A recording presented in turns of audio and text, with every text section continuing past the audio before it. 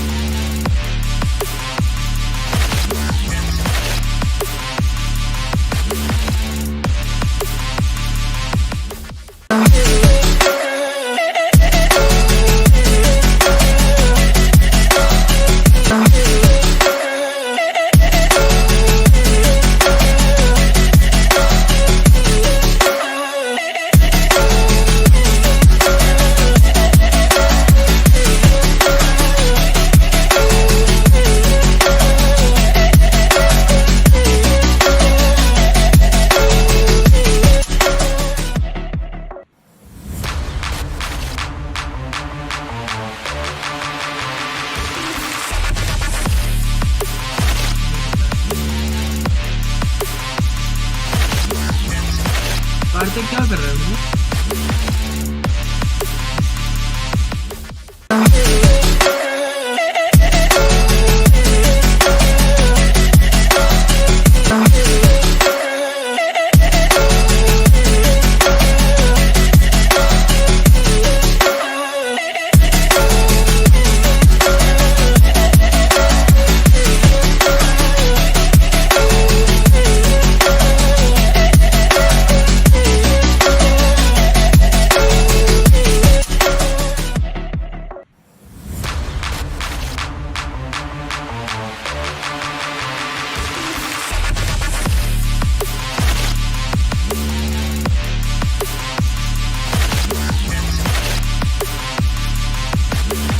Dead many people.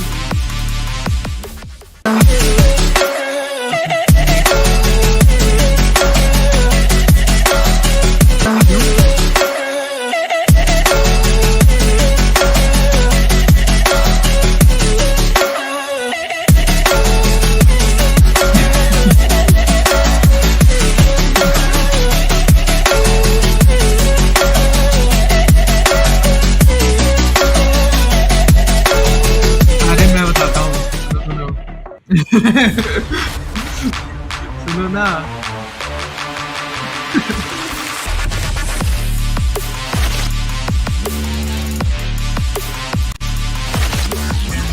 चलो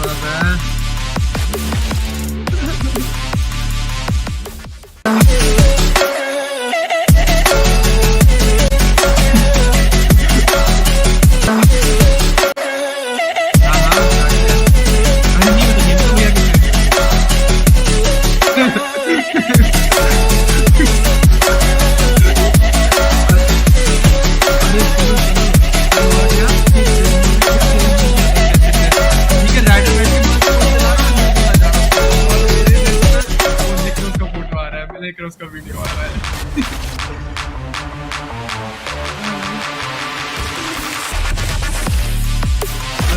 सबसे मस्त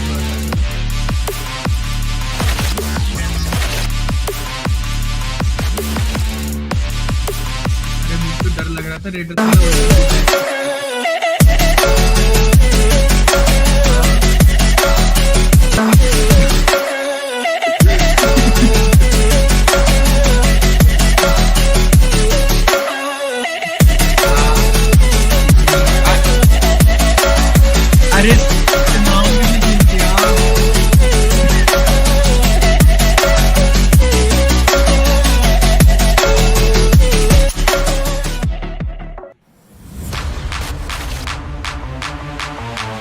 मुझे कल बहुत डर लगा, बेचारे को सीधा डायरेक्ट ही बैन दे दिया।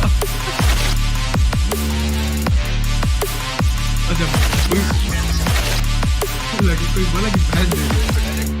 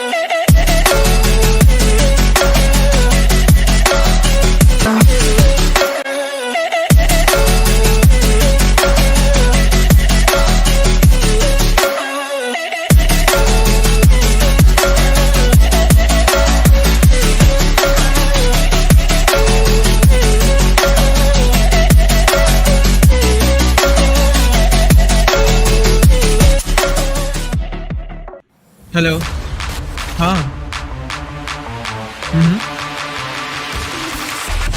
हेलो हेलो हेलो हाँ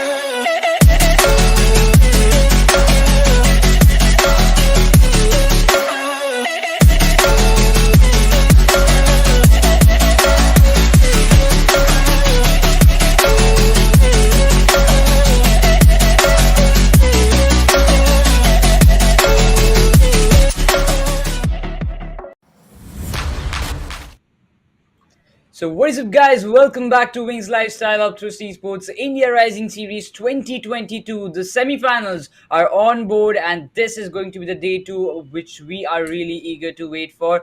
The day one actually went well, and at the same time, beside me there is none other than Inferno joining me with the first match. And Inferno, the first day actually went really well, and compared to this, the day two arrives with again with a fresh six new matches in which each team actually will play the four starting matches, or they have got some divides in between. But what do you think? What will be the tactics of the other teams? But in the meanwhile, we will be looking forward to the teams which will be playing in today's semifinals.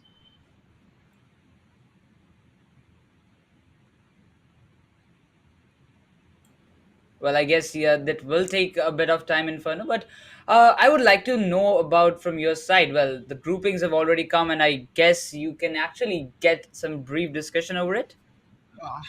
Absolutely. We'll be having three groups each, and we'll be having a look on group number A. We'll be having Team Godlike,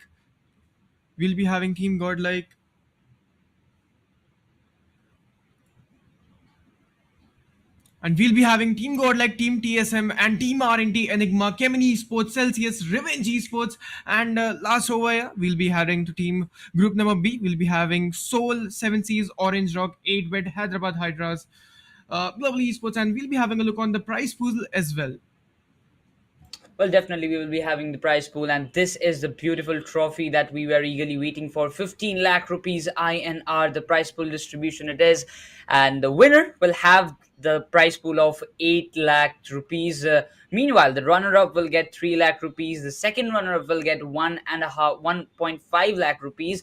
The fourth position will get 50,000, the fifth and sixth will get 25,000 respectively each, and the top fragger will get 1 lakh rupees INR. With the same, we have got team with most finishes will be having 50,000 rupees in their favor. But last but not the least, Inferno, the winning team will be Yeah. getting this beautiful trophy of Upthrust Esports India Rising Series 2022, and I believe that will be a more great thing for them to achieve right at this point. Absolutely, and we'll be having a look on the overall standings right now after seven matches. And we can see Negro's Team EXO is doing on hashtag one. They are the table toppers right now, acquiring 87 points. That's a really great number, Negros. And if we look about the runner-ups, we'll be having Kemini Esports on 60 points, Team 8-Bit on 54 points, Team Revenant out there, Team Enigma, then Team Xpark, and Team TSM. Out there, we'll be looking on Global Esports as well. Tomorrow's days of Global Esports were not that much of good, but let's see what they got today. In today's day, they'll be having 34 points. That's a really great number. They need somehow somewhat chicken dinners of all the top 10 teams. They all need somewhat chicken dinners to come in the first chart and come in the top five teams. Well, I believe the chicken dinners is really important. That's fine. But what about the other teams like 8-Bit, Revenant, Enigma? They haven't taken any single chicken in the past few matches of the semifinals in which they have played yesterday. But looking forward to the second chart, we get Skylar's Gaming, Orange Rocky Esports, NTD Gaming, Seven Seas, Study Sports, Celsius, Team SouL, and Godlike Esports. Well, I believe the last match which Team SouL actually played have brought them to the hashtag 15 position. They were in the third chart, but after that last match, the positioning of SouL Akshat in the previous day actually brought them up in the hashtag 15. Godlike Esports, Team SouL, they need to gear up a bit in today's day. Otherwise, it will be a little bit of a hindrance for them to come back in the upcoming matches and on the upcoming days, because this is going to be the second day. The day one Yeah. was for the strategical plannings, that was for analysis, and if you haven't done it, if you haven't worked on your mistakes what you have done in the previous day, it will be a bit trouble for you to come back in the second day as well. Yeah, absolutely. And we'll be having a look on the last third chart. We'll be having Team Forever and hashtag 17, Team Revenge Esports, Team Hyderabad Hydras, Orangut and Lost Zone Esports, Air Esports, RLNX TOD, and Scar Esports. They need to work a lot. They need to work a lot, and they have, like, they have to do a almighty comeback, right? They need a lot of chickens. They need a lot of chickens dinner right now, and I think so they can do that. They have that caliber to do that, and they also need to gear up in the matches right now. And day two, that is going to be the day two, right? They always did the, analysis, and let's see what they got in day number two. Well, yes, you have to come up with some good homework. You have to come up with some great Yeah. strategies because in each and every day, the competition will double it up as compared to the previous one. If you talk about Scary Sports, RLN, Error Esports, these 300 of teams, those who have qualified from the qualifiers to this stage, I believe they have got the potential to come up in the like come back in the top 16. But right now, what they have to do is all the hard work and the analysis. But talking about the overall top fragger of match number Oh. 6, which was played in the previous day, we got to see Punk with total 15 finishes, Sensei with 12 finishes, Destro there with 12 finishes, Delta with 11 finishes, and Snax with 11 finishes. So we actually get to assume, Inferno, that this segment is completely like this overall top fragger is completely based on the two teams who are leading in the overall Yeah. points table, that is Kemny Sports and Team Exo. Absolutely. And Team EXO, what an amazing comeback, right? They played really well. That, like, I think so. That was third match they need that chicken dinner in Erangel. That was just absolutely fabulous. And if we talk about Punk, Sensei, and Snax, what an amazing, like, contribution of kills for the team. And they were just beast unleashed in that battleground, right? Snax, what an amazing performance. And if we talk about Gemini Esports, we'll be having Destro and Delta. They were also they also, like, played really well, and the finish contribution was really great from their team side. That is an amazing thing. And if we talk about today's match, Nikros, we'll be having Erangel in the first one, and the team will be winning. Like, we cannot predict the team who's gonna win, but yeah, the first team who's gonna win the match, they'll be having a really great buff in the point tables too.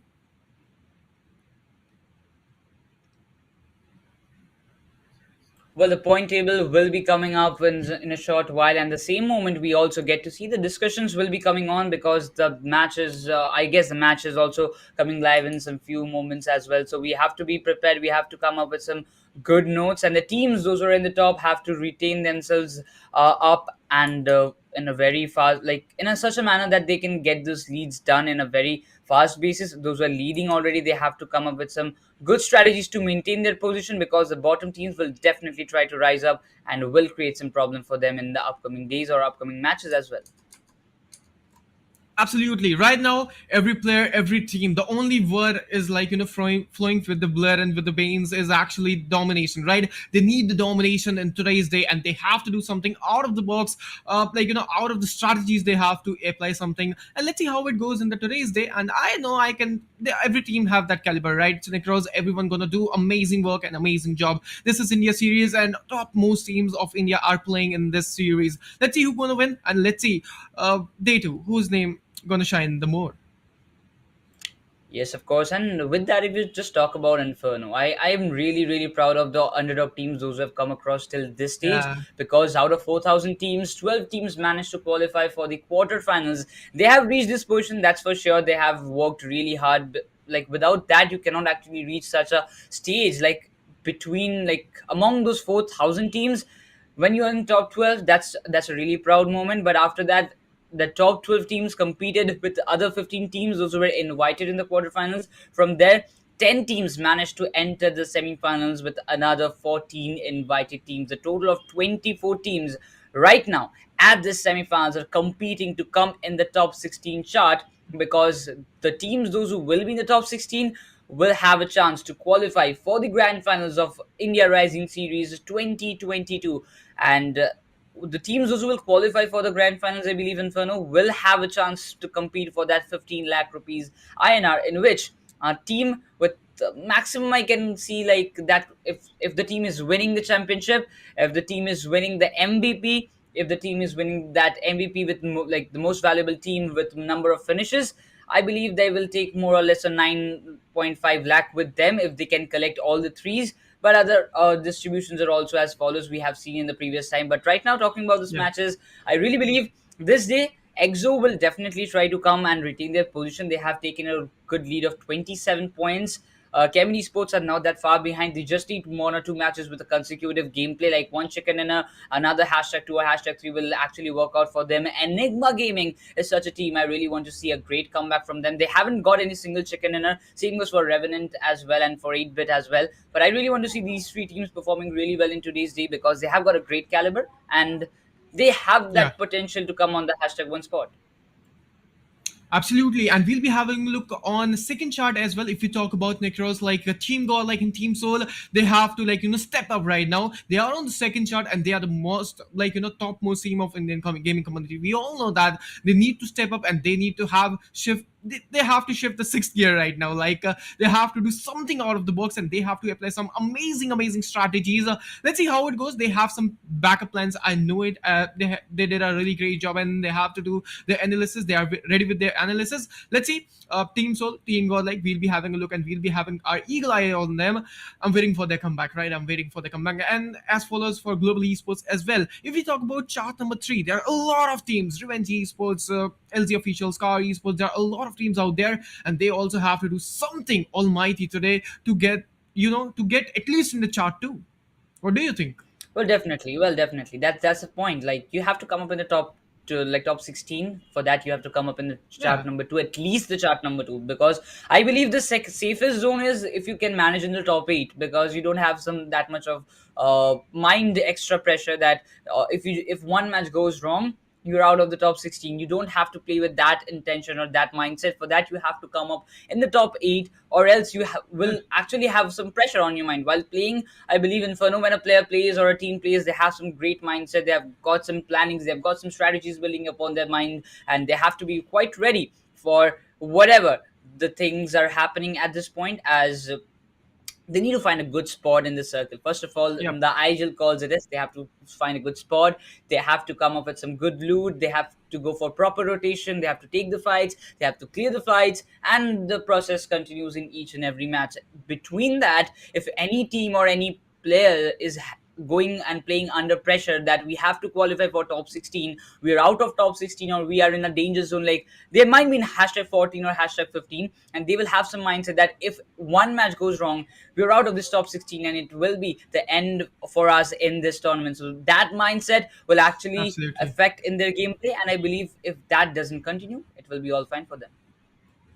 Absolutely. It's all about the pressure and the calm situation you are handling, right? So, if we talk about the history, right? If we talk about the past, semifinals day one, we had 6 matches, right? So let's have a look who all were the teams took the chicken dinner. We have Team X acquiring 2 chicken dinners, and that's the reason they are on top. That's a really great number of chicken dinners from 6. And if we talk about Gemini Esports, and Gemini Esports had only 1 chicken dinner. And if we talk about Team X Park and Team TSM, they are acquiring one chicken dinner. That's a really great number. They all teams are on the first chart, but there's a team acquired 1 chicken dinner, but they are on hashtag 10, I think so. No, they are on hashtag 11 right now on chart number 2. That is going to be Team Entity.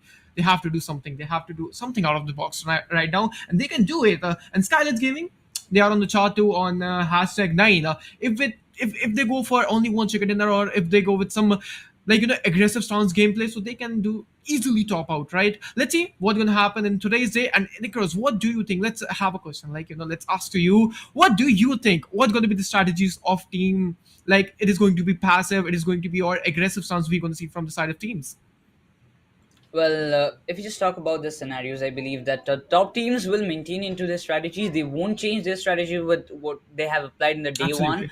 And as we know EXO, as we know Sensei, they have got immense potential. They doesn't change this kind of things very much. And in the meanwhile, the first match is on board, and we are all set to roll out for the first match of Wrangle of Day 2, match number 1. It is starting with a great note, and I believe it will be a great, tremendous match, Inferno. Absolutely. So let's have a look, and we'll be having a look at the flight route. That is going to be Novorepna, starting from Novorepnoy and finishing out on the shore, passing through Ghatka and Query. That's a really great thing. So, Nikros, the teams have to glide on Yasnaya, Rozok, Josh, Bull 70. They have to feather a lot, right? They have to feather a lot, and they have to come with some vehicular contests as well. If we talk about Novorepna, RNT will be the team acquiring the whole Novorepna containers area, and they'll be acquiring their loot. Team CES out there on the military base. That's a really great thing. They're the only team going with the loot scenarios, and we'll be having a look on the hot drop as well. Let's see what can happen. Well, the hot drop sectors will be definitely one thing, but I'm really glad to see some teams haven't taken any kind of drop clashes. The previous day, we got to see some one of the teams, like I believe RL Next Door, maybe they have taken a drop clash with Kemin Esports. Today they haven't got that approach yet. They have got some different routes in this match. You won't get to see Team Forever coming up, so that's a great sign for them. As at this point, they can use the drop of there, Yeah. and the circle actually comes in a centralized way. Team SouL having their respective drop locations around the ghatak split, they can actually cherish that one. Revenant is there in North. Yeah. Kemni Sports is there in the military base. Enigma will be there around the clusters of Milta Power, and they might be going to Lipovka, if I'm not wrong. Team Yeah. EXO is now there, and Team Celsius have taken a drop of Team EXO in the Milta. So, as we can see, in one of the drops have not changed that much. Like, if you just talk about Yeah. some drops have been changed by the underdog teams, they are trying to come up with some great strategies in today's game because they are quite aware that if Ooh. we can come up with some different strategy, but in the meanwhile, TSM Ninja Shot gets Aries Oh Sports my Dream OP God. knocked and confirmed, and this was not one thing which was Aries Sports expecting at the start of the day too, because they haven't got a great start till now in the semifinals, and this one is a really disaster for them.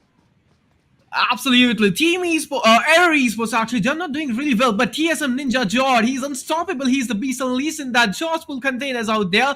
Spotted out health, that's not actually going good with them. He's having two SMGs. That's going to be Tommy SMG going with that grenade. And I think so that's going to be a connective grenade or not. Let's see. And I think so, no. Hulk does that one. That's a really great thing. But that is going to be unfair. 1v1 out there. Hulk versus Ninja Jord. Let's see who's going to win that one. A piece and lad. Let's see. That is going to be something amazing. But they are coming back out there, taking GPP advantage. That's a really great thing. Oh my god, what Ninja Jord is trying to do actually. The backup is coming arrive really soon. Okay, he's aggressing out and Hulk has been down. That's an amazing knockout from the side of Ninja Jord, and that is indeed that. And he's actually fisting out him. Lol.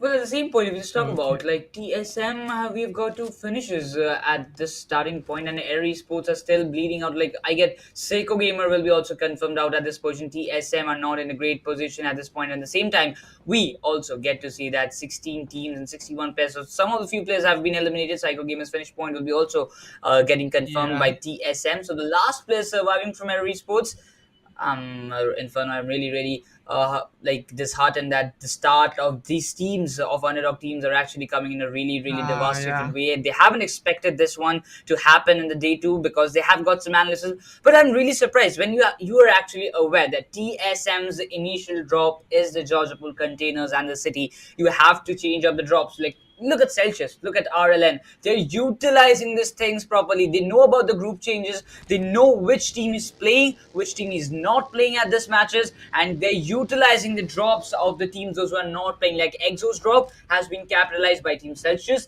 Team Forever's drop is capitalized by RLN. So the drops are changed in this groupings, so that will be helpful for the underdog teams to at least get a good proper like loot, as well as they can continue with their rotation by getting the vehicles. They won't have to come up with some any drop clashes and lose their players at the initial phase.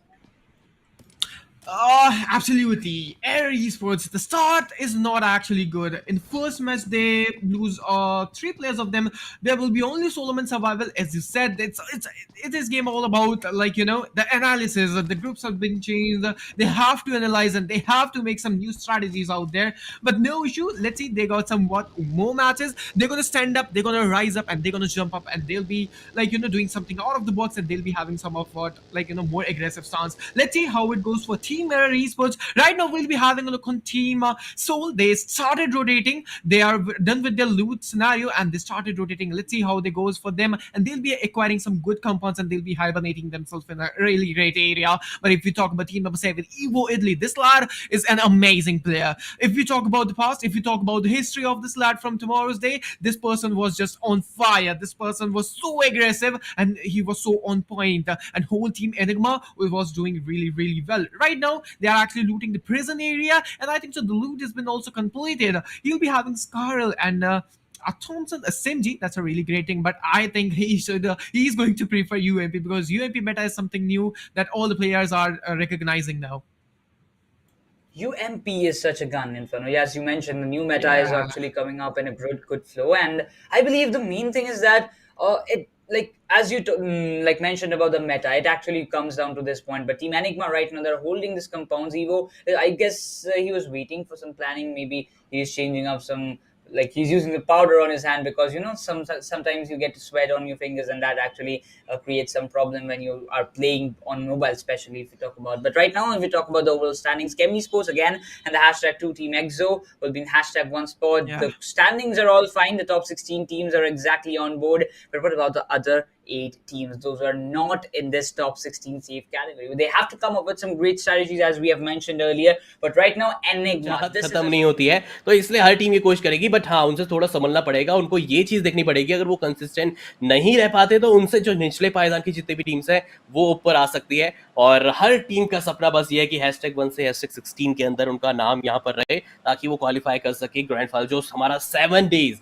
एक blockbuster week, पूरा बोलते हैं week रहेगा ना, फिर उसका बस इंतजार चल रहा है. अभी के लिए तो जस्ट एक क्वालिफिकेशन यहाँ पर चाहिए उनको. एंड क्योंकि इतना मैसिव प्राइस पूल है स्पिरो 15 लाख का, तो आप समझ सकते हैं कि कितना मेहनत भी की यहाँ पर की जा रही है. और प्लस यहाँ पर हमें पता भी है कि विनर जो बनेगा वो 50% से भी ज्यादा का जो प्राइस पूल है वो शेयर अपने नाम करेगा. 8 लाख विनर को मिलेंगे यहाँ पर. बिल्कुल 8 लाख रुपए यहाँ पे विनर को मिलने वाले हैं, जो बहुत एक मैसिव प्राइस है. और एक मोटिवेशन आपको मिलती है कि आपको प्राइस तो मिल रहा है, पर टाइटल भी जीतने वाले यहाँ पे इतने बड़े टूर्नामेंट का. देखिए ब्रांड्स आपके साथ जुड़ रहे हैं, टूर्नामेंट्स बड़े होते जा रहे हैं. as well. But Team SouL, after looting the ghatak area, have arrived in the spiral.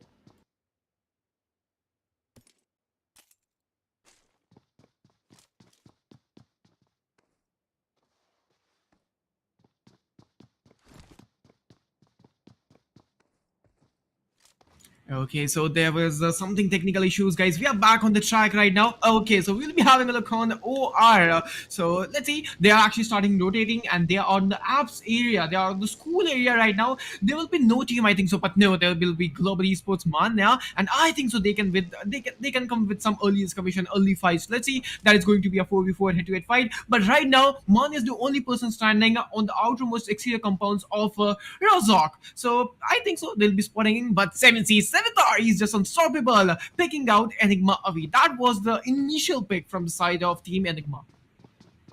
Well, Team SouL is also on board in this areas as well, Inferno, as we get to say Team 7Cs are entering, but no, it's not. Enigma gets some pretty shots on them, but I right now get to see that Team 7Cs won't stop at this point, but SprayGod gets taken down by Evo from another different angle. Sarang will be getting confirmed at this point. SprayGod's revival is very crucial, but Sarang, he needs to step up, he needs to wait up, he gets Eggy down, he gets Eggy confirmed right there. He got some great shots. Evo is barely breathing the pixel HP. SprayGod gets confirmed out at this position. Revival won't be done, the revivals will be coming, but the drop shot comes in, and Sarang gets that 1v3 done at this stage. Team 7Cs wipes out Team Enigma in this first match of the semifinals day 2, and Enigma continues their downfall in the points table. But in the meanwhile, LZ officials players have been spotted out by SouL Goblin, and at this point, if you talk about one of the teams have got eliminated.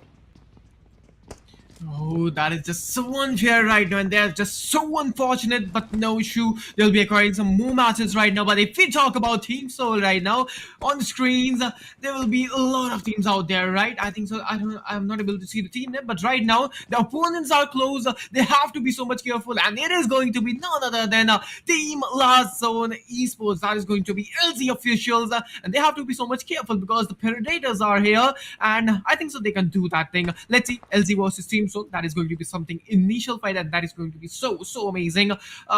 He's trying to spot some players out there, and Team SouL, they have to be so much careful while taking that 4v4 fight, because they are on the third chart right now, I think so. So they have to be so much careful when they are taking fight against any team out there.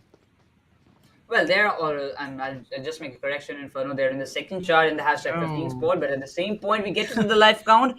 Every sport's still surviving with one player alive. That's really tough, actually, to be honest, because when you have got so much big teams in the lobby, a single solo player might get you some of those position points, but in the meanwhile, okay, that's going to be a tough one, because Team Godlike are just exactly rotating in front of Team 7Cs. 3 of the players are in the compound, but at the same point, Godlike, well, Lily, Reinhardt, Neo, Jonathan, Zegod, the lineup just continues with the same flow.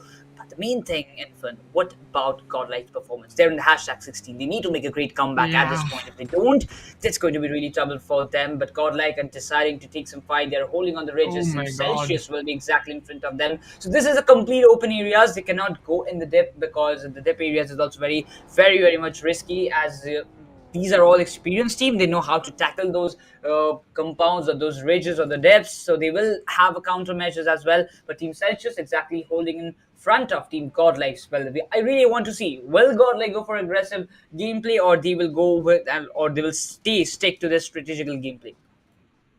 Let's see. It's all about them, right? It's all about the strategies they're gonna apply in this match, and I think so. They'll be acquiring that aggressive stance right now because they have to do a great comeback and they need to gear up right now. But look at the cluster Necros in the centralized area. Potato Hill and Pochinki are the hot drops right now, and some shelter area as well. The outermost extra area, like the ways, the links of roads of shelter. That's a really great thing. There are a lot of teams. Look at Team God, like they have been surrounded with so many teams, and they can come in a sandwich condition. They have to be so much careful right now. Team Celsius in just front of them, they are just resting right now. They are just waiting for the right moment, and they will be acquiring some knocks, and they can do any third party. It's all about them, how they're going to apply it and how they're going to present the game style and the game presentation. But if you talk about Team SouL right now, no fights, and both of the teams are having a really great breathing space and the distance between them. And I think so they have to do something they're just waiting right now. They have to go for the zone, right? They have to prefer the zone as well, and they have to respect the zone as well.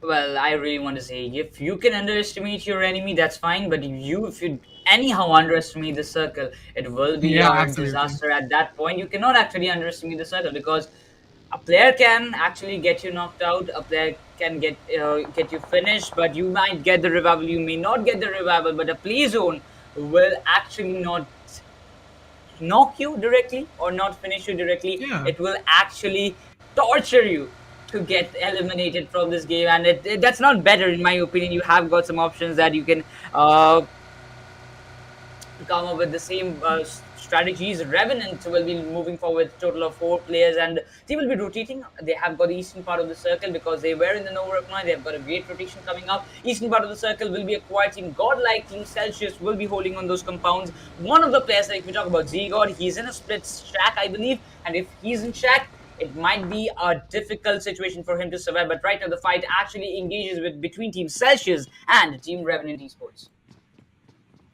Absolutely, and the zone's been shifted to another side. That's a really great. But if you talk about Team RNT Player 3 taking some sprays on Team Celsius right now, but that's a not great output, right? They will be acquiring no knockout. They will be waiting, and they'll be waiting for a really great thing. But look at Celsius Dreams. He's in the open scenario. Jonathan is coming from the back end area. Team Celsius Dreams right now. He's in the sandwich condition. There's only a smoke right now. He's just having a cover of that smoke, or else if that smoke fade out, Team Celsius Dream, he's in a disadvantage right now. Things will differ, but ultimately Maxi gets taken down. Hyderabad Hydras are falling apart. Ace Black becomes the last player surviving at this stage. This is not a great start. This is not a great moment. Right now, RLN are just waiting with the long thing, but no, Ace Black just stops and gets this fight done. Gets this 1v3 done, and Hyderabad Hydras stays alive. Hyderabad Hydras stays alive in this game, and in the semifinals. Right now, they have got the hopes high, and Ace Black comes up with this beautiful clutch. Striker will be getting that revival. Scrims have got the revival indeed. The Team Godlike are playing really close and not going for those huge split ups as we knew before. But right now, they're playing more strategically, and it might just help them to bounce back in the points table. We have to see for that. But at this point, Jonathan, he's in a bit split away. Like, we also get Lil Reinhardt in a split away. Global Esports Knuckle is in the radius. Raven Austin Borders will be getting some knockouts. While Team Celsius Ninja Shot gets knuckled down there. A cluster is being formed between Global Esports, Revenant, and might be. At this point, Celsius are also coming in this. Both ends, the two of the sides will be going and continuing, but RLN Extort will be getting eliminated without getting a single solo finish. But in the meanwhile, Jonathan gets taken out by Revenant, Austin Borders, and the fight between Revenant, Celsius, and Godlike continues at this stage. HS team Hyderabad Hydra strikers picks out 8-bit Madman. That was something initial play and domination from the side of Ace Black, we can see. But striker, that's a really great trade coming out from the side of team 8-bit, and that was indeed that was so important right now. But Mexi out there, he's just waiting, and team 8-bit actually surrounding team HS from two sides. Let's see how it goes. They're going for some smokes, and they are actually making some visual improvement cover for team Hyderabad Hydras and for their team as well. And I think so team 8-bit gonna go for the zonal scenarios, but right now team Hyderabad Hydras is doing that thing, and they have to go for the zone. They're going into the zone, out of the zone right now. And look at SouL. Hector has been down, Raid has been down, Mexi, he's just an amazing person out there. Skills knocking out 8-bit Juicy. That was something important knockout. Skills and Ace Black are the only human survival of that team, and that's going to be 2v2 in Hyderabad versus team 8-bit. Well, this is not a great situation to talk about, but at this point, Hyderabad Hydra, SouL, 4 finishes they have registered. Striker will be getting that revival. Madman will be confirming Maxi, and the top 3 players are in the lobby right now. Ninja Jord, Ace Black, and 7C Sarang. 3 finishes for Ace Black and Sarang, but we also get to see that Ninja Jord have secured 2 finishes. 8-bit Madman gets some needs out there. Striker gets taken down. Maxi is finished. Skrulls is taken down. Ace Black, the solo survivor, he has got no other options just rather than just to rotate from this position. Team SouL, they are 4 men alive. They are being spotted by Team Orange Rock, but right now they have to secure some great positions. Some players are coming from the onboard of the top side. 8-bit will be there holding. Madman getting Skrulls confirmed. Striker getting confirmed. Ace Black will be rotating. SouL Goblin, he has spotted that. He has gun spray coming off. Ace Black is barely breathing. In a 20 to 30 HP, he have to survive in the shack, but no, it's not. Omega gets Ace Black down there. Team SouL gets their first finish point. Orange Rock will be in the distance, and at the same point, guys, get your wings right now. The bans is all right now at this point. Yeah. The giveaways are on. You can participate, and you can get those details coming on at this point. You will get all the details on the Instagram. For that, you have to follow Upthrust, and you can get how to participate, what to do, as we can get to see. Goblin. The Goblin has been picked out from the side of 8-bit Tsunami. That was an initial pick out, and I think so Goblin has been finished. Our Team SouL is not doing really well. There was the 3-man survival. Celsius pushed down on Team SouL, and they're acquiring only 1 finish. That is not so good. MJ and Celsius Vixias out there, and look at Tsunami. He's rotating into the zone. There are a lot of chaos going out there on the edges of the zone. Team 8-bit, that's an amazing rotation out there, but Celsius just pushed down Team 8-bit, coming with some fight, and Celsius, MJ is the only Solomon survival out there. Josie has been down. Tsunami is the only Solomon survival out there. MJ, that is going to be a fair 1v1 out there. Let's see who's going to win that. And MJ has been down. Tsunami, this lad is on fire. Gonna heal himself, and then he have to go for the zone as well. He have to pop out some. First team 8-bit has been eliminated. The team Celsius has been eliminated. Well, of course, with that, at the same point, we also get to see that this was actually a smooth play. Like, as we talk about the wings, it is as smooth as the low latency gaming on the new Wings Phantom 1100. And we also get to see this kind of plays will be very more accurate. But Celsius getting eliminated, we are all set to see this kind of things. But right now, you got to say No Foot is going with some great needs. It might just give a good amount of damage to LZ Half Knight. He's barely surviving. Another one cook need might just hop in, and this will be something we are really thinking about. But at the same point, we also get to say LZ Mox and, well, Rax Boy will be there. Molotov's utilities are being used. The circle has already shifted, and right now the teams have to come up with some good strategies. Otherwise, Tsunami. it will be really tough for them. Absolutely, and 8-bit Tsunami was the only last Solomon survival out there, and 8-bit has been also eliminated. That's not so good for Team 8-bit. They did a really great job. They fight for their team, but they have been also eliminated. Let's see how it goes, and we'll be acquiring our top 11s and top 37 players. And Austin Vortex has been down from the side of GodL Neo. That's an initial pick, and Team GodL acquiring the first finish out there.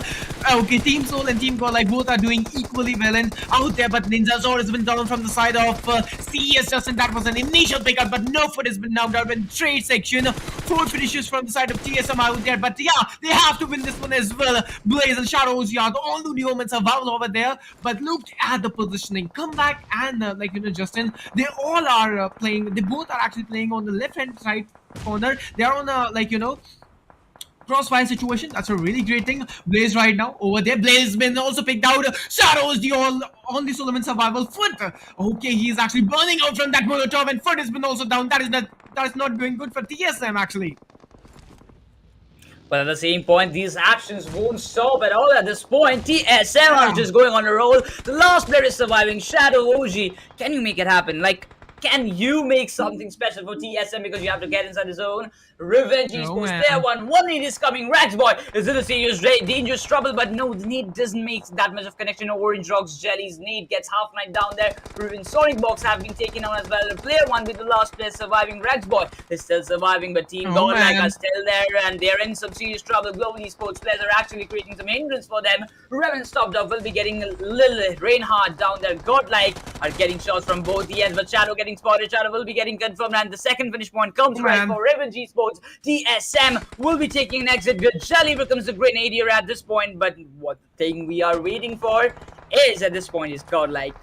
Jonathan, the last survivor, they have got other teams exactly in front, and meanwhile, Esports also takes an exit with 0 total finishes. Absolutely, Team GodL is in a complication situation. They are in a problematic situations right now. They are in the sandwich condition. Like just one grenade and whole Team GodL has been eliminated.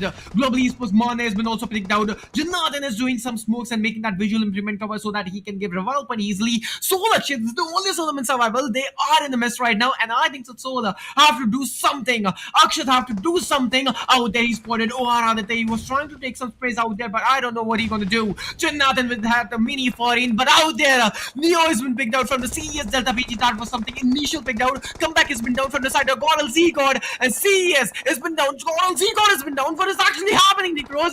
There's a lot of questionable moments. CES has been also eliminated. Team GodL out there is the only team, and they are out of the mess right now, and they can go for that easy revival point. GodL is just so fortunate and just so lucky.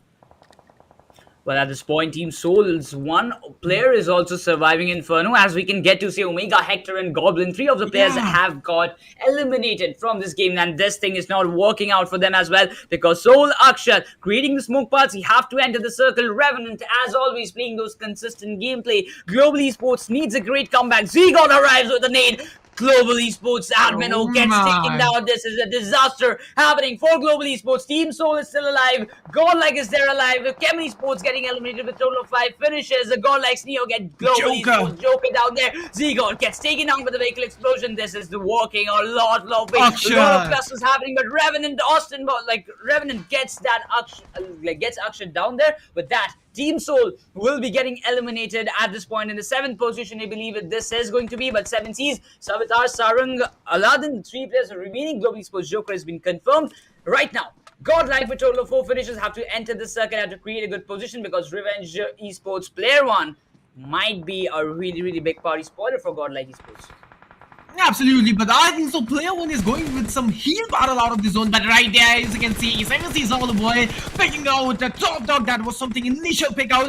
Other boys been knocked out, and this is the game. The zone is getting restricted, and you can see the chaos right now, and the clusterable movement, and a lot of third parties going. Meanwhile, you can see 7Cs are going with some smoke. Scepter have to go for the zone. Team 7Cs are to screw it up. Like they are in the disadvantage. Jonathan going with some grenades out there, but Johnny is in the open scenario out there. Oh, actually picking out Jonathan. Z-God is the only SouL in survival. Z-God has been also picked out. Team GodL has been eliminated. We got our top 3 teams. That is going to be 7Cs, Team Orange, and Team Orange Rock. Let's see who's gonna win this one, and let's see who's gonna get that chicken dinner.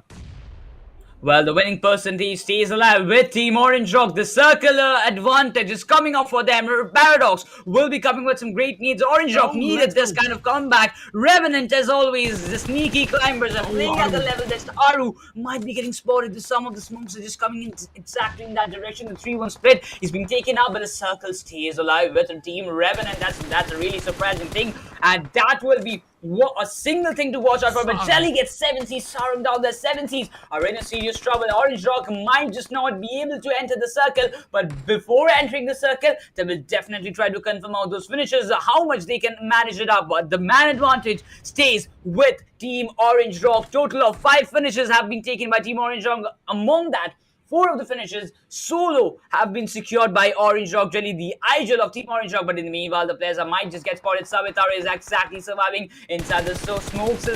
Like Aladdin might be getting some shots as well. Sarang is still inside that wall boundary. So Orange Rock, what are going to be your moves? Because Revenant position is too vital. 7Cs have got a height advantage. Revenant They might be in the circle Inferno, but they haven't got any advantage of the height. Oh man. Absolutely. Right now, Team ONT, they are in a drawback right now. They are the only solo survival. That's going to be a paradox. There will be a permanent, or else you can say temporary shutdown from the side of Team. I think so. But right there, Jelly has been also picked out. As you can see, there'll be only 3 men standing. Team 7C is out there, spotted out. Sarang with that laser spray of that AKM on it there. Okay, Sevatar is the only Solomon survival out there. Let's see, spotted out. He's behind the trunk and spotted out. Going with some 1,000, but I think so. That's not going to work. Aru is the only Solomon survival out there. That is going to be a 1v1v1. Already Paradox out there going with some multiple sprays out there. 7C Silence is also down. You can see the Baron. You can see the Baron out there. That is going to be the 1v1v1 scenario. But 7C Soaring is getting a revival point. That is something great, bro. And that is going to be an advantage for Team 7C's. The way we wanted the match to be, it's completely turning out in a different way. Aru comes up with some needs indeed. Atanki might be getting confirmed. The position of Aru is already compromised. Paradox will be coming with some smokes.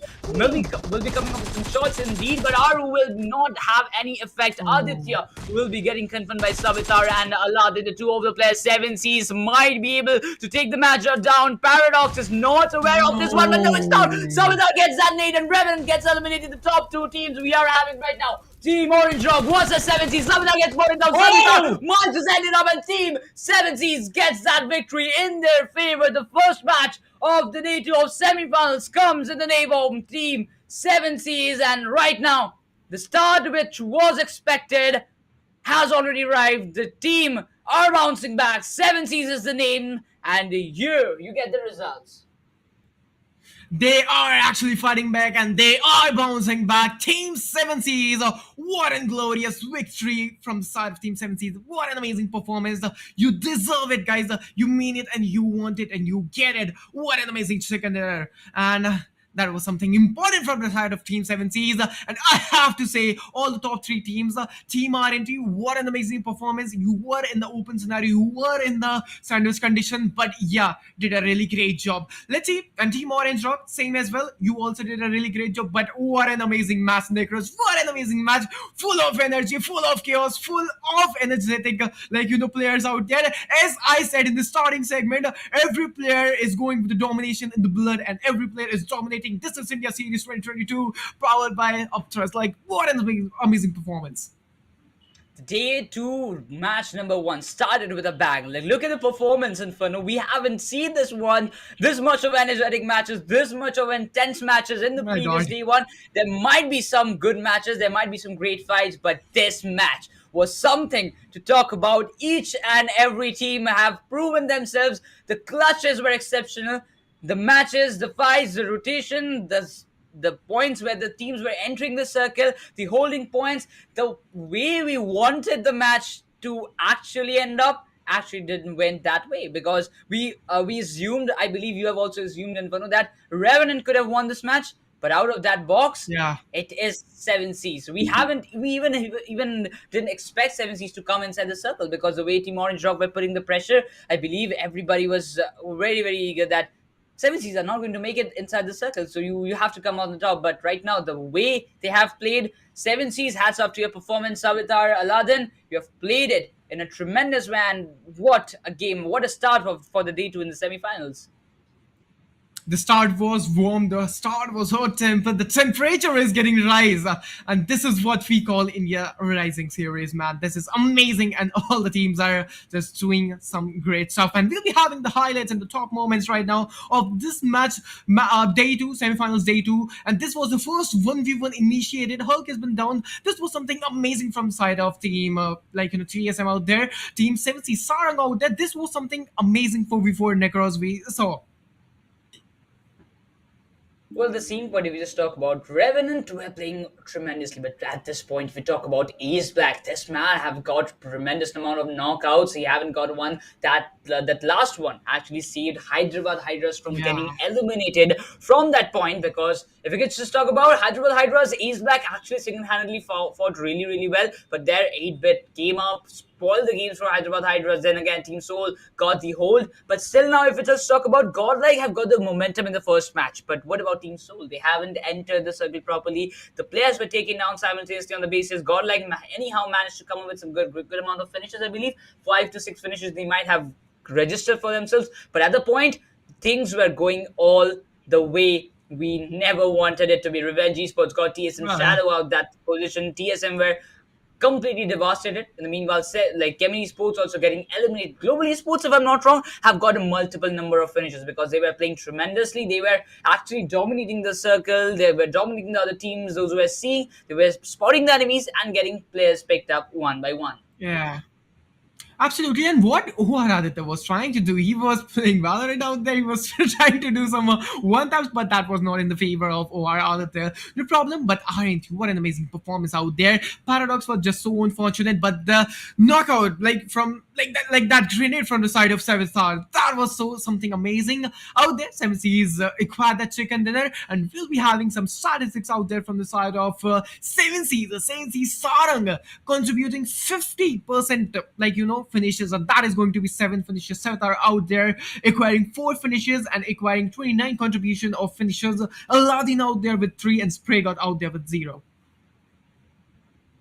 Well, that's a tremendous number of game coming up. And as we can get to see, Sarang has got the number of finishes. That's true. He has got 7 finishes for himself. But the main game which was done in the last one was for Savitar and Aladdin. The way they have played, the way they have showcased themselves was tremendous, was fabulous. It is nothing in the comparison like what we expected. If Sarang would have stayed alive, I believe that 7Cs could have registered 1 or 2 more finish points. They have a total of 14. It might be 16 or it might be 17. It could have been turned up like that, but total of 29 points they have secured in the great buffer. A great bomber they are securing from the very first match of the semifinals, day 2.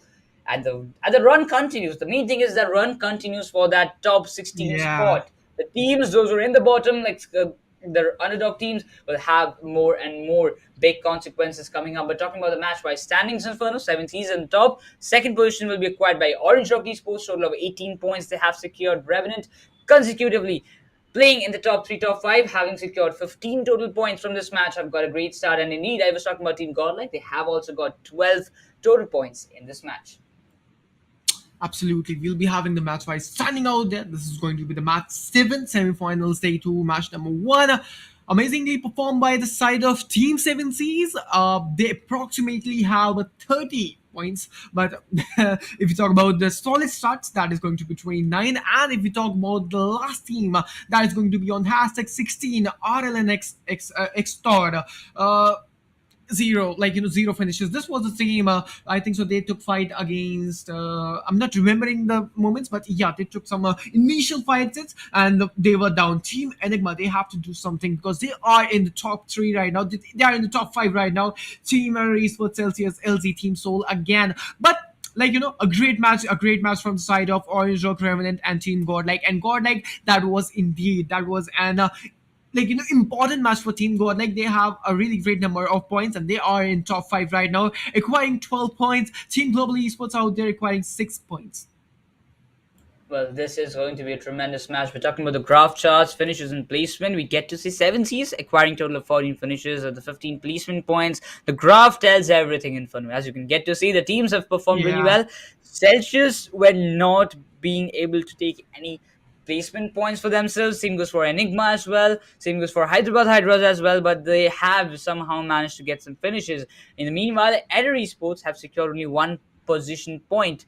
I believe Adder Esports, this team has got potential. I really want to see these guys coming back on the track in a very, very fast manner because we have seen the performances in the quarterfinals, and this is not the team that we saw in the quarters. This is something different. I don't know what's wrong going on with them. They're engaging with some initial fights. They're not getting proper loot for themselves. They're not getting proper guns, and they are getting decimated one by one. So the run actually continues, but the main thing is actually depending upon your strategical planning, your homework, what you have done from the day 1, and that will impactfully result in the day 2 as well. Absolutely, and these are the match 7 top fraggers. We'll be having Sarang on the first number. We'll be having then Jelly, then Savita, Aladdin out there, and Justin. If you talk about the top fraggers, we are having top five top fraggers, and we'll be having like you can see three players of Team 7C. So you can see and you can feel the domination from the side of Team 7Cs they presented in match number 7 of Erangel. If we talk about Team Orange, not Jelly out there, and the finish contribution from Jelly is amazing. 60%, 67%, that's a really great thing. Acquiring 4 finishes, and if you talk about Team Community Esports, Justin acquiring 3 finishes, and the contribution is 60. That's a really great number, and that's a really great number of strats. But it is actually one-sided. You can see Team 7Cs like the logo of Team 7Cs and the players of Team 7Cs are actually shining on the top fraggle list right now. Well, of course, this match 7 top fraggers. The overall top fraggers is yet to come, but still, Sarang, the total of 7 finishes, having the 50% contribution among those 14 total finishes of 7Cs. They have got a great lead indeed, but the main thing is about what will be the overall standings, because that's one thing we are really, really eagerly waiting, because that will determine how much changes have come and brought up by the teams of 7Cs, Orange Rock. Absolutely. Revenant is as always consistent, so it might be possible in my assumption, Inferno, that Revenant might just climb up to top 3. Well, we have it right now, but no, it's not top 3, but still, Team ENG leading with 87 total points. Community Sports, this was the chance to make those point buffer a bit low, but they were not able to do that. Still 21 points buffer remains in the #1 and #2 spot, while 8bet still retains their position with a total of 60 points, but 1 point difference. Revenant Esports stays in #4, but look at the jump 7Cs and Orange Rock have done in the #5 and #6 spot, total of 56 and 48 points respectively. Yeah, absolutely. If you talk about the past history, if you talk about the day, semifinals, day 1 overall rankings of 7Cs and OR, they were on OR Esports won #10 and 7Cs were on #12, and now see they are on #5 and #6. That is an amazing, tremendous, amazing, fabulous jump from the both side of team. And if you talk about the top 3 teams, or else we can say top 4 teams, that is going to be Team EXO, Community Esports, Team 8bit, and Team Revenant. They are still and they are constant on the tabletop right now. And if we talk about the second chart, we'll be having Team Xpark on #9, and you can see the overall out there. And Team GodL, they also did a really great job. They were on #16. They had a jump of 5 points. They are on #11 right now. Global Esports on #10, acquiring 40 points. That's a really great number. Team Skylines Esports, Entity, Driven, and Celsius, and TUTE Esports out there on this chart. Well, things will continue, of course, and at the same point, we get to say many of the teams have not, and they're not in top 16, which is going to be Team SouL. After that match, they have been taken down to the 3rd chart. We will be looking forward to that as well. But Dirty Sports, Celsius, they're in the danger line. I believe they have to come up with some great match. Otherwise, they won't be able to sustain themselves in the top 16 in the semifinals. It will be really difficult for them as well. Celsius, Dirty Sports, Revenge, Entity, these 2 through 4 teams have anyhow managed themselves to come up to this semifinals from the quarters. And then you get to see Team SouL, Hyderabad Hydras, Team Forever, LZ Officials, Orangutan, Air Esports, RL Nextor, and Scar Esports, respectively, coming down to the 3rd chart, which is in the danger zone, in which you might just not qualify for the finals. Right now, Team SouL needs to make a great comeback. They have to come up with some great strategies. They have to come up with some great games indeed, just to make a certain comeback in the overall points table. Hyderabad Hydras are getting those finishes, but not getting the placement points. As you can see in Inferno, they have only got a single-digit placement points for themselves. And as we know, Team Forever, this is a team that this team is actually known for their comeback in the last 1 or 2 days. You might just not see them in the overall top fragger top 16, but in the end day, they will definitely qualify for the grand finals. Absolutely, and if you talk about the overall top fraggers of 7, that's going to be Punk out there, Sensei, Distro, Delta, and Snax out there. I think so. These are some previous starts, but no problem. We'll be having second match. That is going to be Miramar. Necros, I love Miramar. That is my favorite map in competitive scenario. What about you, Necros? What do you like? Do you like Erangel most, Sanok most, or Miramar most in competitive scenario?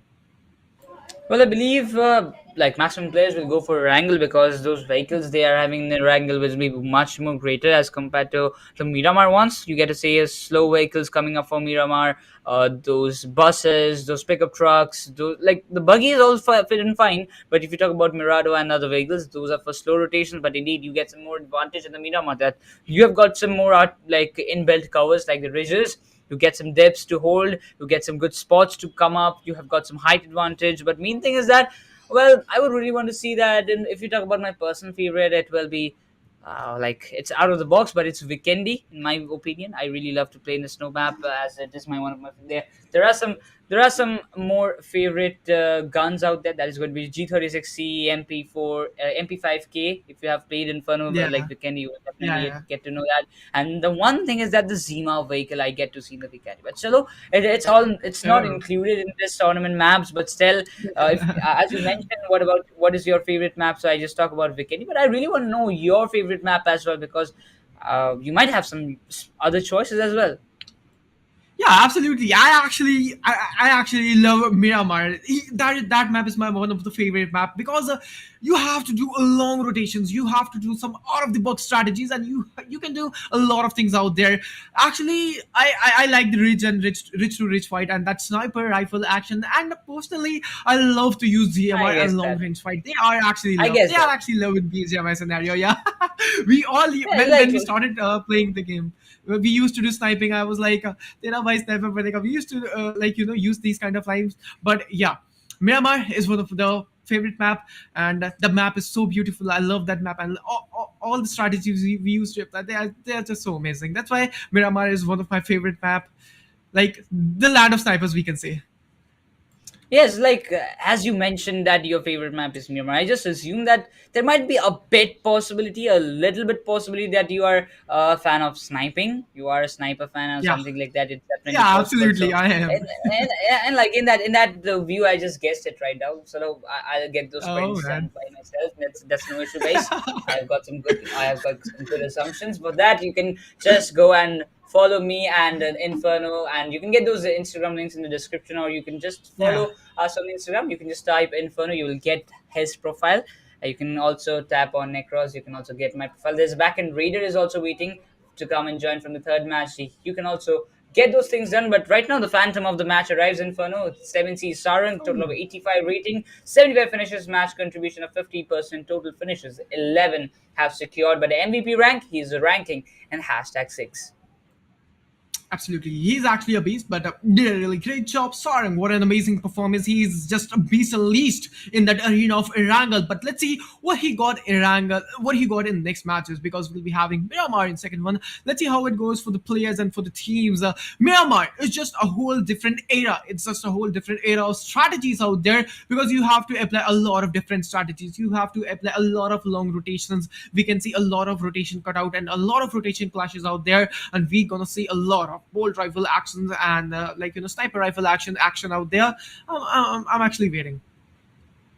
Yes, as you're a sniper fan, of course, and funny, you should wait. Like you have to keep your patience, otherwise you won't get to see those headshots, and you have to keep your head still. I really believe if I get one chance, I'll definitely going to get your headshot. So that's keeping those jokes aside. But talking about this match, there's some picks I would really want to talk about. Like there was a time in Inferno when we used to play about those starting phase, the season one, season two. At the time, snipers were really nostalgic. If you talk about right now at this point, Yeah, yeah, because we used to get those AWM, we used to get those Car 98, M24 to get like we have to complete the missions, we have to go up with some headshots at the time.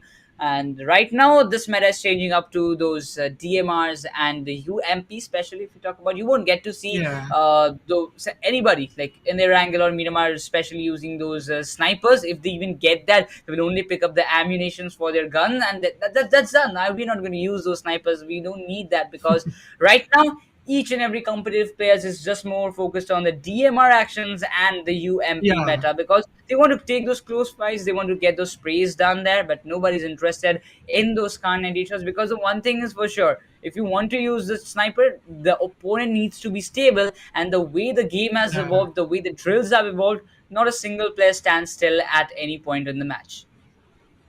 Absolutely, they are actually jiggling out there. They are actually using a lot of new moments that you can actually learn, and you can all the audience are watching the streams, right? All the audience watching the teams and players.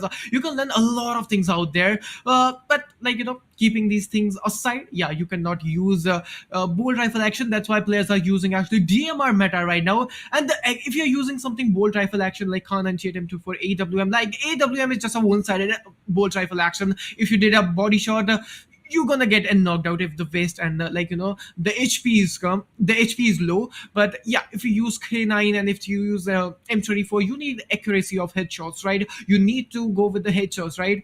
Or else use DMR meta is the new meta, and SMG meta is coming up and rising up. And yeah, absolutely, India is also rising, and new metas are also rising.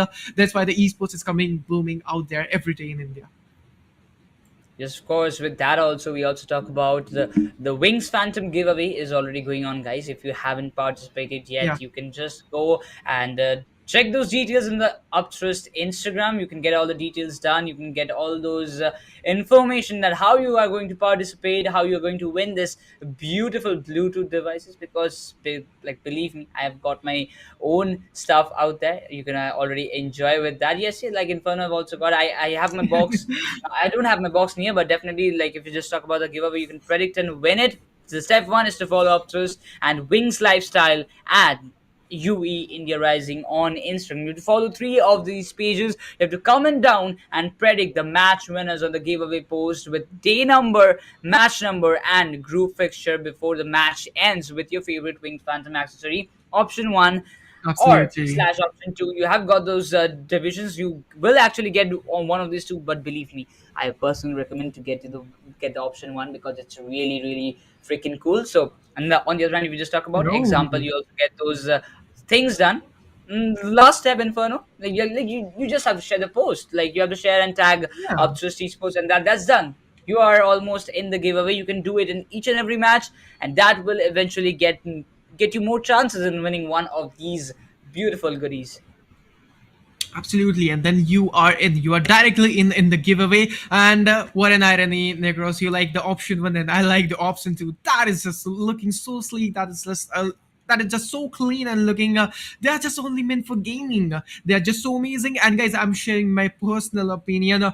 These earphones, these earbuds are just so good. These things are just so sleek and so amazing. So have a pair out there. The giveaways are up and the websites are up. You can buy them actually too. But out there, this is the giveaway. Predict and win. You can follow the steps and you can come in the giveaway as well. So yeah, somewhat some time more. Then we'll be shifting to our second match that is going to be Miramar. What do you think? Which team you will be see in this match? They're going to do a hard comeback. Well, the main thing I'm talking about, Inferno, this match, it's A versus C. First of all, that. Yeah. Second of all, it is going to be Skylights Gaming who will be hopping in the Miramar match. And Yeah. we are all aware that Skylights Gaming is such a team, those who are known for their beautiful domination in the Miramar match. And they are the kings. They're known for the kings of Miramar. So I really want to see Of whether course. this thing can come on the toe, whether this thing is true or not. Because Scarlet Gaming needs a great jump in the overall points table. Otherwise, they won't be able to sustain. Like, I won't say they won't be able to sustain. They have got that comeback power. You never should underestimate Somraj and his team, because if you underestimate them once, they will actually slap you with thrice of their total power. And I really believe this Miramar will be a great thing to come up for Skylights Gaming as well. Absolutely, and you cannot forget the OGs, right? You cannot forget the Team X Pac. They are just the kings of Miramar as well. And if you talk about Team EXO, they are a strong competitors and they are just a strong opponents for the team playing in the lobby. And if you talk about Team Forever, they are actually the OGs of the community as well, and they are actually a strong team. Let's see, Group C is full of amazing teams out there. Let's see how it goes for Team EXO, Team X Pac, Skylands, Orangutan, Team Forever, Entities Car, and TUDE Esports. I'm waiting for the comeback for each and every team. Let's see how it goes, and this is going to be an amazing match again. Well, the more exciting thing about this one is that Third Esports is such a team. Those who have qualified for the grand finals, definitely they have managed themselves anyhow, somehow. But the thing, what we are really hoping that they have to win Might not a chicken dinner, but still they have to come on the top 5, top 3. That will eventually help them to retain themselves in the top 16 spot, because the teams, those who are in top 16, are actually in a safer part. But I would really recommend, if you can come in the top 10 or you are in the top 12, you are still a bit more safer than the hashtag 14, 15, and 16 spot, because these three spots are so vital, Inferno, that one bad match at the end of the semifinals, like the number of days are passing by, the number of like the competition is increasing one by one. But at the same point, if we just talk about, the things will get more heated up, and you have to be prepared, because one bad match can actually cost you to qualify for the grand finals. Absolutely. And if you talk about, okay, the match has been started out there.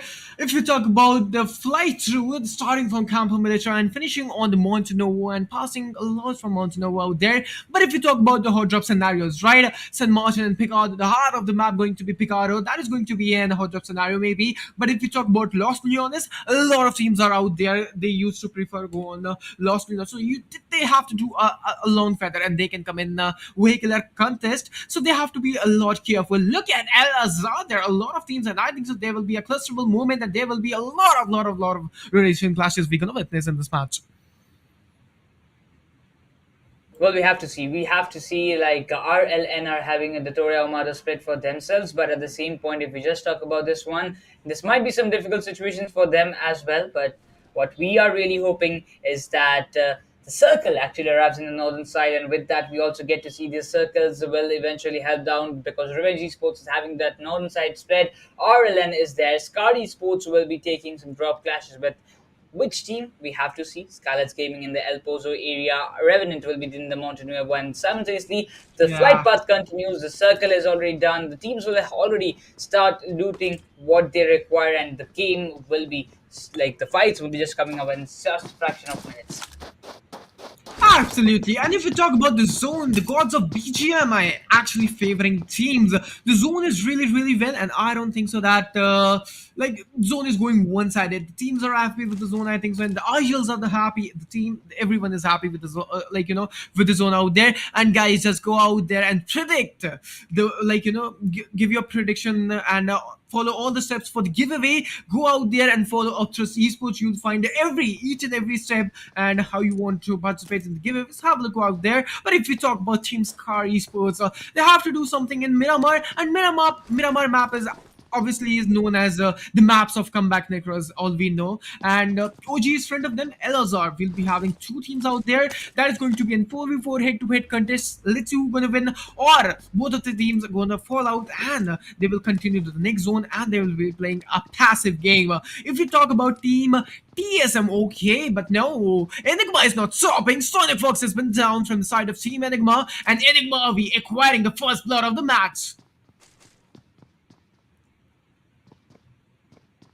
Well, at the same point, we just talk about TSM is also there and ready to set on the goals. TSM is also there only with 4 of the finishes. Enigma, if you talk about, like, Enigma have got the first blood indeed, but they need to get a great start indeed, Inferno, because the first match did not went well for them. They have to come up with some good matches. They have to come up with a chicken dinner will actually work fabulous for them, but they have to be ready, because the situations will definitely turn in different way, and these things won't actually be sustained by all the times. So you have to come up, and the first pick, as you can see, we have got that first pick for Team Enigma in the first part of this game. But eventually, each and every pick, each and every fight, each and every match is counting down for Enigma, because the downfall continues for them in each and every match. So you have to get a chicken in, or at least a top 3. Then it will be all fine for you to come up on the leaderboard and the top 3, or maybe the top 5.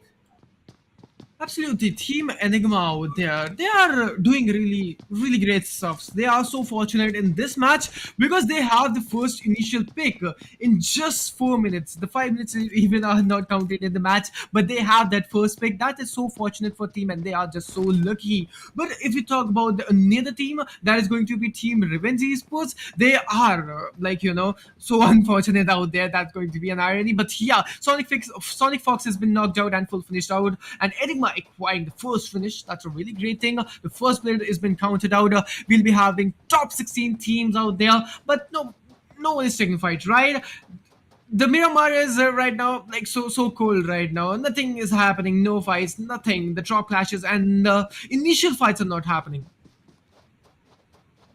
Well, that's a great sign indeed. If you just talk about Community Sports are also playing really well at this point, and they just need to keep the momentum. If they want to just make that difference a bit small, the buffer are really low. Yeah. They have to come up with those fights. They have to come up with some great strategies indeed. Otherwise, it will be a hindrance for any other team because EXO is back in the second match, and they won't be allowing Yeah. any other teams to just maintain those, like to destroy those leads at this point. So there, you have to be a one. You have to be the one team to either eliminate EXO at the first, or you have to score a chicken dinner and restrict EXO in getting more higher in the position. Absolutely. And Godlike needs a comeback, right? Godlike have a chance to come back in the match as well. Miramar, it's a really great, opportunity for Team Godlike as well because they have a really great, strong hand on Miramar. If we talk about TSM out there, RNT out there, they are just going with the loot phase. The match is so cold right now. Miramar is not hot tempered. Everything is just so going so settled and systematic. That's a really great thing. No drop clashes, and I actually don't prefer the initial fight happening. But yeah, Revenge Esports, they have that initial fight. No issues. They can do that comeback out there. If you talk about Team RNT, the loot has been I think so completed. Top Dog is using that UMP and that ACAM. That's a really great combination there, Cross.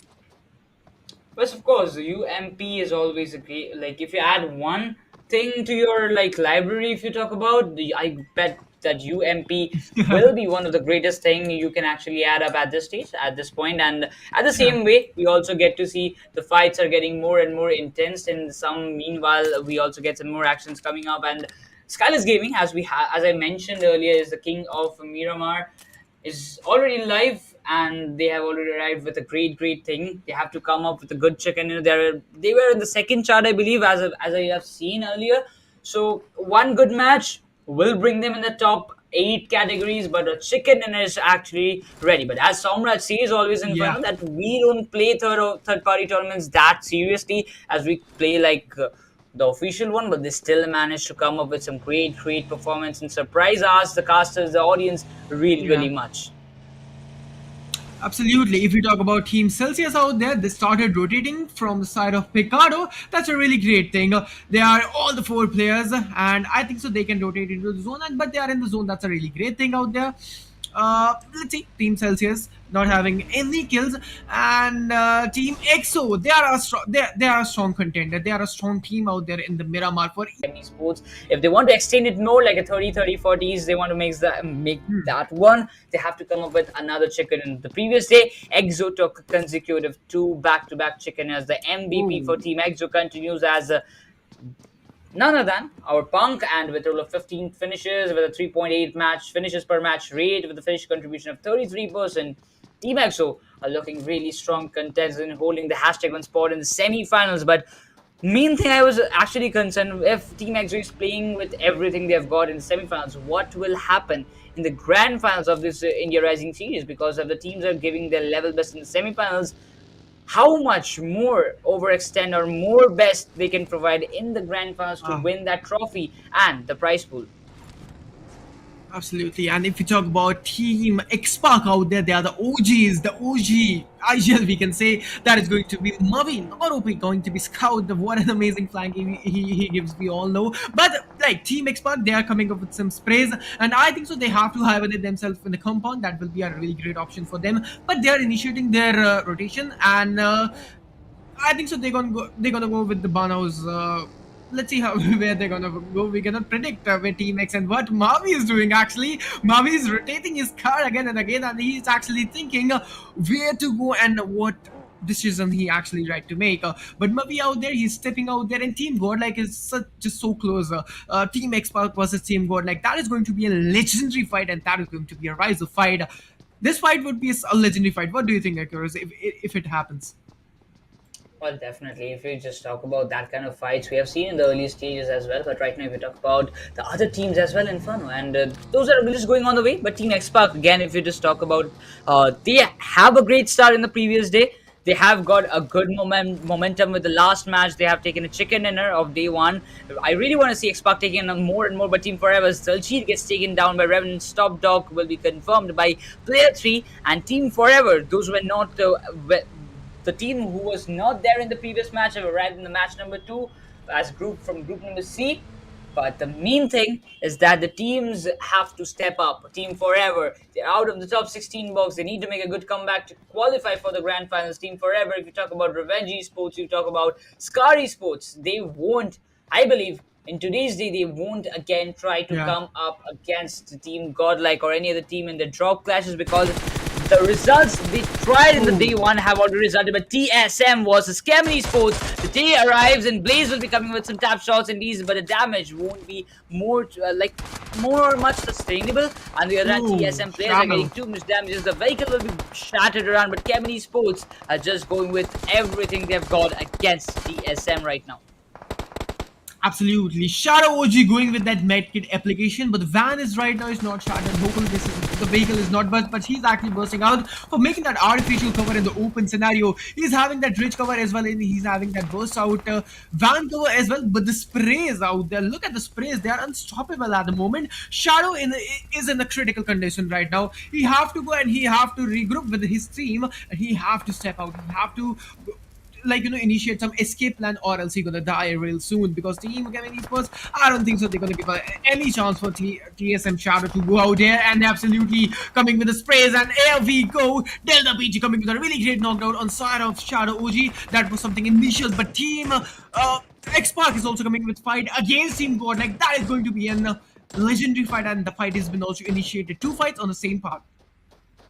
Well, at the same point, if you just talk about TSM, this team was actually struggling at this phase. And if you talk about, I just told a bit earlier that Esports are just going all out against TSM. Shadow is in a really difficult position to get those rebels. Jonathan gets taken down. Team Xpac versus Team Godlike. This is a big historic position. Neo is there holding down. Scout 420 will be just coming down to Godlike versus Xpac. This fight, I guess it was an assumption coming from Inferno at the first day. Even in the semifinals, we also got to see this happening, and this is just the repetition of that scenario. Godlike, can they manage to get Jonathan back on the track, or is it going to be another downfall for Godlike? One player loss will actually cost them a lot at this point, but if you get to see this kind of position, Z-God is trying to provide the cover fires, but Jonathan is still not in a good position to get those revivals down there. 420 OB's position have been compromised. Ultra on Mavi will be coming from the right side as well.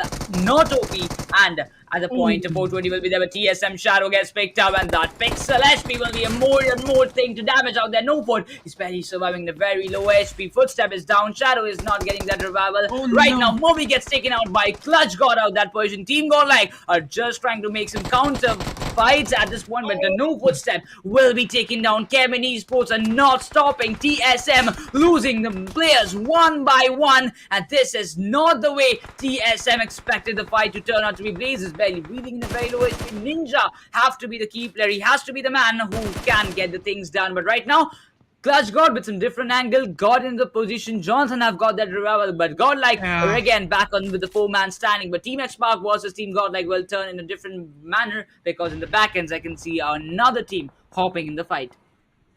Absolutely. If you have a look on the kill feed as well, there was Team Scar versus Team Skylights Esports. So Scar versus Skylights, that is going to be in something different fight, but TSM Blaze picking out with the grenade, and I think so CES and Team TSM, that is a really great contest. EXO is coming with the party, guys. Enigma Aggie has been also picked out. SG new player has been picked out, as I told you. Rush versus Rush got picked out.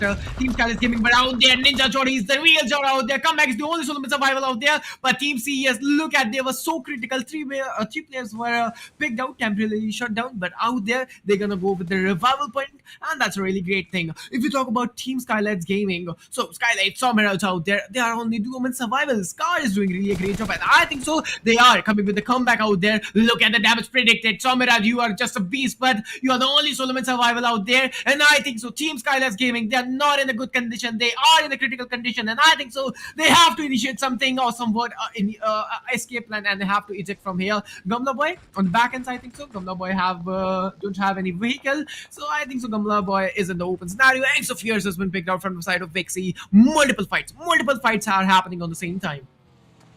Well, this is not the way they wanted it to be. Skyless Gaming are falling apart. Godlike are more focused on Team Orangutan because they have to enter the circle. The needs are coming exactly. Waits is waiting. Waits is getting picked up. This nade will actually confirm the clutch. God gets that final touch. Orangutan loses one. But right now the circle exactly comes in the favor. Left inside, there's another player. Neo might just face some difficulties because Trigger is completely waiting. And there's a possibility, but Entity Noob gets picked up by way south than there at that position. Team Forever versus Team Entity Gaming is just going live at that position, but Entity Shadow will be getting a good amount of damage, but right now I guess he was AFK. It might be a possibility, but I don't know why he was sitting in the buggy, but Entity Troy saves the day for him, and Team Forever, I believe one player might just survive. 3 of the players have been taken down.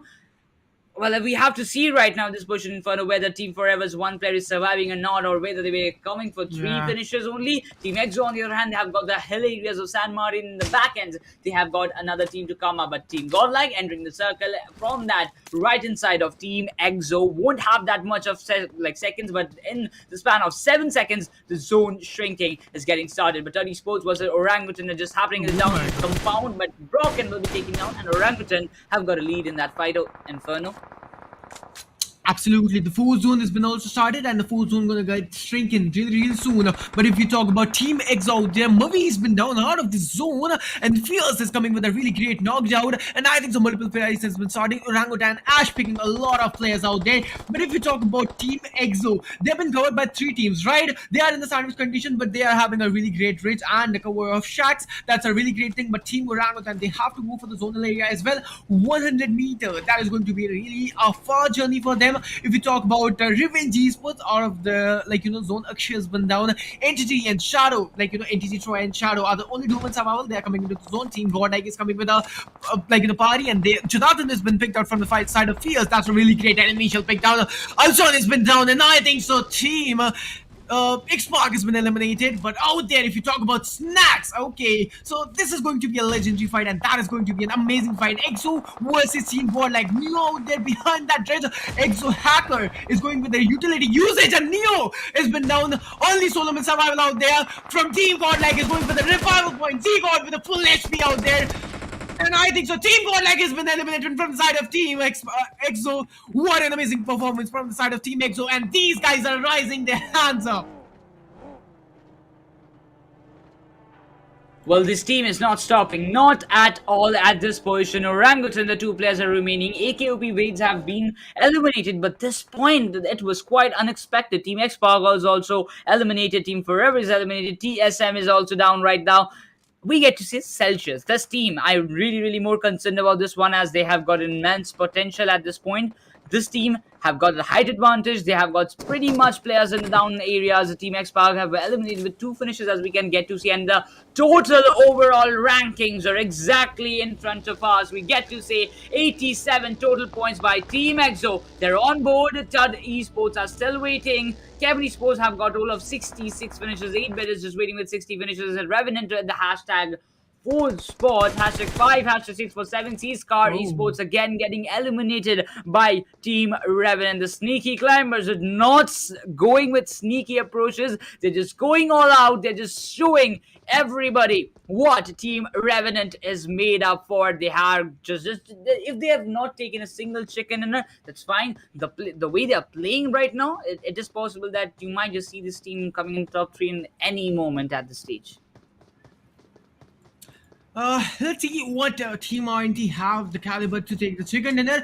Team Skyless, Gamla Boy, and Somiraj are the only duo in survival. They have to do something. Team Orangutan is out of the zone, and Celsius is the only team that they are enjoying the zonal advantage. But backends, Team EXO, look, Team EXO, Necros, they are just so out. They are just so out of the zone. But there are a lot of teams. They're gonna do the gatekeeping scenario for Team EXO as well. But if we talk about Team RNT right now on the Skylets Gaming, okay, they are the only duo-man survival. But Team RNT is a four-man standing. The equation is not in the favor of Team Skylets. Okay, spotted out. Somiraj, he choked out by last and the standing. Kamlama is the only solo-man survival of that team. Somiraj has been picked out. Solo-man survival. Yeah. Let's see, can Team Skyless Gaming do that clutch or not?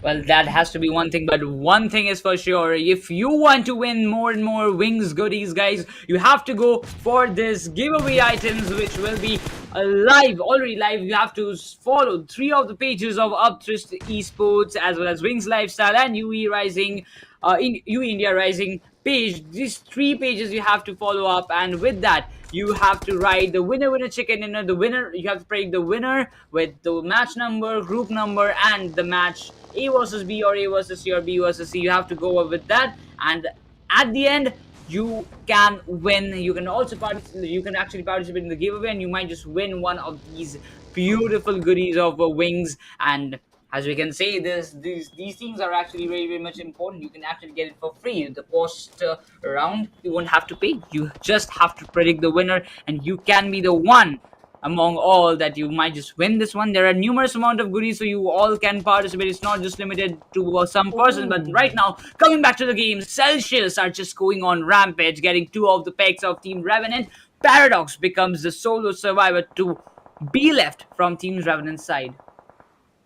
Absolutely, Team Revenant is doing a fabulous job. Paradox is the solo survival, acquiring 3 finishes, and I think so. Skylar's Gamla Boy is the only solo survival from the side of Team Skylets Gaming. If we talk about Team EXO, they were out of the zone, but look at the rotation and look at the eye shielding of Sensei. That is just out of the box, spotted out Dreams, and I think so he's going with the sprays, but the connections are not so very well for getting some knockout. Team EXO, they are just charging on Team Celsius, and I think so this is going to be a fair 4v4 head-to-head fight. But you can see the down ridges as well. There are also one more team as well. They are just actually struggling out to come up on the ridges, and this is Picaro Hills out there heated up in the Miramar. Celsius Fix has been spotted out. Fierce is going with that grenade out, and I think so this could be a collective grenade. No time from the side of Fierce. That was just a so well cooked on accurate grenade, and Vix has been down.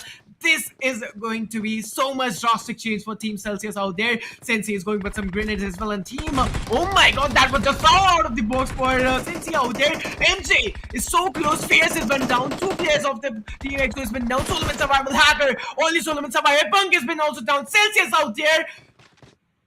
What? That was just so quick. I didn't see that coming. Like, to be honest, I did not see that coming at all. But right now, if you talk about Scarlet's Gaming, Somraj, this lad, look at this boy. He's just waiting at this moment. He's quite aware there are some players exactly in front of me. They're just exactly on the top. But right now, the top 7 teams are in the board. Celsius, Kemin, Exo, Enigma, Entity, Todd Esports, Revenant, Skylats. Which team is going to lift up the winner chicken dinner of this match?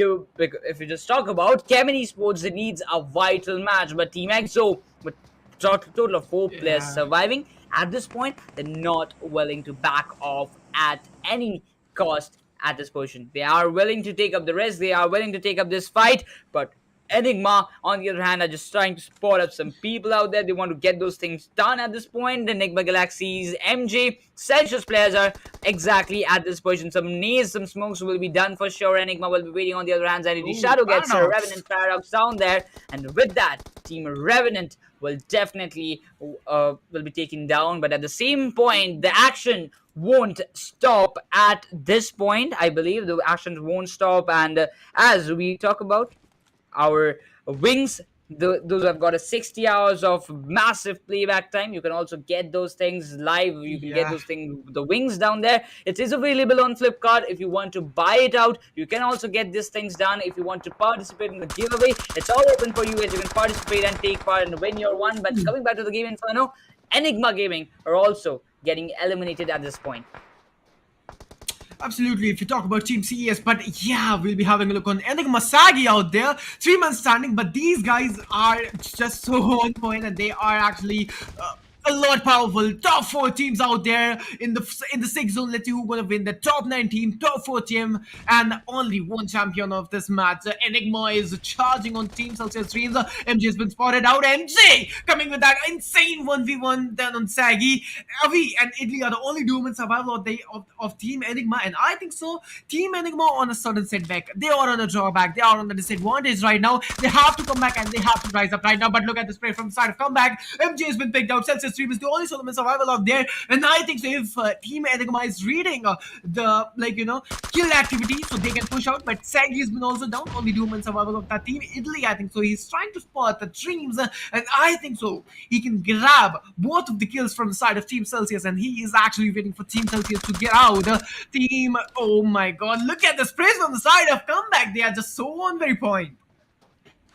Well, these are not things happening. The top 3 teams are on board. Team Celsius, 28.57%. We can get to say same this for Enigma as well. Kevin Esports, they were waiting for this match. They were waiting for this freaking match to come upstairs because they need to get a great comeback. If they want to make this buffer more and more small, they have to come with the chicken. But the Evo gets that knockout. Enigma still in the game. They will create more and more problems for Team Celsius and Team Kevin Esports. As the comeback has been spotted, some jiggle sprays will be done by Evo. He has to secure his position. Celsius are not in a great stance. How he gets taken down by falling from the cliff. And Evo remains the solo survivor. I don't think Enigma is all done for. The chicken dinner is on the way for none other than Kevin Esports. The 3 of the players are surviving. 1 player is in the circle. Like Celsius will definitely try to confirm Enigma because they have got the lead. They will try to make a comeback. Hashtag to spot is what they want right now. 2 more first states for Evo. And Enigma is done for at this position. He can actually make some party spotting moments for Team Celsius. But right now, Dreams coming with that need. It has to come up with some right moments. Otherwise, Enigma Gaming will still survive. Evo comes up with some knockouts. Might be a possibility, but no, it's not. Dreams get that finish point. Enigma gets eliminated in the hashtag spot. MJ is surviving. Dreams is surviving. The smokes have been made. MJ is going another distance just and exactly below them. And you can also get to see Destro surviving. Comeback will be the one and solo player who is inside the circle. There is a possibility, but can Celsius make some comeback? So the percentage is really, really low compared to Team Kevin Esports. Right now, Kevin Esports are in the zone. They have the zonal advantage, but comeback Okay. has been down, and that is going to be a 2v2 fair fight. CES versus Team Celsius. That is going to be a legendary fight. Let's see who's going to win this one again. MJ out there spotting out the comeback, and I think so. He's trying to grab that whole finish out, but no, he is not going to do that thing because he is just behind that ridge. And I think the revolve point of comeback that is going to be in so hard point. But look at that, the comeback position. He was the only player in the zone from the side of Team CES, but now he's been knocked out. That is something disadvantage, and that is something a great drawback for Team CES. I think so. Destro and Justin have to fall out, and they have to do some smokes out there because the position of Team Celsius is really great. They have that upper edge advantage, but Dreams has been picked out, and is the only Solomon survival out there. And I think so. Team Celsius is not going to make that thing happen. He's going with that Molotov, and I think so. MJ, you gonna do that thing, but he have that caliber. Let's see how it goes. He's going with that Molotov out there. Molotov is with throw out. MJ, he have to jump right now. He have to do something, and I think so. Yeah, absolutely. He should have done it before. Yeah, like he should have. If MJ would have done the Molotov before at an accurate point, he could have made some things different for Celsius. He could have panicked the players of Team Kevin Esports because the moment he picked up one player of Team Kevin Esports that was way far, who was creating a long range covers, who was providing long range covers. At that point, from that point, if you just talk about, I really believe that was the moment. That was a chance you were seeking for. That was a chance everybody was waiting for. If you could have made anything possible from that point, was just the Molotov to panic it more, to heat up the moments more. Dreams knockout was the X factor coming up from Team Kevin Esports. If Dreams would have survived, I would have guessed that the things would have turned in a different manner, and maybe there was a possibility that Celsius could have won this round, or maybe the match, because the way they were creating the mess. Kevin Esports, though they had the advantage, but still would have turned in a real troublesome position. Absolutely, this was an amazing match. this was an outstanding match, I have to say, in favor of Team CES. That was an amazing, outstanding performance from the side of Team Celsius as well. Did a really great job. That was some. Now we have to see other matches as well. Like, let's see what they got and what strategies they're going to change. They're going to do some passive gameplays, they're going to do some hybrid gameplay, or else they're going to go with some aggressive stance. This is going to be their choice, this is going to be their strategy, this is going to be their decision as well. Let's see, it's all up to the teams and it's all up to the IGs as well and the coaches as well. Let's see how it goes for the other team as well. Well, definitely. At the same point, if we just talk about the two matches are already gone. One Erangel, another one is the Miramar. So the things will get heated up. The next match is coming up from B versus C, where you can get to see more of the teams. Interesting way coming up. The main thing which I'm really concerned about at this point, Inferno, is that how can the teams like Team SouL, when G Sports, Team Forever will make the comeback, because they really are in a very need, because they're not in top 16, first of all. Yeah. That, second of all, they need to come up with some great strategies. They need to go and work on the mistakes they have done. Like Team SouL, they were playing really, really solely well, and there is no question about that. But at this point, if they want to win this thing, if they want to come up on the top, they have to get those fights done. They have to get those finishes done at this point. But well, that already depends upon the situation, because if Team SouL gets everything done right, they will definitely climb up in the second chart. But if not, then they will retain themselves in the third chart, which is in the danger zone. But we'll be looking at the stats and we'll be seeing which other players, those who have performed really well in this match. Oh, you can see out there Kevin Esports, Destro, Delta, Comeback, and Justin. So they were the chicken dinner players out there. But if you talk about Destro, he'll be acquiring 4 finishes and finish contribution. If you talk about, he'll be having 40%. That's a really great number. Delta out there having 3 finishes and 30 percentage out there for a finish percentage count contribution. Comeback out there, he also acquired 3 finishes and he'll be having 30% of the finish contribution, and Justin acquiring 0 finishes. Great match for Team Kevin Esports, acquiring a total of 25 points. That's a really great thing, and I think so they'll be having a really, really great lead. And table might turn for Team Kevin Esports as well. It's all up to the overall standings. We'll be having a look on the overall standings as well. And guys, if you haven't liked the stream yet, so what you guys are waiting for? Just subscribe the channel and like the stream. We are so close for the 1.5k likes. Let's just complete that goal. You guys can do it, right, Necros? The powerful, we have a lot powerful audience, we know it. Yes, of course. The audience support is everything that we, the casters, want. Because Yeah. if you are showing the support, Upthrust is also going to bring some more. Wings Lifestyle is going to bring some more giveaways and more big giveaways. You never know in the future times. But for that, you need to participate in the giveaways as well. But Kevin Esports right now, if you talk about the match by standings, we get to say Kevin Esports taking the chicken dinner. Then second spot, Celsius with a total of 21 points. The buffer is not that big. But still, a 4 points lead is still what Kevin Esports expected. This chicken dinner will definitely boost up and will create that buffer in a really different manner. Exo did manage to get those 8 points from this match, but I guess Kevin Esports might just acquire the #1 spot, Inferno. Absolutely. Let's see how it goes for the other team as well. And look at that Team TSM out there.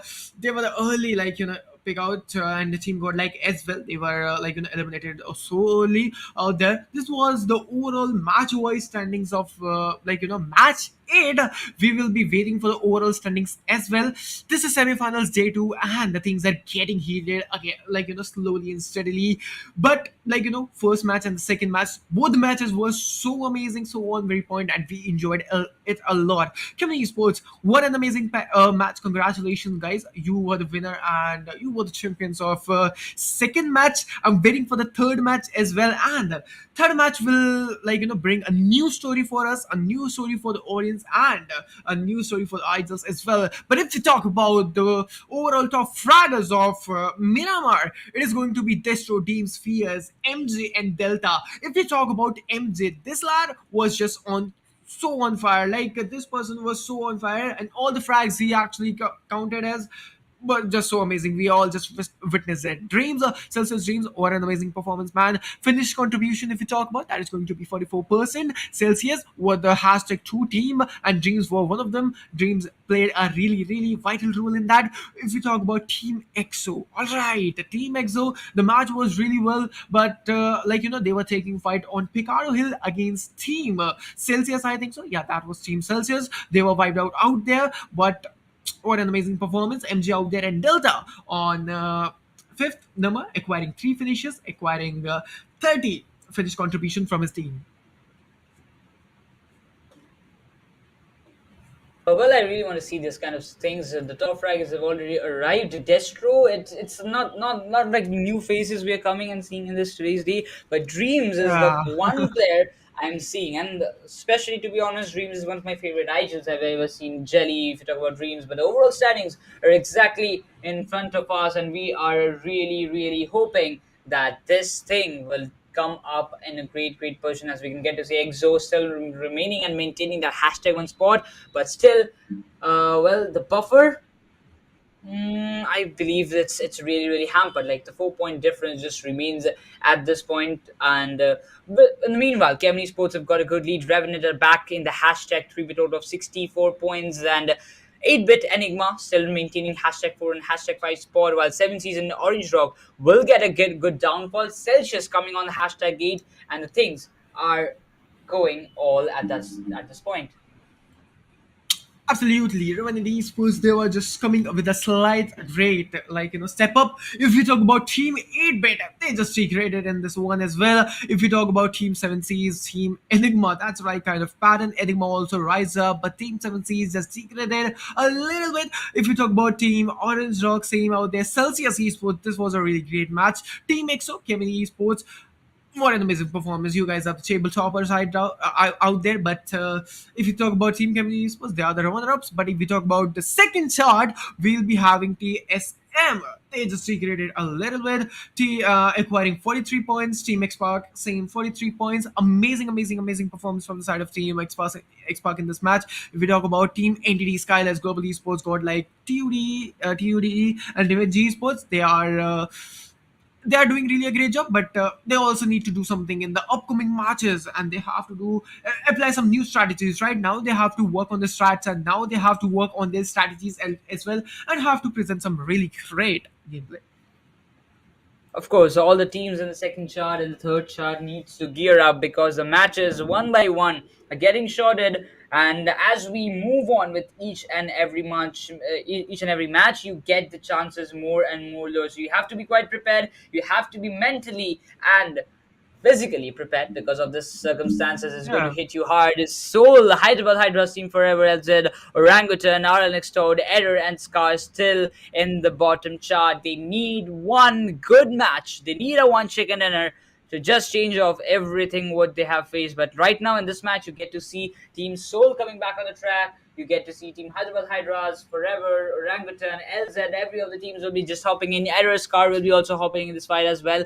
So you and all the audience have to be prepared, because if one of these team makes a great comeback, I believe they will be creating some mess for the teams those are sitting in the top 16. Yeah, absolutely. They have to create a buffer out there.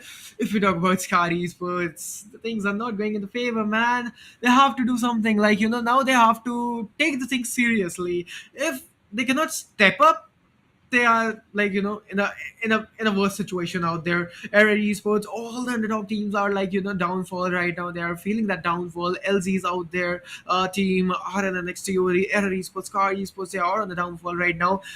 They have to do something, they have to do something out of the box. They have to rise their hands up. Let's see, they will do it, and they gonna show the best of the best out there. Overall top fraggers, if you talk about, again, we have Punk, Distro, Delta, Sensi, Snax. Right now, we can see only 2 teams shining in the overall top fraggers till match 8. That is going to be Punk, man. This person is just fire.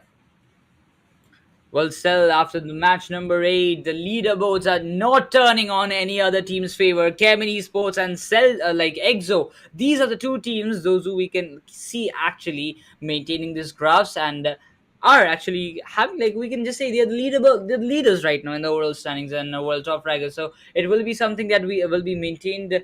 I really want to see how long is it going to continue, because after that we will be moving forward to everything we are waiting, because the match number 3 is just getting ready, and everything is wait for maybe the next matches. Yeah, we're gonna wait for that. And the next match that is going to be Erangel. I'm waiting for it, and that's a mix. Like that's a really a great mix merge of every roles. Like we cannot say that it's going to be a one-sided map. That is not a really vast map like Miramar, or else we can say that it's going to be a really short map like Sanok. That is just a really great mix of everything out there. That's what I love about Erangel actually. And every role, like midman, if you are a midman, if you're a sniper, if you're a close range combat player, you can enjoy every role in Erangel. What do you think, Necros, about Erangel, about this map? Well, Wrangle is definitely a default map, and especially Yeah. at this point, we also get to see that in default map you get to see a number of vehicles coming up. But at the same point, we also get to see that these things will definitely change up. And well, the thing is, at this point is the Exo and the Kevin Esports are leading the table, but Wrangle is such a map inferno. I believe any team can make a great comeback. The main thing that actually matters is going to be, like, can, like, Team SouL make some difference? Because if the split or the circle goes Yeah. in their favor, Team SouL have got a gunfight. We're quite aware that they can do something special, but they have to come up real fast, because the difference is just getting more and more and more. Yeah, like they're just losing the pace, right? They're just losing that pace of being constant right now on the point tables. It's all about them. Let's see how it goes for all the teams. I'm waiting for the each and everything for make a really good comeback in the point tables, and point, like table might turn in the faces of Team Soul, Team Global Esports as well, and Team Scar Esports. They are, we all know that they are on like in the bottom of the table, but they will rise. Absolutely, they will rise. And here we go. The faces are changing right now, and we'll be having one of my man. Like he's a great man. We'll be having Raider on the desk with me. Well, thanks for the lovely intro. Well, I'm here right now, and we are going to enjoy the rest of the 4 matches once again with my casting, and my co-caster will be Inferno and Necros as well. Well, of course, the match of Erangel is going to start anytime soon. I am really amped up to see that how the fights are going to posture it, because first 2 maps were very interesting, but then now this is, let's say, coming at the half of the day at this point, and now the teams have racked up some seriousness. I guess they have learned how to perform and what not to do and what to do at this point. Teams like Team Exo have maintained a very good lead, but then what is happening at this point? Kevin Esports is sneakily climbing onto that lead, and I guess it's going not to be too far that yeah, Kevin Esports could easily jump onto the leaderboard table toppers list. But before that, we have the MVP, I guess, the phantom of the match. Yeah, no doubt he's destroyed there. Look at the rating, man. He's acquiring 92 rating. That's a really great thing. We were talking about the match finishes. He acquired 4 finishes and match contribution. That is going to be 40. Total finishes, that is going to be 16. That's a really great number. And if we talk about the MVP rank, that is going to be the hashtag too. Okay, that's true. That was something amazing. You just showcased and presented your game style and game presentation. That was just so out of the box, and all the strategies Kamini Esports actually applied in Miramar and Erangel. That was just so on very point. Congratulations for being the champions of match number 2 of semifinals day 2 India Rising Series 2022, presented by Upthrust Esports. What about the next match? What you are feeling, Reda? It is going to be hot, I Well, think I so. It is guess going to be the hot temper. yeah, of course, of course. The match will be aggressive. I guess the teams will try to gain more and more points. Yes, you guys, you and Necros were talking about teams like Scar Esports and the Underdogs, the Rising Stars, which Yeah. was there from the quarter finale. I guess they are unable to perform. But right now, I guess after 8 matches, now they have to gain the pace, which is actually going to help them maybe to actually climb, let's say, in top 16, because you have to qualify to be in the finale, and for that you just have to be in the top 16. Yes, you have to do something seriousness, something, let's say, serious at this point. Yeah, I can see teams like Team SouL and Orangutan, which are, let's say, the bigger giant of the Indian gaming community, are still unable to qualify at this point. But I guess these are those teams which are more than capable to do a comeback at this point. We have not seen Scar Esports, we have not seen Relentless, we have not seen LZ Official doing this kind of stuff at this point, because this is, let's say, one of those tournaments where they have actually outshined themselves. So yeah, let's see how they're going to postulate in the semi-finale. They have actually climbed a very big ladder, but now it's all about the finale at this Yeah. point. Absolutely, this is the semifinals day 2, and Indeed. this is full of ups and downs, right? And there's a Yeah. lot of players and a lot of teams, absolutely. And the only thing running in the blood and in the veins of those players is just domination and the comeback and the amazing performance right now. And the domination is keep going on. It's not getting stopped. Every match we are witnessing is just full of fire. Indeed, the matches are going to be full of fire because you know that, guys. Once again, our match is going to start, and along with that, the carnage will start. Along with that, the fights will start. Along with that, a flight path will come in, and then the zone will be there. I guess some huge shifts will be there, and through that, I guess more fights will actually postulate, and that would be really very amazing. The way the teams are going to fight it out, the way the teams are going to put the point system into their favor. Because yes, after all, fights are there. After all, you're going to learn some new things into the 25-30 minutes of match. But then also, one thing which is going to be the major thing which you have to focus on is going to be the leaderboard. And that is why I guess teams like EXO, Yeah. 8-bit, Gaming Esports, they are trying their level best to just maintain that lead so that eventually they can just maintain a huge buffer. And you can already see, yeah, Team EXO and I guess Team Gaming Esports are very close. But other than that, the team which is remaining at, let's say, second and runner position, third and fourth position are a bit far away. So yes, they have to rack more and more points at this moment. Absolutely. Let's see how it goes for the team, and let's see what they're gonna do. And I think so. We'll be starting our match number 9. That is going to be day 2 semi-finals match number 9, B versus C. This is going to be B group versus C group. Let's see. And I think so. I can see 70 in the mini map out there. Yeah, that is going to be 70, starting from 70 and finishing on military base. And the map has been divided into 50-50 portion. That's a really great thing for the teams. Well, of course, get ready to say it's the game time, guys. It's the game time squad only with the Wings, Phantom 100 and 105 RGB game buds, because for you guys, we are providing you a giveaway. You can just enjoy the giveaway. You can just join the giveaway for the amazing wireless buds. But before that, guys, the match has already been started. The fights are already been postulated. You can see that it's from Severny to the military base. It's going to be a one hell of a hectic journey. Yes, we have the table toppers in the lobby. That's going to be Team EXO. This is the match where they're not going to get contested by teams like Team Gaming Esports, which are very close to them. So I guess this is a very great chance for Team EXO to Yeah. just climb once again into the leaderboard and maybe maintain that leaderboard spirit into their favor. And I guess Inferno, they are very close to 100-point marker at this point. Absolutely. Let's see what they're going to do. But look at 70 Team Entity. Oh, look at the zone. The zone is just so unfair for a lot of teams. Look at Team 8-bit. They're going to acquire whole Nova Repnoy and military base alone, and they're going to enjoy the loot. That's a really great thing. And I personally actually like the drop of Team 7Cs and Team EXO. But they are just so, close to each other. And that is going to be a rotational clash. We have seen a lot of rotation clash between Team Indeed. 7Cs and Team EXO. Let's see how they're gonna do. And actually, I love the drop of Team Forever, those panther compounds, those barn houses. That compound is just so traditional and so legendary. Let's see if we talk about Team LZ. That is going to be Last Zone officials. All right, they are on the section of Joshpal City and Joshpal containers. They'll be starting their loot, and I think so they'll be hacking. They'll be having that UAZ. That's a really great advantage to have that vehicle in the starting points. You can rotate and you can go for the drops really fast. And they started going for the loot. I mean, having a vehicle is always an advantage. B is the first zone, B is the last Yeah. zone, because you are going to get some kind of hard cover. It's actually, let's say, artificial cover for you guys. Eventually, if you guys get caught in a off-guard position, you are rotating and someone actually sprays onto you, some 3-4 guys are spraying onto you, your vehicle is getting burst out, you can just easily take that cover. And after that, the vehicle is also used for, let's say, rotations, which is very essential because the zone is not going Yeah. to stop for anyone. But before that, let's talk about Team SouL, which is going to be here in separate compounds. Akshat, meanwhile, is actually choosing M416, dropping the Uzi, and then eventually he also have one more Uzi in his backpack. That's good enough. M416 with micro Uzi is going to be the deadly combination of Akshat's at this point. Akshat is one of those guys who is more than capable to, let's say, compete for the table toppers list in terms of top fragger. So let's see. Will he be able to actually bounce back in terms of his gameplay? Because now, at this point, I guess Inferno SouL is lacking behind and they are in the third page of the leaderboard. Yeah.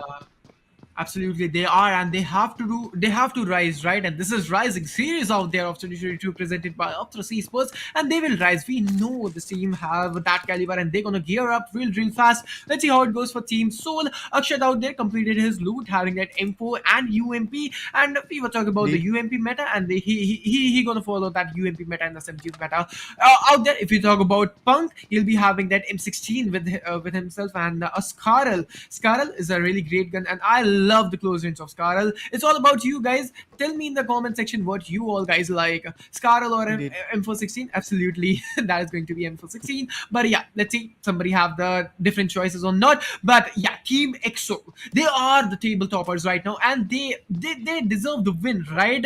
Because the level of domination, the level of finishes, and the level of competition they are actually showcasing and presenting, that is just so on very point. I love the coordination and organize Team EXO actually play in every match. If we talk about Team EXO Punk, look at the finishes, man. He is acquiring 16 finishes and 3.2 finishes per matches. Oh my god.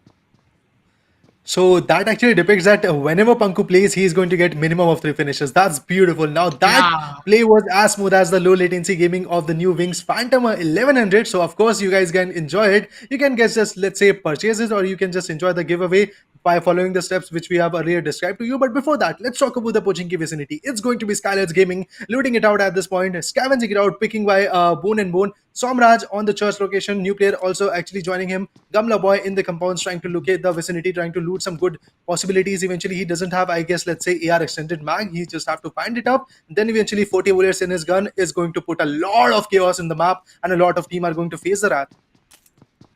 Yeah, absolutely. Pochinki, the heart of Erangel, we can say. Skylights is acquiring that heart right now. Gamla Boy out there, look at that. He'll be acquiring that DP. DP is just so amazing, and we all know that. And he's having that M416. That's a really great one. And I think so they are in the zone. They will loot over there. They will loot that whole area. And I think so in the radar, I'm not able to see any team out there. That's a really great news for Team Skylights Gaming. And I think so they will play it so softly and so steadily in this one as well.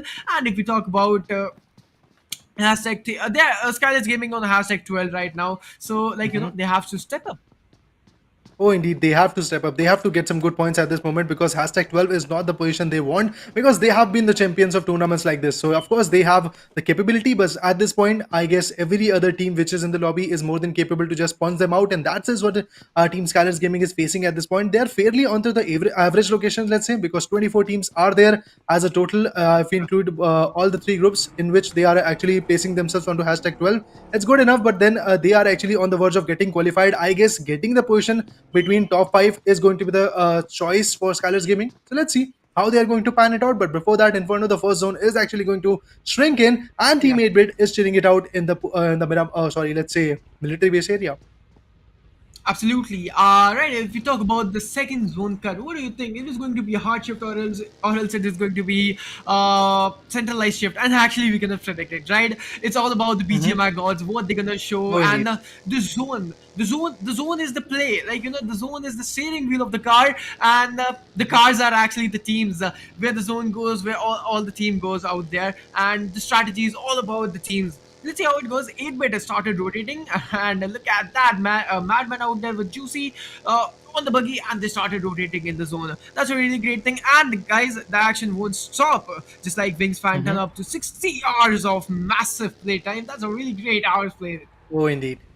Indeed. That's a really great playtime for you guys. But eventually, if I talk about Team 8-bit, choosing that pillion seat of that buggy is going to be very vulnerable for him. And that is why I guess Juicy goes for another vehicle. That's beautiful for him. Madman, meanwhile, is already trying to rotate. They are actually trying to scavenge more and more vehicles. If they get some more good kind of vehicle, let's say like Dacia or open closed top US, that would be good enough for them. But before that, let's talk about Team 8-bit Juicy's perspective. It's going to be 7 finishes for him. In every match that he enters, he's actually getting an average of 1.4% finishes. That's good enough. Finish contribution for the team is going to be 33%. That actually depicts he's actually fairly playing for the team, but then also his team is also trying to play and support him. So that's a great thing. Eventually, if you are a top fragger of a team and you are the only one performing in the team, it's actually a sad side to watch out, because yes, you are capable to perform, but then this is a squad tournament. You are not a solo one. Your team has to actually synergize, and that is the kind of thing which I guess quite a few teams are lacking behind. Teams like SouL are not synergizing. I guess in the first few matches, Xpac is also facing the same. think Godlike is also facing the same thing. So I hope these teams are going to rack up some synergies and maybe they are going to rise once again.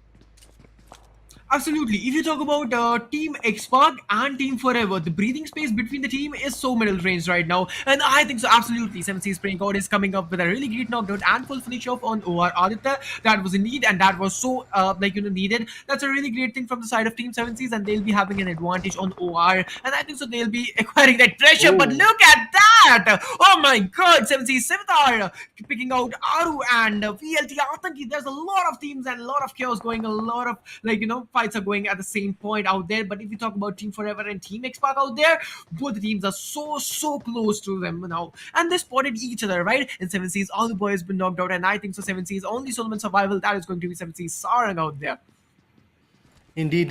Sarang is going to be the only hope for the team at this point. Eventually, he's going for the revival chase. Of course, Atanki is also trying to res him out. I guess Aru is very open-ended. If I talk about Spray God, look at that. They all are just crawling for that revival. They are all just begging Sarang at this point to just get that revival. He's also trying to cook some smoke so that eventually he could just impair the visions of the praying eyes coming from Team OR at this point. They have got one amazing finishes into the perspective. Jelly is not going to let it go. And yes, Jelly, OR, Aru and Atanki constantly are trying to push in. Look at the mollies being dealt in the lobby. They're constantly trying to pressurize him, constantly trying to pressurize the kind of carnage which is going to be here right now. Sarang is just trying to monitor the situation. He's trying to just play it really very safe, but that's not going to be the case. Team OR just constantly straight down into the smoke, and finally they finishes. They are able to finish Team 7C, and just like that, 7C Esports has been taken down in the lobby, and you are going to see the first ever team to get eliminated in the match number 9. That's going to be Team 7C. Meanwhile, Team Orangutan is wreaking havoc on some other team. I guess that's Team Enigma.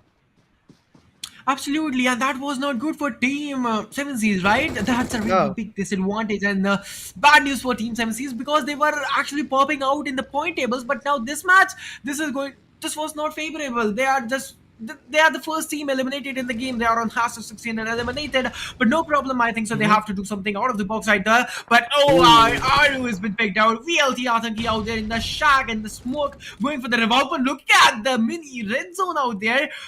My god, there are a lot of utility spammage from the side of Team Skylight, and I think so. Yeah, Atanki is the only Solomon survival, and I think so. Team Skylight's going to push out on Atanki, and they know it. They're predicting a really great damage on Team OR. That is going to be so hard for that team. Kamla boy out there spamming out some grenades, and Atanki Solomon survival in the shack.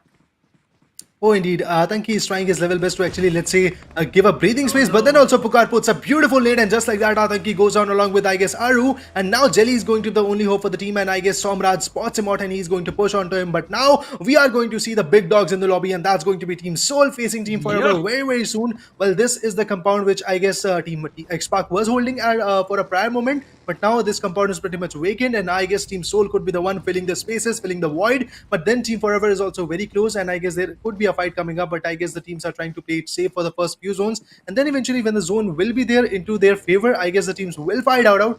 But look at that. Omega the IGL is already giving the calls that yes, there is a rotation coming up. Just be aware about it. And this is the kind of, let's say, small talks, small components of the fight, which is actually going to help a lot to teams like SouL. Absolutely, and guys, what you guys are waiting for? Get your Wings Phantom now because the teams are playing smooth and the latency of Wings Phantom is just so amazing. Absolutely, guys, have your Wing Phantom now. They are available on Flipkart as well. The site is up of Wings Phantom as well. And guys, we are going up with the giveaways as well. So have a look on Upthrust Esports Instagram. You will find every step. So if you talk about the game, there are a lot of chaos going out, and you can see there's a pattern going out there, and a lot of area is vacant right now, but a lot of teams are coming with a fight. Look at the area of Rozak out there, exterior compounds of Rozak, school area, and 70 area. There are a lot of teams out there contesting, but look at the zone. This cut is really well for some of the teams, but there are a lot of teams out of the zone. Now they have to contest for the teams to get into the zone. I mean, look at that beautiful zone coming up. SouL is getting favored by the zone. That's good enough. But before that, look at that. Exo Sensei, the IHL, the mastermind who orchestrates his fight, is actually getting punctured by the hands of Team Scar Esports. And I guess this could be the moment when Team Scar Esports is going to bounce back in the lobby. And this could be the moment we all are, let's say, thriving for and want to actually see. But then eventually, look at that. Inspire is just trying to rotate. And I guess that's some other guy from Team Exo. That could be Panko, who was trying to revive. But then Sensei goes on with a brutal blow. And now another rotation is going to be there right now. He puts one down. He goes for a 1v2. Let's see what is going to happen. happen. He is getting a lot of damage. Inspire is trying to inspire his teammates to take that fight, but still he goes down with only one finishes. I guess Inspire was trying his level best to get some good close calls into his perspective, but now Team Scar is not going to let it go. And just like that, look at that, they're just trying to constantly pressurize it. They're fighting from the vehicle behind, and just like that, they've got 4 amazing finishes. This is absolutely beast movement in the lobby, and just like that, Team Scar is back in the fight. They wiped out Team TX. What an amazing gun game at this point. I would like to, let's say that this was one of those moments when you just actually go, oh. Yeah, and now this is the thing actually Team Scar needed. The confidence is with Team Scar, but Indeed. no! The point. Party spoilers are here.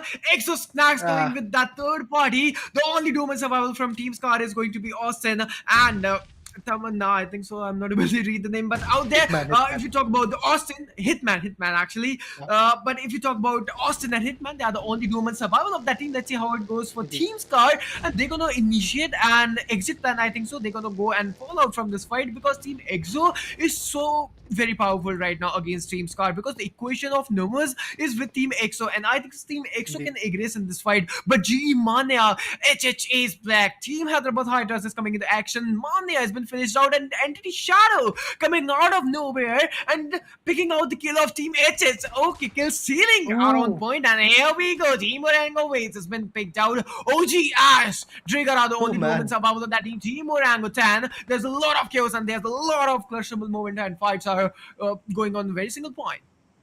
I mean, the third parties, man, look at it. N number of third parties are there right now. Error Esports is trying to put down Team Orangutan, but what happens from the left side? LZD official is trying to steal those finishes. That's beautiful. OR Esports, meanwhile, with only 4 frags, has been wiped out from the face of this lobby, and I guess we are left with 12 teams and 41 members trying to actually go head-to-head with the teams which are remaining in the lobby for the winner chicken dinner. So let's see, is it possible for them to conquer the fights? Team Orangutan, after losing 2 good players, are looking, let's say, a bit shabby at this point, because Waits and AKOP are a huge part of their gun game. But now if we talk about Skylight's gaming, look at that. Gamla Boy is going to be there right now. They are just trying to put up a fight. They are trying to put up a show. Kevin actually gets a lot of damage, but still Kevin is going to survive for another fight. And if I talk about Trigger, he's way too late. He's going to utilize this moment, this backup, so that eventually he can patch himself. And now look at that. Team EE's, or should I say Error Esports players, are just trying to find the gaps, just trying to fill the gaps. They're like a fluid at this point. If one guy goes down, they're just trying to pressurize the other guy, and that is the kind of thing you are going to witness. And this is the kind of gameplay I guess we were waiting for Inferno, because in the quarter finale they did a very tremendous job, and that is why we are seeing them here.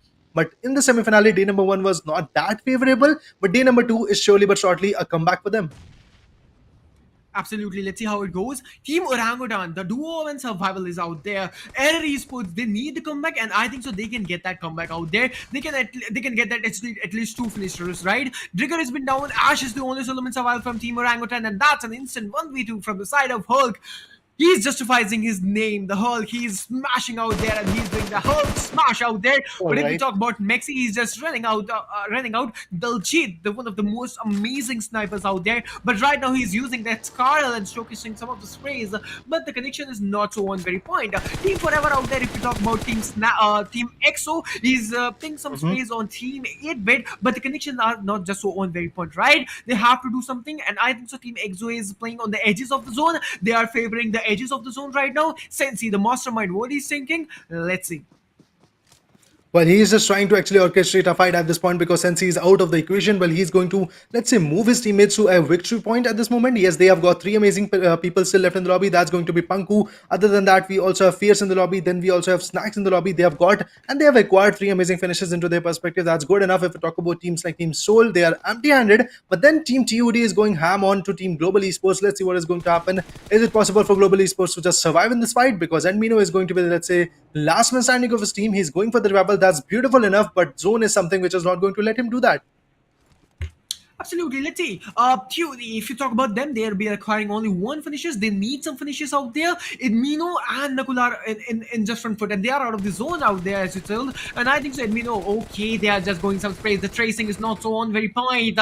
He'll be not getting that knocked out. He is not getting that knocked out at any cost out there. But GE Nakul, they'll be acquiring some of those vehicles. I think so. They have 2 vehicles, but the Dacia is not in a good condition out there.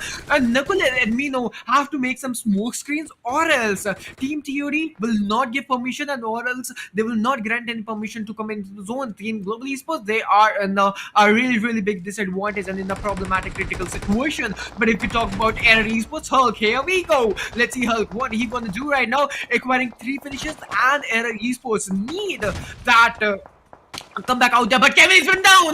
That was just so amazing knockout, and I think so. Team Exo, they are just getting powerful. Team, okay, Sensei has been down, the IGL has been down, the power has been down right now. Hacker Punk is going with that grenade. I think so. That is going to be a connective grenade, but no, yeah, actually that was Hulk has been down. That is going to be the only solo survival of that team from the side of Team Error Esports. This is so chaotic.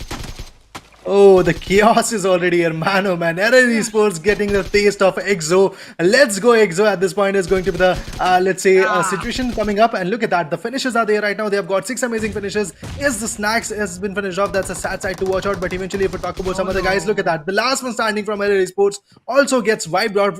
They are in the top 10. That's good enough for Team Exo. But now, I guess, Inferno, they have to wait and watch, and they have to learn and actually gain some finishes and eventually gain some position points right now. But you can already see from the minimap, there is a team which is in let's say light yellow color, and that's going to be Team Skylights Gaming scavenging for the finishes. And I guess this could be the end of Team Exo. Just they have to rotate at this point, because now the zone is going to shrink in about 20 seconds. That's a small period of time, and teams like Team Skylights Gaming are not going to let it go. But before that, Somraj, the IGL, is already on point to, let's say, scout a location from which they could just put a rotation. Absolutely, and I think so. Team Skylights Gaming is trying to do some gatekeeping scenarios. If it's possible, then Somera is gonna do the calls out there. But if you talk about Team SouL, they are coming with a fight. Always both the Team Forever versus Team SouL. That is going to be something amazing fight. OGs versus OG out there. Maxtash is the only Soulman survival out there. He's the he was trying to do some tricks out there. He get into that buggy, but no, Maxtash has been also finished out. So Goblin and Team SouL acquiring some really great finishes. They'll be wiping out Team Forever and acquiring 4 finishes. Okay, as I told you, Team Skylights Gaming going to shatter out whole Team Exo. Solomon Survival, I think so that is going to be Mortal somehow. Okay, that is going to be Fierce, and Team Exo is trying to go for the zonal areas, but Team Skylights, they're gonna chase. Of course, they are going to chase. Of course, they are going to try for those finishes. They have got 4 amazing points into their perspective. That's good enough. But if I talk about Team Exo, they are not looking that sharp at this point. Fierce is going to be the last man standing when he's going to become the center of attraction. But surely but shortly, I guess Inferno, they are going to cross the 100-point margin, because they've got 7 to 8 finishes. That's beautiful for them. But I guess now in this match, their focus is going to, let's say, be in the top 3 or top 4, because position points is something now this team is going to crave for. But before that, Team Skylights Gaming is going head-to-head with Team SouL. Akshat, the assaulter of Team SouL, is actually looking forward to just, let's say, retaliate at this point. He's just trying to figure out from where the rotations could be there. He's just trying to figure out from where the players can retaliate. If we talk about Hector, look at the number of finishes he has got. 2 finishes for his team, and the total number of finishes the team has got is going to be 4. So let's say 50% of the work already done by Hector is going to be there right now. But 7 teams, 21 players. I guess the number of teams are far less, but the number of players which are in the lobby is going to be on point. Skylights Gaming versus Team SouL, that is going to be something amazing we're going to witness. But out there from the back ends, we will be having Team Lazon officials coming out of nowhere, out of the box. That was a surprise for Team SouL, but Goblin out there coming out with a really great knockout on Snipe. That was really well. But Akshat has been knocked out, and I think so Hector is trying for the revival. But yeah, absolutely. Look at Team Skylights Gaming. They are coming into the zone and having fight against Team Exo out there. But yeah, Kamla Boy has been down from the side of Fierce. That was something amazing knockout. Pukhar, Somaras, they are all into the zone, but look at Fierce, it's just unstoppable. Did a 1v2, did an instant 1v2 on Team Skylights Gaming. Somaras on the back ends out there, and I think so he have to give some backup for his team. Fierce gonna heal himself. Hector out there, and Team SouL is getting that domination on Team LZ out there. Oh, indeed. The domination is there right now. If we talk about Team SouL, look at that. Hector is going to be the last man standing of his team, going for the revival. That could be the case at this moment. But eventually, I can already see that Exo is still surviving in the fight. And that's beautiful the way they are trying to play it out. If we talk about Team TOD and Team LZ official, both of the rising stars qualified from the quarter finale are trying to outperform. They are in the lobby right now. And that's going to be the beauty of this fight. I just really wish that these teams are going to be able to get that winner-winner chicken dinner. What do you think about that, Inferno? Getting a new face onto the winner-winner chicken dinner table would be amazing or not? Absolutely, because it is going to give you a great buff in the point tables as well, and I think so you'll be having a really great advantage against your opponents as well on the point tables. Exo Fierce, this guy is just unstoppable. Did a really great job on Team Skylights Gaming and did a really great 1v2 actually, because whole Team Skylights Gaming pushed on Fierce, but he was so calm, he was so brave, he just gave a really great fight. But he's going with the throwables out there on new player and Samiraj going with the sprays. Look at that, Skylights Gaming is in the sandwich condition out there. TUT wiping out teammate, but whole and 8-bit has been eliminated. Has accepted a really great job out there going with the sprays. Exophius, he have to be so much careful out there because he's the only solo man survival and he's the key for the chicken dinner as well for Team Exo as well. Let's see how it goes for Team Exo. Fierce, you have to be so careful and you have to grab some finishes as well. Oh, indeed. Getting those finishes can be very favorable for the team at this point. Look at that. Fierce is just trying to scavenge those finishes. Yeah. But now he just have to be in the zone. And look at that. SG Skylights Gaming and easily put him down. And yes, new player with a beautiful headshot puts an end to the carnage which Team EXO was trying to put forth. And then also Team EXO has got, I guess, let's say 14 points into their perspective. 8 for the finishes, 6 for the position. That's beautiful the way they try to perform. Okay, that could be the number. That could be 12 to 14 points could be there for Team EXO. But after that, now we are going to see 2 more rising faces. That is going to be Team TUD and LZ Official, as well as we have Mox sitting upward. And if I talk about Rexboy, he's sitting in the vehicle. That's interesting enough. Now we are left with 5 teams and 10 players in the lobby. If I talk about the zone prediction or let's say win prediction, it's going to be TUD Esports with a massive 10% lead at this point. But now let's see what is going to happen, because Inferno at this point, I guess something known as experience is going to work out really very well. Yep, absolutely. You're so right. But Rexboy is the only solo man survival of that team. Mox has been down. If we talk about Team Entity on the back end, they'll be having a really great advantage of that ridge and smoking out the things. Mox has been also down. The kill has been also finalized from the side of Team TUD. Oh my god, what is actually happening out there? The Coop is on the face right now, coming with some grenades, and the Coop is getting shattered and getting out there. But if we talk about Noob, he's going for some, I think so, smokes for making that visual impairment cover. That's a really great thing. If we talk about Noob again, so he's sneaking out and been in a snake condition, and he's trying to get into the zone sneakily, and he have to do that, like, look at Hector. He's not even trying to take breath. Like, you can see he's just sitting out there, and he's just waiting for the right moment to do a third party. I mean, just sitting idle and getting some good points into a perspective is going to be the case for SouL Hector at this point. But yes, he have to be in the zone, I guess, close to 30 to 40 meters. He has to travel at this point. He's on the upper ridge, so yes, he could easily be visible. He could easily be accessible for the enemy. So that is why he's just trying to play it really very safe. Might be he's having 1 or 2 first aid kits. He could go for the heal battle also. But now the 7th zone is going to punch in right now. It's going to be one of a chaotic zone to come in. Now you can see that Team TOD Esports with the maximum manpower is just trying to scavenge for the hunts, trying to scavenge for the kills, which they can easily get at this point. Team Entity Gaming on the outskirts of the zone is trying to find some good rotations. If I talk about LZ, that's going to be Rick Squire remaining. He's going to be the last man standing, lifting the, let's say, flash for the team at this point. But TOD is looking very, very strong in the lobby. Another team which could actually end the spree of TOD could be Team Entity Gaming. Look at that. Troy and Entity Noob are trying to engulf in a V direction. They could easily engulf, break and trek at this point. And then after that, they could easily put down some other guys from, like, say, Team SouL, and then Team LZ could be onto the crosshair. But yes, Team TOD is actually playing a really very, let's say, in a very strategic way. Look at that. One player is just trying to figure out that where the teams are, and 2 other players are trying to give the backup from the back end. Getting that hard cover will actually uplift them a lot. Yeah, I'm actually watching SouL Hector right now. What he's trying to do is just being so sneaky out there, and he's not doing anything. So 7th zone has been stringed in, and we will be having 8th zone. Oh no! SouL Hector has been spotted out from the side of TUD. Rexboy is just trying to survive out there. Some grenades are coming out there, but TUD Esports, look at the win percentages. 42%. That's a massive number starts out there. But what is they trying to do now? They pushed and they charged out there, but Entity Troy out there, he's the only solo man survival. Noob actually has been down right there. That's a really great solo man survival out there, and I think so. Oh my god, what an amazing knockout! That was a pre-fire out there going. Entity Troy, you are just on fire. He can do that 1v3 done. Solo man survival that is going to be seen, but no, he's been also down, and solo man survival out there still surviving from Team LC. That is going to be Rex and going with a grenade. I mean, so much so for that, man, oh man. What a passive gameplay by LZ, let's say, at this point, because he has got not even a, let's say, 2 or 3 finishes at this point. He has just got one amazing finishes. He's just constantly trying to scavenge and constantly trying to judge where his shots can land and where he could just easily tag him out. Look at the mollies coming from C9 at this point, and that was really very interesting. If that molly had a bit of a range, he could easily put him down. And I guess TUD's kill now, I guess the other guy is easily giving the position that where the enemy is, and that is why I guess he has to finish him off, and Rex Boy has finally put him down into his sleep, and it's a 1v2 battle coming up. I guess it is more than possible, because if I talk about Team TOD, well, they are actually trying to just, let's say, climb from the down ridge, and LZ Rexboy can easily spot them out. Those heads can easily be visible for him, and eventually he could just pop them out. Let's see what is going to happen, because Rexboy from team number 9 is actually going to confront. But look at that, from the right angle comes from Team TOD's guys, and just like that, the battle is over. We have the Rising Star getting a winner chicken dinner in finally match number 9, and this is going to be Team TOD X Esports with some brutal finishes and with a fantabulous winner chicken dinner for them, and that was one hell of a breathtaking game, I guess.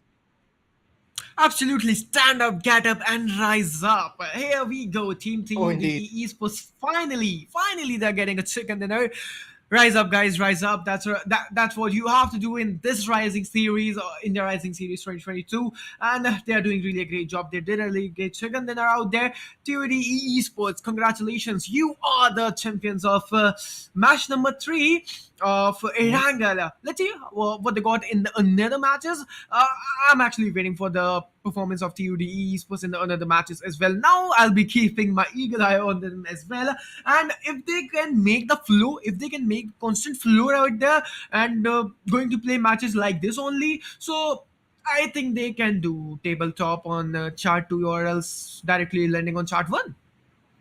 Oh, indeed. I guess not only you or not only me, I guess every other team that are remaining in the lobby, let's say 23 other teams, are going to put their eagle eye, because now they know that TUD X Esports has an potential to get that winner chicken into their perspective. They did it beautifully. They wiped out quite a few teams, and that was really very amazing. The way they performed, the way they actually did their job into their perspective, it was really very amazing. But yeah, it was one hell of a showdown by the team. Now let's see what is going to happen, because I guess Inferno consistency is something teams like Team TOD officials, or let's say TOD Esports or LZ official, or should I say teams like Team SouL should maintain. Yes, SouL got some good points into their perspective, but what about the consistency? They were lacking behind in the third page right now. So I guess now SouL is slowly but steadily getting consistent, and they're getting some good finishes, and while maintaining the average points of, let's say, position also, that's good enough for Team SouL. If we talk about Team Entity, they tried their level best getting onto that buggy, and let's say rotating in that buggy was a, let's say, bad decision for them, I guess, because they were, let's say, way too open, and I guess that is why Team LZ also was able to tag them out, and then the other team was also trying to tag them out. But before that, let's talk about the stats which are going to be there anytime soon for you guys. Absolutely, and you said we have the strides out there. So TUD Esports out there. Amazing chicken dinner, acquiring 25 points. This was so this was so equalized, we can say. Like the Kemin Esports in the last match, they acquired 25 points, and TUD Esports same acquiring 25 points out there. So they are just so equivalent out there. And if you talk about the finishes, 4 finishes, C9 acquiring 3 finishes out there, and that's a really great number of finishes. 10 finishes is not really bad, right? Oh, indeed. 10 finishes are absolutely beautiful. At this point, you are getting 10 amazing finishes. 25 points as a whole was really very interesting. I guess getting close to 25 and 30 points is going to be the goal for the team in the rest of the remaining matches. That could be the case. But if I talk about Broken Trex, he did a really very amazing job. He was actually holding the front angle. He was trying to assault. He was actually knocked out in some instances, but still he actually survived. If I talk about Kyo Lamau, he was finished off just like that. He was trying to give the position of his teammate, of his enemy, I guess, and that is why I guess Broken Trex and C9 UI were able to just spot him out and just put him down into the last battle, which was there. A 1v2 battle was there. If I talk about Aligned UI, he was not able to do much of the things in terms of finishes, but I really think that he would have supported his teammate a lot, and that is why I guess his team was capable to get that winner chicken dinner. Absolutely, indeed. And let's see what other team got now. And I'm waiting for their performance as well. If we talk about the semi-final match-wise standing of match number 9, Erangel, it was won by. And you can see one thing. like both rising stars, both underdog teams. That is going to be TUD Esports, and that is, another is going to be Lazone Esports. They are going with the #1 and #2. So LZ officials and TUD Esports, they did a really great job. And I have to say one thing. I took a segment. I said the teams of the third chart, all the rising teams have to rise now and then have to take a jump really fast. Scar Esports also did a really great job. The way actually they eliminated Team Xpark on #16, that was just so fabulous. And the job they did, the strategy and the close range power and encounter they did was really really well. If we talk about Team Entity, they'll be acquiring 16 total points and 6 finishes. Team SouL 14 points on total, 6 finishes. Team EXO 8 finishes. The nomination, if we talk about on the finishes count, Team EXO is doing really a great job out there. If we talk about Team Skylight 11 point Global Esports, they have to step up out there. Team Error Esports on #8 acquiring 5 finishes. Then you can see the #9 shot, that is going to be OR Scar 8-bit Orangutan Hyderabad Hydras have to do something in the Miramar match, because they are the OGs of Miramar, and the Hyderabad Hydras have a strong hold on Miramar as well. And like I have to say, like the chat section even can tell us that Hyderabad Hydras have a stronghold and hand in Miramar. So I think so they can do a really great comeback out there. Team Forever on #14, 7 Seas on #15, and Team Xpa on #16. Yeah, so let's see how the fights are going to proceed for them. But before that, if we talk about match number 9, Erangel top fraggers, it's going to be snax. 4 amazing finishes for him. He was finished off quite earlier, but still he did the part. He actually gave 50% of the finish contribution for the team. Getting that golden plaque into his name is going to be the case. Yesterday also, snax did a tremendous job in match number 2 or 3. Yes, and today also you can see that the same stats is going to be here for you guys. And if we talk about some other guys, some new faces which are here right now, it's going to be Broken Tricks. 4 amazing finishes for him. And after that, it's going to be Entity Noob with 3 amazing finishes with 50% finish for contribution. And if we talk about C9 Yeah. UI, again from the same team, that's going to be Team 2D Sports. 3 amazing finishes for him. Again, Kyo Lamau from the same team, 3 amazing finishes for themselves right now. And I guess this actually sums up that, yeah, these 3 guys have accumulated 10 amazing finishes for their teammates and for their team, and got 10 amazing points in terms of finishes. That was beautiful. But yes, one hell of a showdown by snax. He was quite early picked off after Sensei, if I'm not wrong. Snax was the second one to get picked off from his team. Still, he did the part. 4 amazing finishes, 50% for the contribution. Quite a good journey. Yeah, that was quite a good journey as well. snax, he's just a beast, at least we all know. But if we talk about TUD Esports, they were also a really, really great team and performed really well.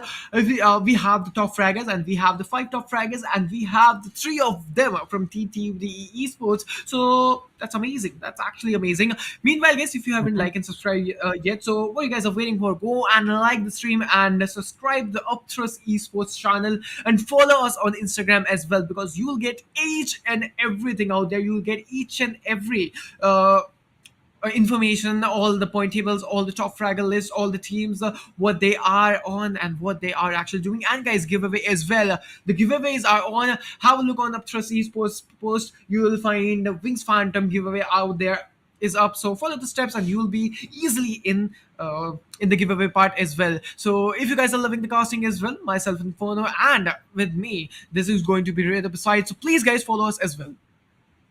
Oh, indeed. You can just follow us for the further updates, and eventually you can just our insight onto the tournament, our insight onto the teams which are performing right now. But currently, again, I'm literally very, very excited to see the match number 4 coming up, match number 10 as a whole to come up. But before that, we have the overall standing. Team EXO is going to be the one team which has actually crossed the 100-point marker. They have made the century into their perspective in the, let's say, half of day number 2. That's beautiful. They've got 107 points into their perspective. But I guess you can check out the number of finishes they have got. It's 60. I guess some other teams are unable to get those points at this moment. If I talk about teams like Revenant Esports, look at that. They have overall points 64. And if I talk about the number of finishes EXO has got, it's 60. So you can see that the massive buffer, should I say 40 points? I guess if I'm not wrong, that could be the buffer of 40 points, 43 points at this moment, which is actually there between Team EXO and Team Revenant. Yes, Cayman is close to actually attacking that leaderboard. But then if I talk about teams like Revenant, 8-bit, Enigma, Entity, man, oh man, they have to rack some good amount of points. I guess getting 2 winner chicken dinner will make them close to the perspective of Team EXO. Yeah, right now Team EXO is under control. They are under pressure right now. They are just so calm, composed. Every team, every IGL, everyone is happy right now because they are the table topper, right? But Kevin Esports and Revenant, I would like to say Kevin Esports because right now Revenant have to do a lot of hard work and they have to pay off some more good strategies against Team Kevin and Team EXO. Let's see how it goes for the team, both of the teams. But yep, Kevin Esports, they can do it. And if you talk about Team TUDE, Esports 7Cs, Esports Entity, Enigma, we saw Enigma on top one in day one radar, but right now they are on #5, so that's a massive change. So they have to work on it and they have to work upon it. If we talk about on second chart, that is going to be #9. OI Esports coming with the 52 points. Skylight Gaming out there with 51 Celsius. Global Esports, Team Expert, Team TSM, SouL, and LZs are the team. Okay, so if we talk about Skylight Gaming, they have a really great buffer. They have a slight buffer in this match. Celsius Esports, they are just getting degraded a little bit, so they have to do something and out of the box. If we talk about Team Xpark, this match was not in the favor of Team Xpark because they eliminated so early in this one. Right, they eliminated when they were taking fight against Team Scar. They were acquiring and a fair 4v4 fight, but they were eliminated. Team SouL, they have to do. They have to rise up. They have to do something. They have to feel the presence, right? They have to feel the power. And God, oh man, they're just so behind, and they are so lacking out. I mean, one good match by the hands of godlike esports could easily land them into the front page or let's say second page at this point. That could be the case eventually. But I guess they are Wow. lacking the terms of performance, which is going to be there. But in the next match, I guess godlike will be there for you guys to perform. Eventually, if I talk about Revenge Esports, not so good. Hyderabad Hydras, they are just going down and down at this point. But still, sincerely if speaking, they have got, let's say, one good rise into their perspective. That's good enough. Orangutan Gaming, I don't know what is happening to them. Ash, AKOG, everybody is just trying to perform, but they are unable to get those finishes into their perspective. So Yeah. yeah, they have to do something amazing. If I talk about Team Forever, teams like Error Esports, teams like Linux Stored, also let's say Scar Esports. Well, they are very close to actually jumping to #23, but still #23 is not a favorable position for you. Yeah, absolutely. They need to do, and if they have to go in the grand finals, they need that power and they need that motivation and they need that cheer up, and the audience will provide it. Guys, spam the favorite team of your the team you are supporting. Actually, you can spam the names in the chat section. Please make sure you guys make the greenery and a good ecosystem on the stream as well. But if you talk about the overall top fraggers out there till the match 9, that is going to be Punk having 18 finishes, Destro, Delta, Snax, Sensei. This is the same we saw in match 8 as well, Raider. We saw Punk, Snax, Sensei, all this was the same actually. Indeed, indeed. The faces are same at this point, and Panko is just trying to just cherish his finishes at this moment.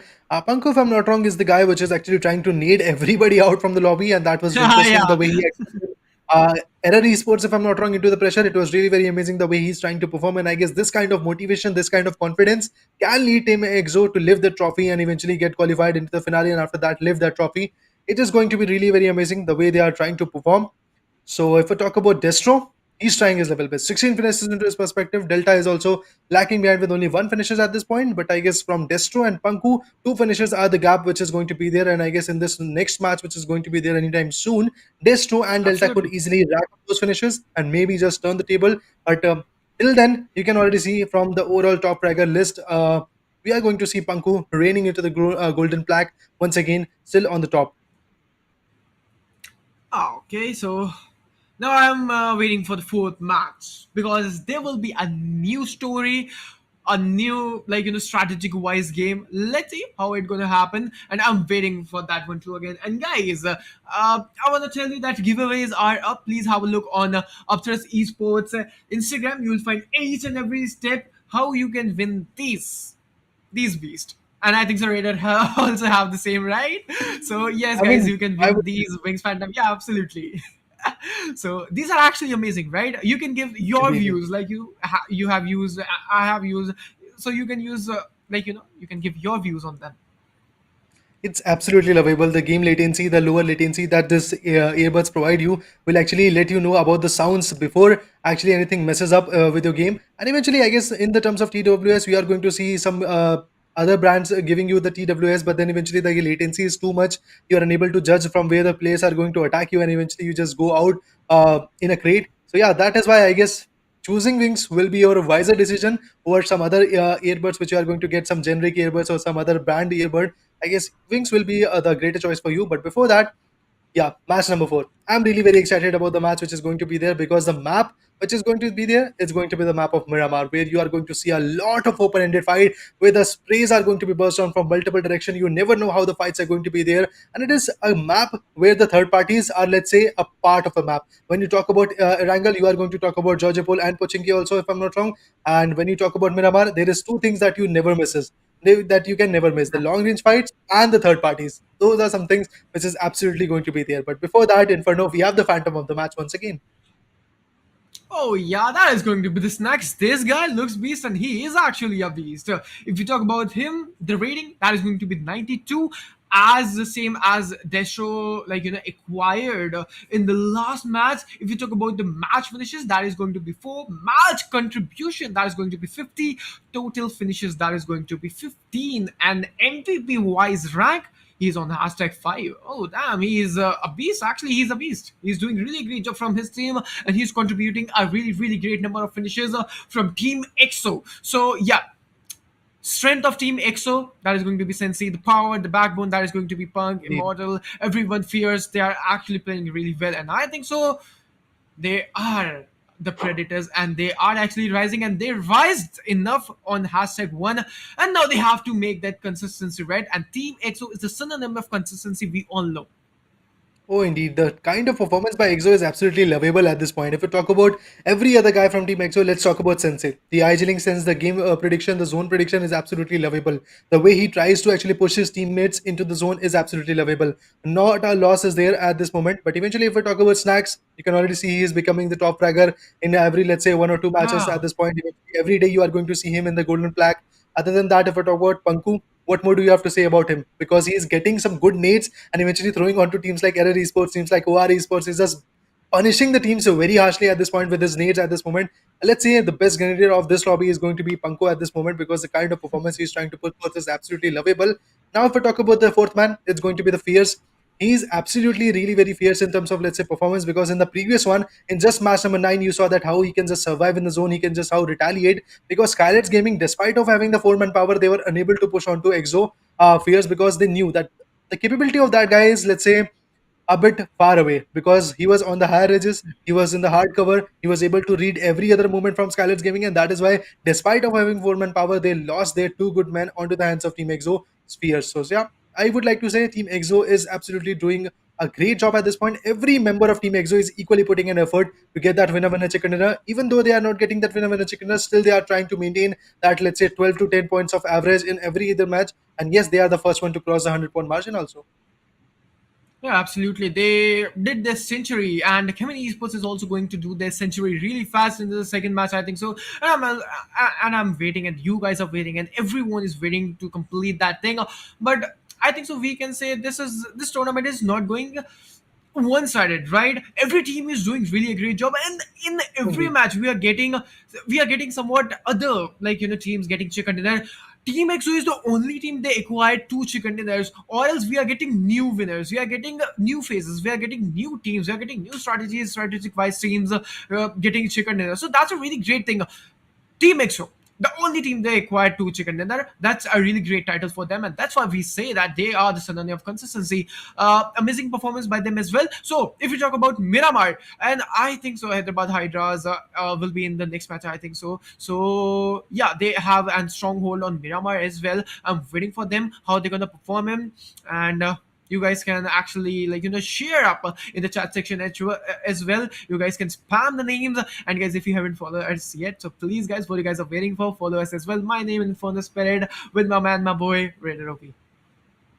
Well, of course, guys, you can just follow us for the further updates. But eventually, if I talk about day number 2, it's going to be match number 4 coming up for you. Group A and B is going to fight it out. The battle in the map of Miramar is going to be the place where these teams are going to go head to head. And before that, let me remind you once again, in group number A, you are going to see teams like GodL Esports, TSM, Revenant, Enigma, Gaming Esports, Celsius Esports, Revenge Esports, Team Relentless, X Other than that, from Group B, you are going to see again Team SouL once again backing up their fight into the lobby. 7C Esports will be there. OR Esports is going to be there. 8-bit is going to be alive. Hyderabad Hydras once again will be there for you guys eventually. Global Esports, LZ Official, and other esports. These three teams are the one which have qualified from the quarter finale. They are doing a tremendous job, but then eventually, if I talk about teams like Error Esports, somewhere they are lacking behind in terms of synergy, and the iGening is also a big part of their messing up, because I guess if they were trying to cut a rotation, why to actually slam in onto a compound where already you can Oh, see yeah. 2 or 3 vehicles are there. So yeah, these are the few things that these teams have to actually walk out. These teams have to learn and adapt into their perspective. Other than that, everything is looking very peaceful at this fight, and eventually group number There B we is go. going to climb back once again. But before that, we have the flight path coming up once again for you. It's going to be an interesting one. We are getting the POV of SouL Akshat, and the flight path has already been started.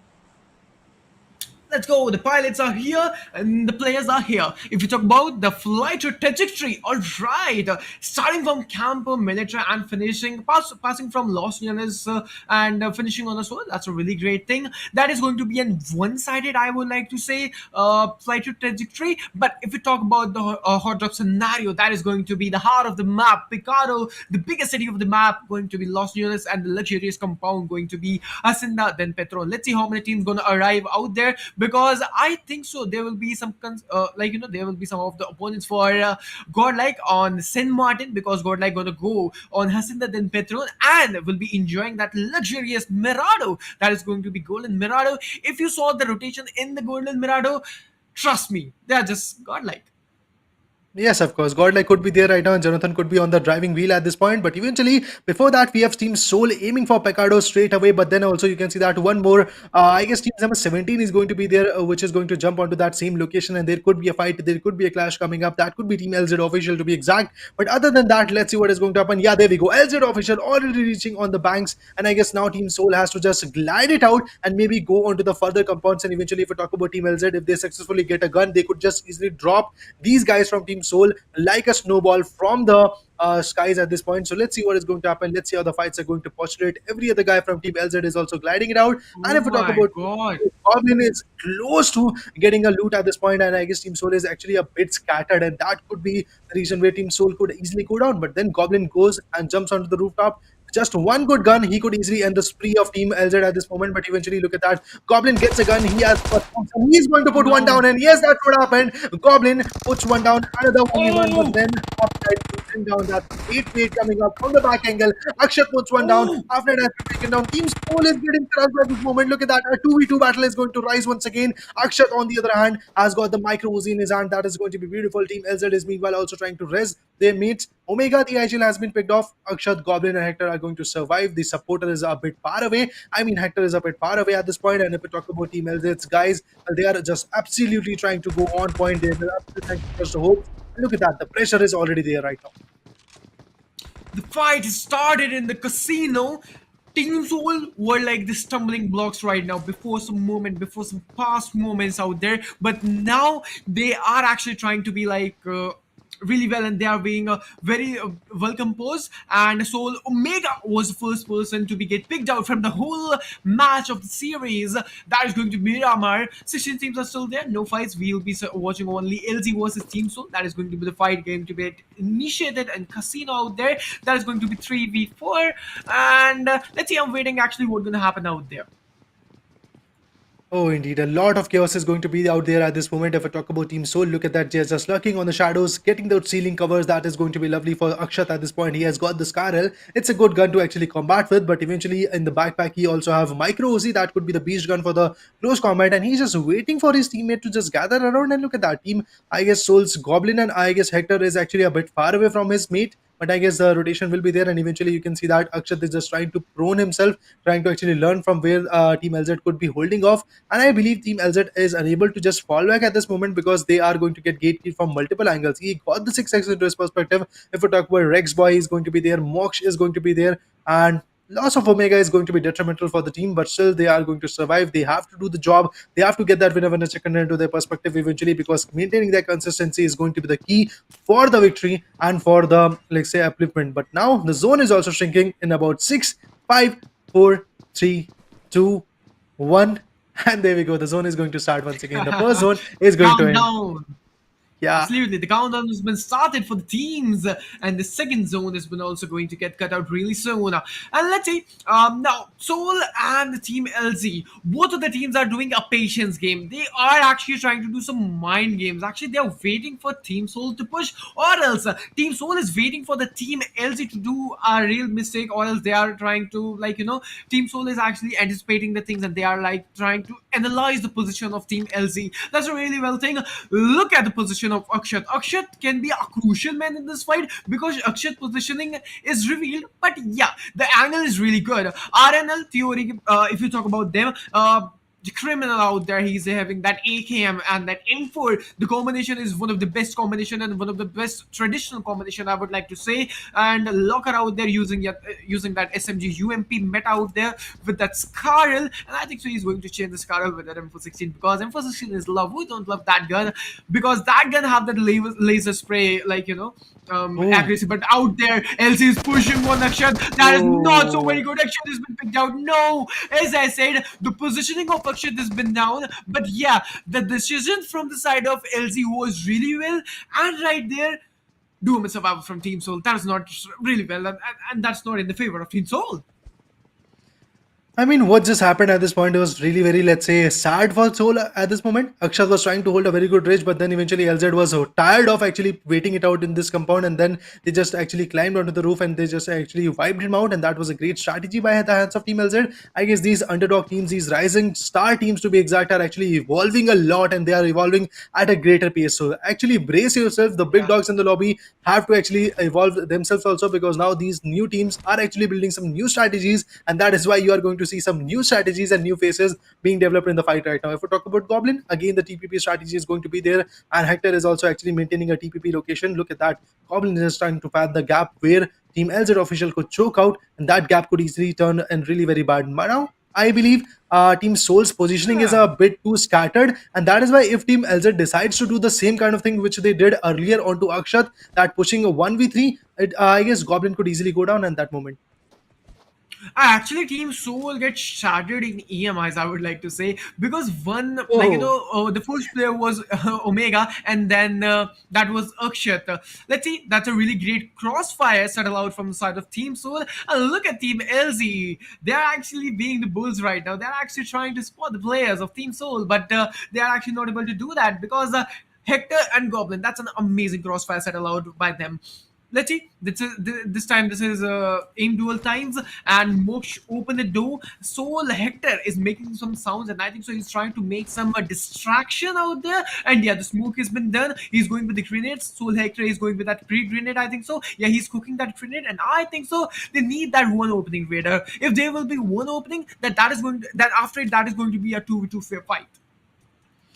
Yeah, I guess that could be the case at this moment, but SouL is just constantly trying to just scare away the squad of Team LZ official at this moment. Yesterday also you saw that how Team LZ official can easily turn the tables for Team SouL. Yeah, we saw that Team SouL actually overcome the fight, but then at a greater loss. Actually, they lost two good guys of their team, and today also you can see this exact same thing happening. These two teams are going to clash again and again, and I guess Team SouL is on the back end right now. They are again and again daily facing some losses. But if we talk about Team LZ official, I guess they are also on the back end of the lobby. So yes, they also have to get some good points. Yeah. Eventually, if we talk about Goblin, look at that. One good nade is going to launch it out. And let's say the nade gets connected. The fight could have been over right now. Half Knight, a bit far away from the nade, was able to survive from that nade right now. But again, another nade is going to be there right now. Again, a good nade. Oh, Half Knight with 50 HP. Still got connected, but SouL was unable to actually put him down. Now you can talk about Hector at this moment. He's a very great supporter for the team at this moment. Let's see what Hector is going to do right now. He has burst down the... What a backup, man. Oh, man. What a shot coming from the back angle. He pops out his DBS right now. He switches once again. I don't know what is going to happen at this moment. Hector is getting a lot of pressure.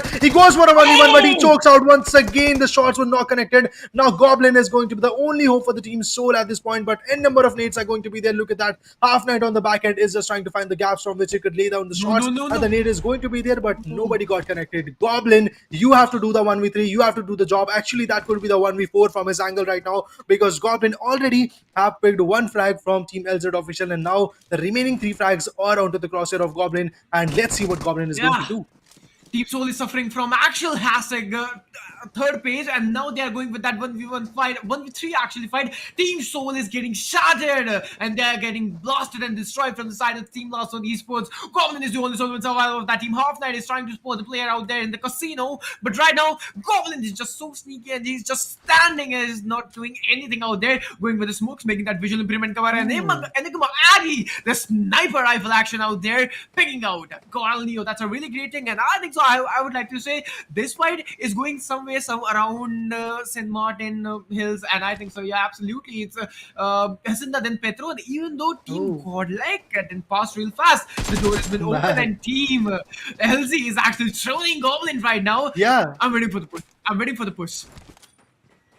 Man, oh man, they're just absolutely opening the gates, just lurking him out, and eventually Goblin is just trying to spray one or two guys, but he was unable to connect any kind of shots. But look at the kind of experience Goblin has at this moment in the compound right now. He knew that they are going to rotate from that angle, and he successfully operated that fight. He successfully actually got that cover into his perspective, but now Mox is actually planning to actually put him down. Look at the kind of carnage. Oh, the damage is there right now. The damage has been done. Goblin is going for the heals right now. Correct strategy coming from his angle. Mox from the top corner is absolutely trying to just tag him out. And I guess he could easily go guns blazing. He again goes for the shot. His shots are being connected, but still he's unable to put one down. If actually successfully he puts one down, he could easily just take a fight. But look at that. We have another team coming in the shadows. That's going to be Team 7C. Also pushing it up at this moment. Team 7C is also going to close in. 1v1 fight is going to be there. Let's see. The shots are there. They put one down.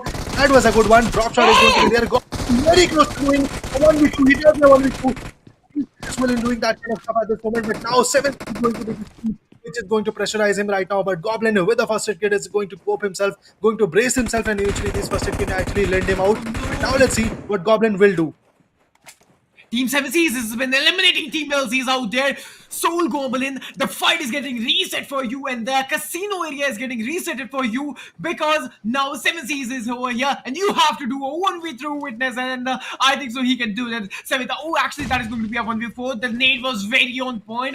Alu Boy out there, Aladdin with that amazing grenade. He's just popping out that first, and then he have to pop himself out, going with a Molotov, and I think so connected. Chasing out there. What amazing damage prediction from the side of Team Goblin. Oh my god, he's just on fire. Can you play down? He's the only sort of survival. He's just too low out there. He's doing that 1v2 out then. Oh my god, Team 7Cs is getting shattered one by one. Ooh. What a fight. God, Goblin is the only solo survivor. Goblin is on fire at this moment, but there could be a pressure coming up from his angle. And look at that, he spots him out. Going for the first aid kit was a wrong decision. I guess he was trying his level best to get that first aid kit connected into his perspective, and eventually you could just have a breath, a good space, but then eventually you can see that Goblin's domination is going to end, and with that, Goblin goes down. Neo, who actually got connected with the Kar98 shot onto his head by the hands of Enigma Edgy, is just chilling it out at this moment. He's just learning the lobby, he's just learning the kill feed at this moment. And eventually, if I talk about Team Revenge Esports, now they are also trying to outshine. And I guess today Inferno teams are trying to prefer Kar98 shots at this moment, because Revenge is also going for the Kar98. Enigma also did it. But I know about Team Enigma. Edgy is one of those guys who always will prefer Kar98 over any kind of DMR. Absolutely, because he's the sniper, man. He's just one of the best snipers in the community out there. But okay, Juicy is speaking about some of the players of Team Godlike, and he's finishing out all right. He was, I think, somehow AFK, or he was doing, I don't know what he was doing, but yeah, he's been picked out. Now Godlike is in a certain disadvantage. They are 3 men standing out there, and the teams are 4 men standing. This is going to be a bit hard for them as well. Let's see how it goes. GodL Neo, they started rotating into the zone out there. TSM, if we talk about Team TSM, Team Enigma out there, and I think so they have the threat advantage of height. They can pick out some players, they can damage the vehicle, and if you damage the vehicles, that is advantage for you, because they don't have legs now to rotate. Oh, indeed, the vehicle, if the vehicle tires got bust, they are unable to actually rotate at this point. Eventually, if we talk about Team TSM, holding a good upper ridge is going to be a blessing in disguise for them. And if we talk about Shadow OG, he's on the back end. He's actually on the back end trying to scout for more and more locations. But let me remind you, Inferno, that TSM is very, very good at holding this compound, which they are holding at this moment. If the zone comes up to this area, I would like to predict that 70% of the chances are there that Team TSM will occupy it, Team TSM will win it, because the kind of domination team TSM puts forth in this kind of compound is absolutely lovable. But before that, we have Team Revenant. Austin Vortex, meanwhile, is securing some rotations. He has to be in the zone. The third zone is also comprising. So yes, before that, he just have to touch the zone and eventually just be safe into the zone right now. Two teams have been wiped out. It's going to be Team SouL with 3 finishes. It's going to be Team LZ Official also with 3 finishes.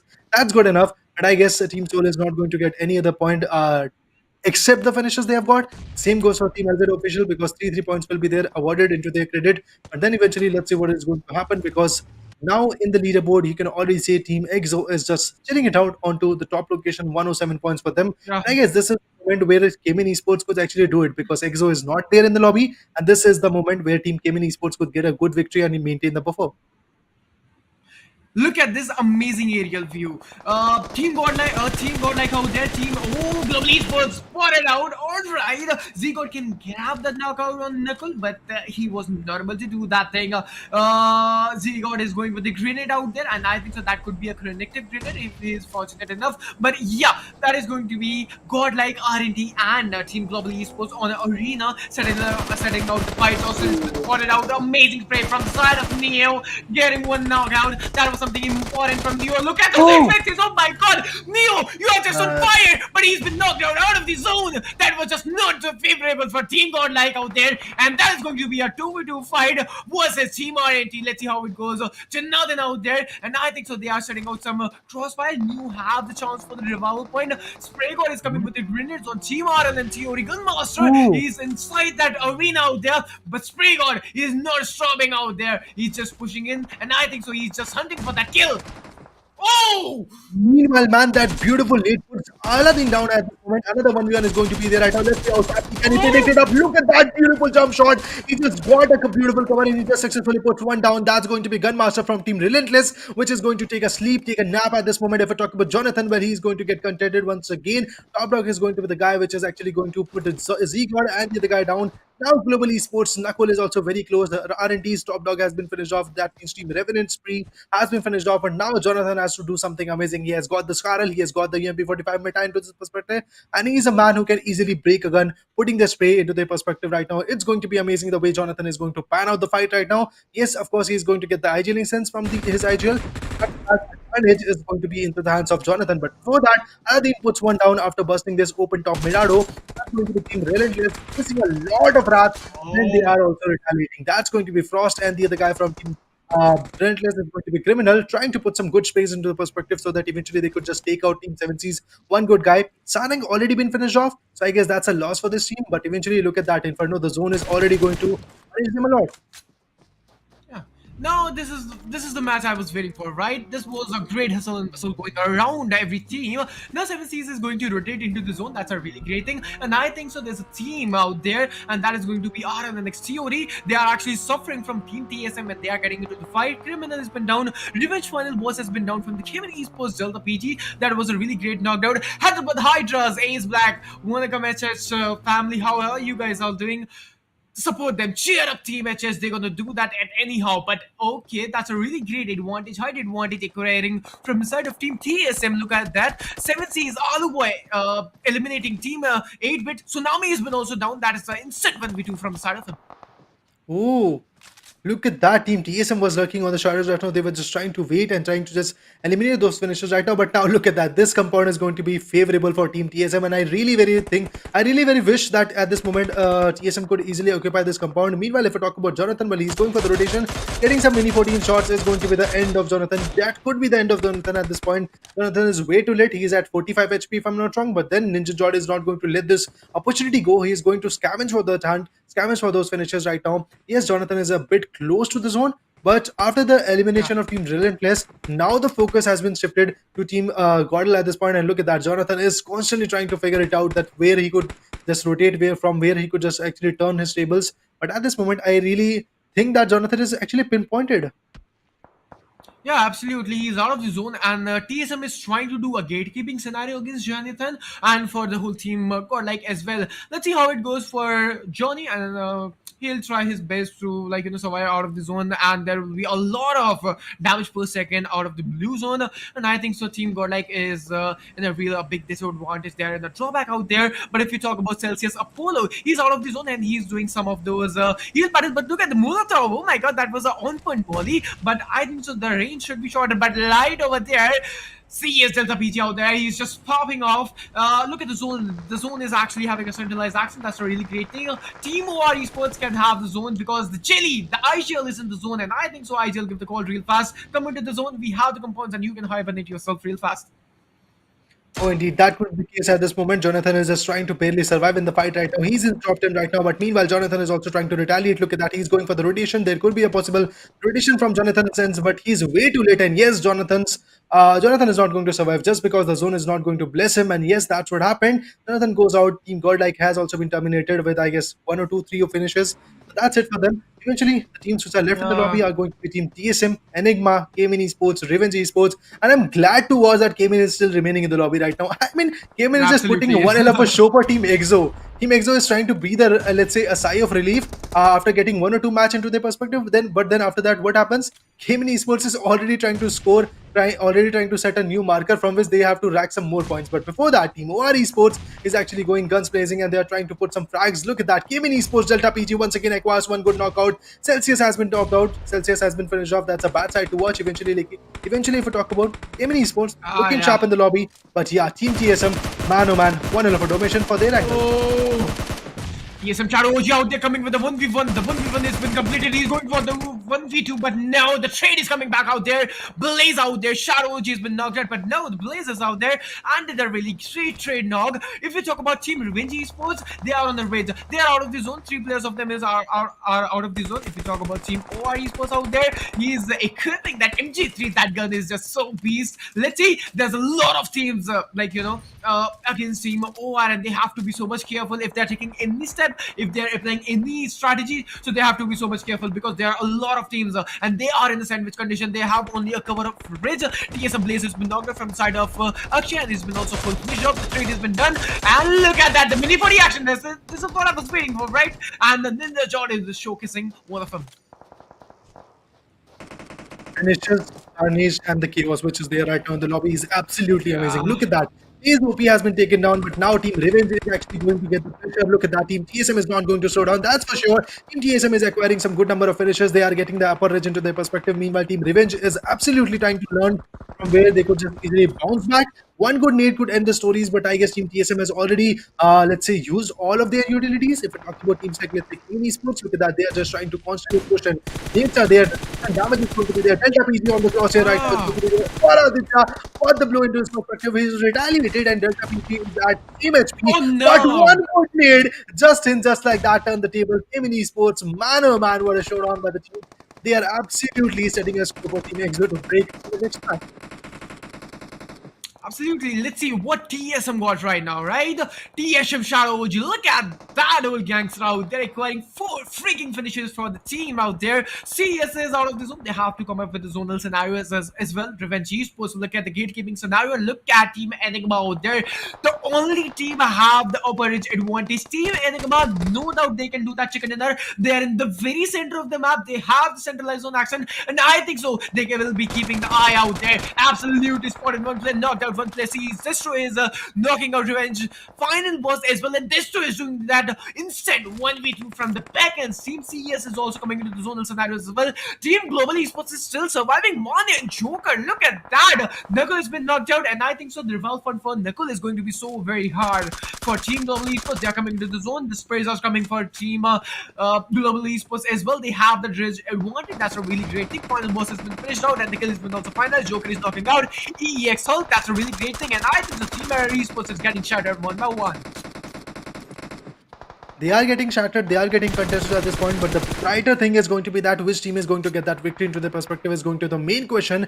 Meanwhile, came in Destro is not going to slow down. Look at that, he's just constantly trying to slow the fights, constantly trying to get some good finishes, but I guess one team which is more than capable to put them down is going to be Team TSM, and they're looking strong in the lobby. Other than that, we also have team number 7 trying to retaliate from the upper ridges, and that's beautiful. And let's see how the fights are going to be there. Look at that, Esports is on the verge of getting destructed at this moment. I guess Destro is going to be the last man standing, which is still alive in the lobby. Let's see what is going to happen. Team Enigma, the zone busters, the carnage predictors are here right now. Look at that. Saggy gets a lot of damage. Edgy meanwhile is on the back end. Evo Italy is also trying to provide some good covers. Meanwhile, Global Esports is also trying to survive. If we talk about EE, that's Error Esports. A lot of damage is there right now. Look at that. Kevin goes on with a blow, and now it's going to be Hulk, which has to smash the out, but I guess he's on the verge of getting smashed. Yeah, absolutely. He have to do something, but no. Hulk has been down. He's been eliminated from the side of Eggy. Eggy was the person from the starting. We were witnessing him. He was centered in the zone, and he was enjoying this race. He was enjoying the high range advantage. That's a really great thing. Now we have a top 4 team. So okay, CS Destro is the only Solomon survivor there. He has the smoke advantage, but I think the smoke is getting faded away really soon, and I think so. The Destro's positioning is getting revealed, but from the back end, Joker getting a really great knockdown. Knuckle has been knocked out from the side of TSM. Shadow OG, that's a really great knockdown. Out there, Enigma is getting shattered one by one, and I think so. The revival point for Sagi, that is going to be easy, and I think that will be initiated really soon.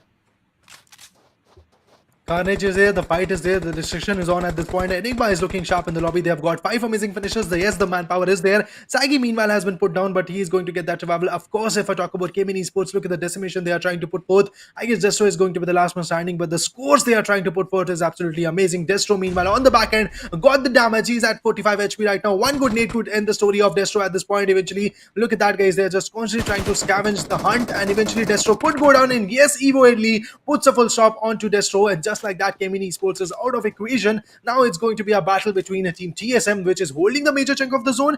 Other than that, it's going to be team Enigma, which is on the front end and fighting it out with Global Esports. Yeah, these are the 3 teams which are fighting it out, and look at that. Saggy already says goodbye to the lobby, and rest of the teams are trying to fight it out. Rest of the teams are trying to retaliate. Let's see how much points they can get. Let's see how the finishes they can get at this point. TSM Ninja John out there is going with a 1v1 out there against Eggy. Eggy was not able to compete him, but now right there he's going for the 1v2. Look at that jiggle. Oh my god, what are you trying to do? Switching that gun with a mini 40, but no, he was not able to do that. And Ninja John has been down. That was a fair 1v1. That was going to be a 1v2, but from the side of Global Esports, Mane is the only Solomon survivor up there. Evie is going for the revolve point, I think so, but out there you can see Mane, he's just making that constant pressure, but I think your Shadow OG can do that, but because of that, he's having that higher advantage, right? From the higher edge advantage, you can do the hit chasing really soon. And here we go. The 1v1 has been done. Mane is getting picked out. Here we go. Global Esports is doing really a great job out there. He's the only Solomon survival of that team. Mane is getting pushed from the side of Team Enigma, and I think so. Team Enigma is going to enjoy that second dinner, but no, absolutely. They have been eliminated, and Team Enigma, congratulations, you are the champions, finally. Enigma, the Jaws, the Carnagious players which were actually lurking in the shadows, eventually they holded the zone. In the 6th zone, they actually came up in front from the shadows, and then eventually got that win over the chicken into their perspective. It was one of a carnage from their angle. It was really very beautiful the way they tried to perform, the way they tried to get that finish into their perspective. A lovely gameplay, a lovely carnage into their perspective. One hell of a showdown by Team Enigma. Let's see how the stats are telling a story. Let's see how the gun game is going to be there from these teams right now. It was really very beautiful with us.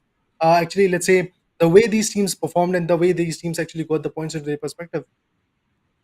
Absolutely. Let's have a look on the stats now, because stats will clear all the things, all the summarized way of the match, what happened in the Erangel, because the chaos going around in the Miramar, my bad, that was a lot of, like, we were not able to understand what was going out there. There were a lot of fights in the 6th zone, in the 7th zone out there. Absolutely, that was the dead circle. You can see the 5 circles out there. But yeah, in the 4th zone, that was all, like, calm. That was there was even nothing going in the 4th zone. But at the last 6th zone, 7th zone, 5th zone, you can see the fight. They were just not stopping. Why would they stop, man? They are just trying to get some more and more points at this moment. They are not going to stop. And that's actually, let's say, destiny of the fights which is going to be there right now. The teams are going to drop from the flight. And then eventually they are just fighting it out. They're just trying to survive more and more at this point, and eventually the survival was the best for Team Enigma. Initially, Team Enigma was playing it really very safe. They were not going to engage. They were not being into any kind of third parties from, let's say, first to fourth or fifth zone. After that, what happened? They acquired a very good location. They tried to deflect from Team TSM, because if they actually went on the onto the battle with Team TSM, I guess the fights, let's say, the perspective of the fight would be very very different. Because if these two teams were fighting in the prior way, then I guess Team Global Esports would have been in the zone. They could easily actually let global godlike also be in the zone. Team Esports could be very close to the zone right now, but eventually when the battle was not there, Team Enigma was holding everybody to actually be in the zone, and that is the end of the fight. Now if we talk about the stats coming up, the position points, of course, is going to be the 15, because they have got a good number of points, and they have got good number of chicken dinner into their perspective. That was really very lovely. If we talk about the finishes, 10 only. Yes, I guess it's exactly same like Tier Esports from the previous one. But yeah, it's good enough. 25 points for them. I guess it is going to boost a lot of motivation for them. Absolutely. Team Enigma, they are just so confident now, right now. And let's see what's going to happen out there. They'll be acquiring 25 points. And Sagi, Avi, Italy, Eggy. Amazing performance. And now we'll be heading towards the match wise points, and then we'll be acquiring the overall standings and overall point tables, and then we will be watching the overall top frags as well. So we have all the stats out there. We'll be getting the stats really soon. And guys, please make sure to hit that like and subscribe button if you haven't yet. And what you guys are waiting for, follow us on Instagram right now. Follow Upthrust on Instagram, and guys, you can see the links in the description of course as well. Please open the link, and please follow me as well, myself in Fun Spread, with my boy, with my man, with a great personality creator beside me. I just love the way the match went. I just love the way the casting went, and absolutely, Inferno, it was one hell of an honor to cast with you, man. It was very, very lovely. The match was there, but now I guess you are going to take a break, if I'm not wrong, from the match number 5th and 6th. Yeah. And then I guess Necros will be there for us to actually, let's say, cast and all. But before that, Inferno, I have a small question for you. Do you like initial clashes, or do you like the passive gameplay going on from the first and fifth zone? And then after that, when the carnage is there in the last few zones, you love it? Yeah, absolutely. No doubt. I like the passive gameplay in the starting, and I I actually love the chaotic gameplay at the last, because the guns out, it gives you the feeling of war, right? If you will feel the really competition out there in the teams. That's a chaotic scenario for us. We know all the positioning for the teams, what is actually going out there, but the Yeah. real test for the teams out there is the only chaotic zones at the last. I have casted a Indeed, match, indeed. in the Indian series, where tomorrow's Wrangle, if you yesterday's Wrangle, if you remember, there were a lot of players. In the fifth zone, there were actually more than 50 plus players. And after the zone getting shrink, that was the chaotic gameplay I was waiting for, and we saw that. That was so amazing, very point match. And this Miramar was the same summary, like kind of you can say. So yeah, absolutely, I love the chaotic gameplay at the last. What do you think, Reda? A passive gameplay at the start, or else the drop clashes at the start? I mean, I prefer a mix and match of both of the things. I want some initial clashes also, and eventually the teams will. I want teams to survive for, let's say, second, third, and fourth zone, and after that, from the fifth zone, some clashes could be there, and then I guess the last zone could be chaotic. But yes, I really want to see some kind of initial clashes also, because the first thing, the panning, let's say, getting some fights with the pistols, and eventually crushing someone with the vehicle could be, let's say, a funny moment for us, and eventually enjoyable one. So yes, let's see. The map of Erangel is going to pan out really very soon, and it's going to be between Group A and C, where the teams are going to rise from the ashes. It's like a phoenix to be exact, once again rising from the ashes, because map of Erangel is one of those maps where every esports player has actually born. Absolutely, and actually we also born from it, because all let's have a nostalgic history. We downloaded the PUBG, we started playing it. The only map we usually play is Erangel. Let's have a look on Erangel, and every player started playing Erangel at the first time. Okay, so these were the starts, and if we talk about the match 10, Miramar top fragments, that is going to be Destro again. Damn, Destro is just unstoppable, man. Indeed, indeed, indeed. Destro is on fire at this moment. He has got 8 amazing finishes, and I guess with this, he is slowly but shortly going to get the golden plaque. And I guess Panku is going to go down in terms of, let's say, overall top fraggers list. But then also Destro, 8 amazing finishes.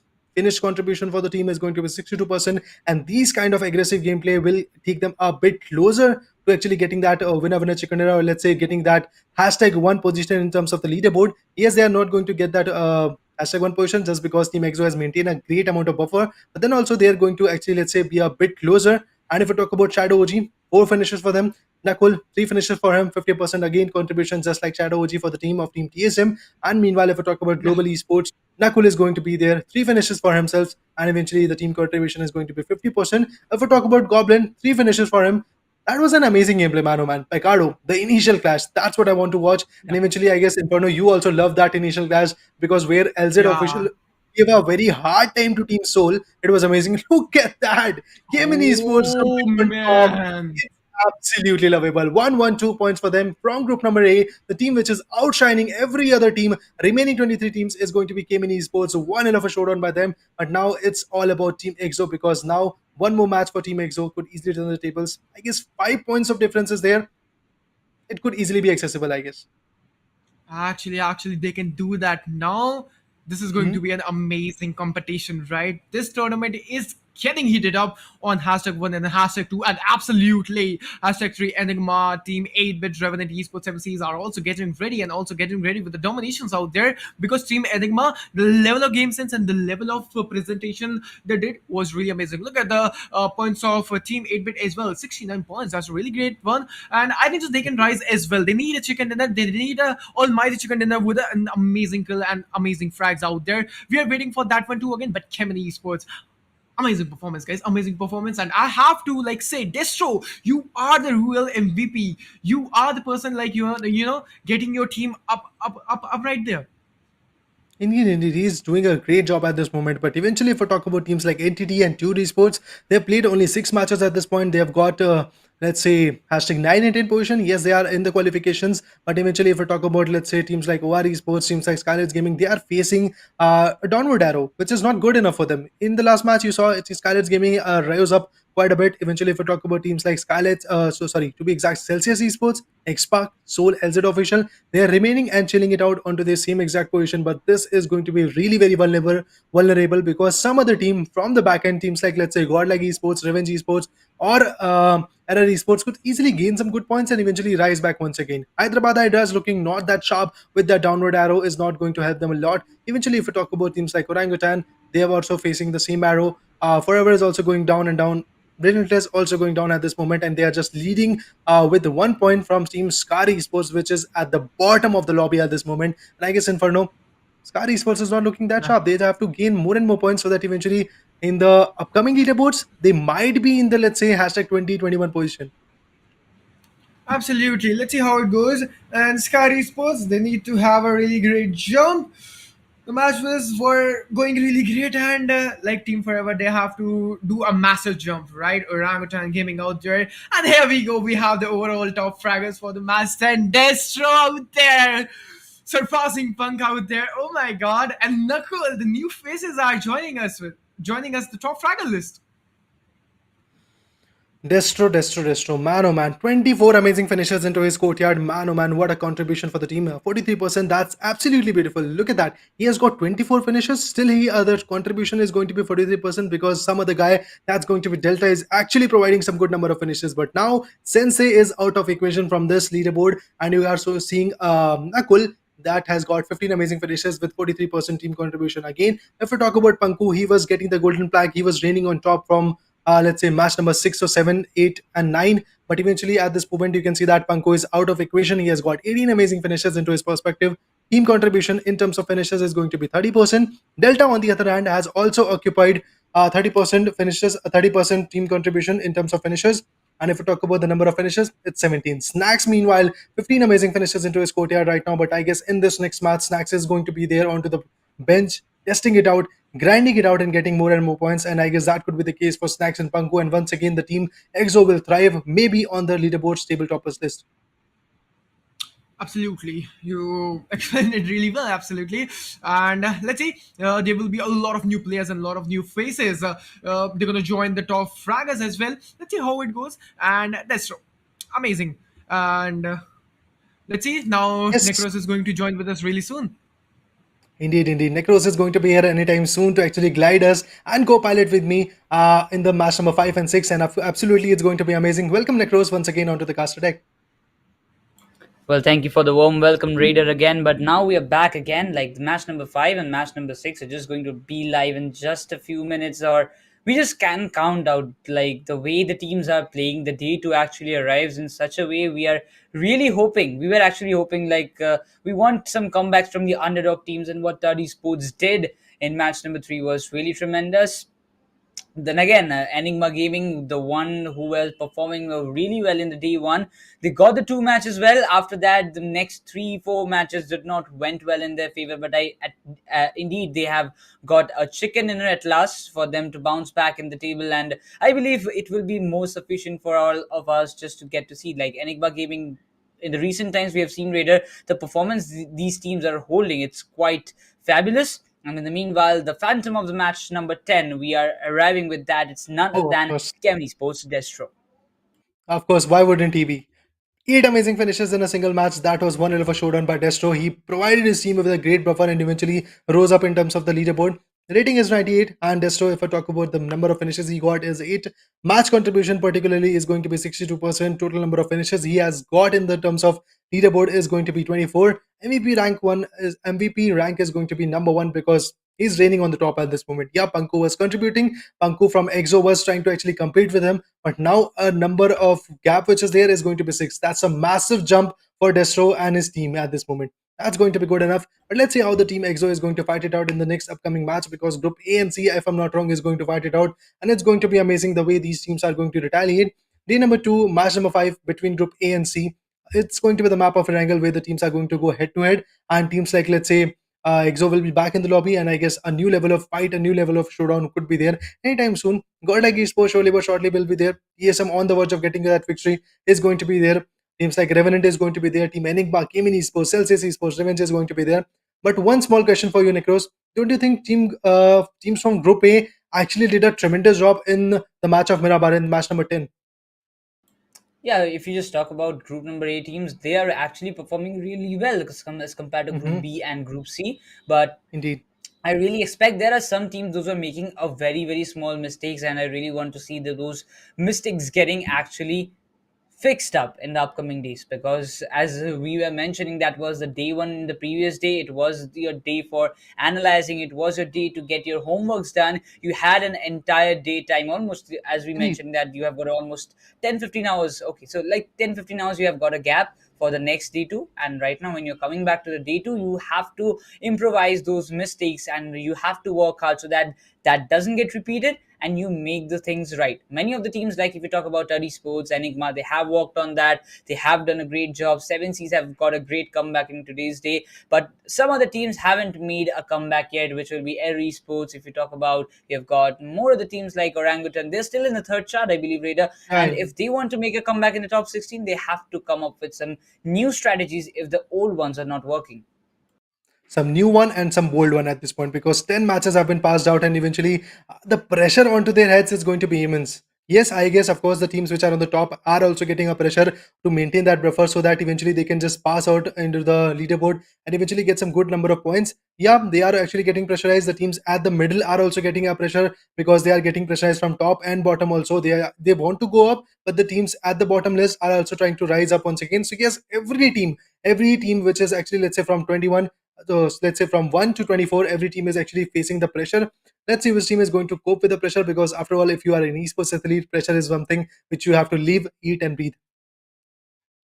Yes, of course. Like, you have to keep up the pressure. Like, it always comes down to that point, Raider, that whenever a team is playing, even if we as casters, we are also having some different pressure. But yes, comparative to Mhm. us, the pressure for the players are far more greater than we can even It's imagine. immense. They have to go up, and I believe the maximum pressure of players and team carry is going to be the role of the IGL, because you have to think of the rotations, you have to think of the placement where the team will go and hold up, you have to make the decisions, you have to make out the call outs, and after that, these number of things, he have to pick up the gunfights as well when his team is in a very need in the match as well. So the role of IGL is always complicated, and for that, an experienced player is very much required in that kind of cases, so that you can just keep your mind calm and you can make the decisions right and can lead your team to victory. Well, sometimes the actually we might just say the luck factor also varies in the matches, because the zone Yeah. shift always not comes down to every team's favor. So you have to come up with that. You have to come up with some countermeasures as well, according to the zone shifts and the maps. So I believe the pressure is always there for each and every player, even on 1v4 situation or the entire match, because they have to Indeed. get out the picks. Or otherwise, they won't actually win those matches and get those points. Yeah, of course, the pressure is there for everybody at this moment. Every team, every player, every roster, every IGL, every supporter. Sniper is also actually getting a pressure. Every assaulter is getting a pressure. So yes, I guess some new strategies should be there for the teams which are not which are unable to, let's say, gain more and more points at this moment. They should have actually tried it out. They should have tried some new strategies at this moment, because a gap of 15 to 16 hours is there. When a day passes out, let's say day number one was ended, and after that, for the beginning of day number two, we had 15 to 16 hours to actually uh, grind and, let's say, learn some new things from the past few matches, from past few experiences, because now you already know that the groups are same, the daily schedules are going to be the same, the way these teams are going to fight it out. So of course, why not to learn the strategies, why not to learn the kind of chaos which was there right now. A very good example is there between team SouL and team LZ official in the map of Miramar. Yesterday also we saw that how team SouL actually lost two good guys of their team. Yes, they were able to, let's say, overpower Team LZ official. Today also they did the same, but at what cost? They lost Akshat and Omega both in the initial battle. After that, Hector also went out, and then I guess the last man standing was Goblin, if I'm not wrong. He tried his level best. He did a very good part, but I believe that part would have not been successful if 7C's third party was not there. Yeah, 7C did a great third party. They acquired some good finishes, and after all, eventually they finished Team SouL also. But Team SouL was able to, let's say, counter back and fight it out with Team LZ official. The only reason behind that could be the possibility of getting third party themselves.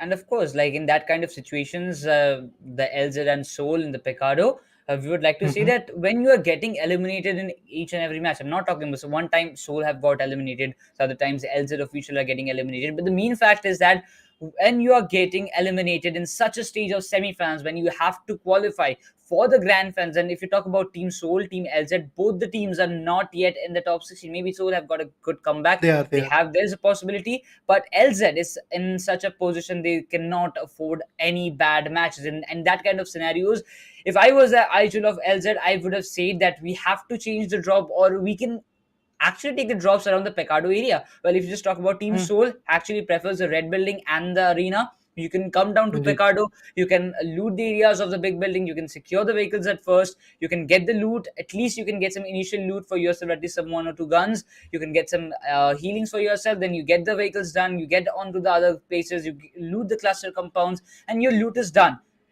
Four man Indeed. are alive, four of the people will stay safe, you will have the definite loot. And the main thing is that if you share the drop, we have seen many times many teams sharing the drops in a simultaneous way. If you talk about the El Pozo area, where Skylights Gaming and Insane used to take share Yeah. the same drop, they used to have clashes. It's not like they did not have any clashes, but in the main tournaments where both the teams need to qualify or they need to get some points, they always disengaged at the point. They might be facing themselves in between the rotations, but the main fact is that they don't engage in that particular drop, because they also know it. Initial fights can win you the match, can actually get you those finish points, one or two finish points, but you cannot win the championship by doing drop clashes.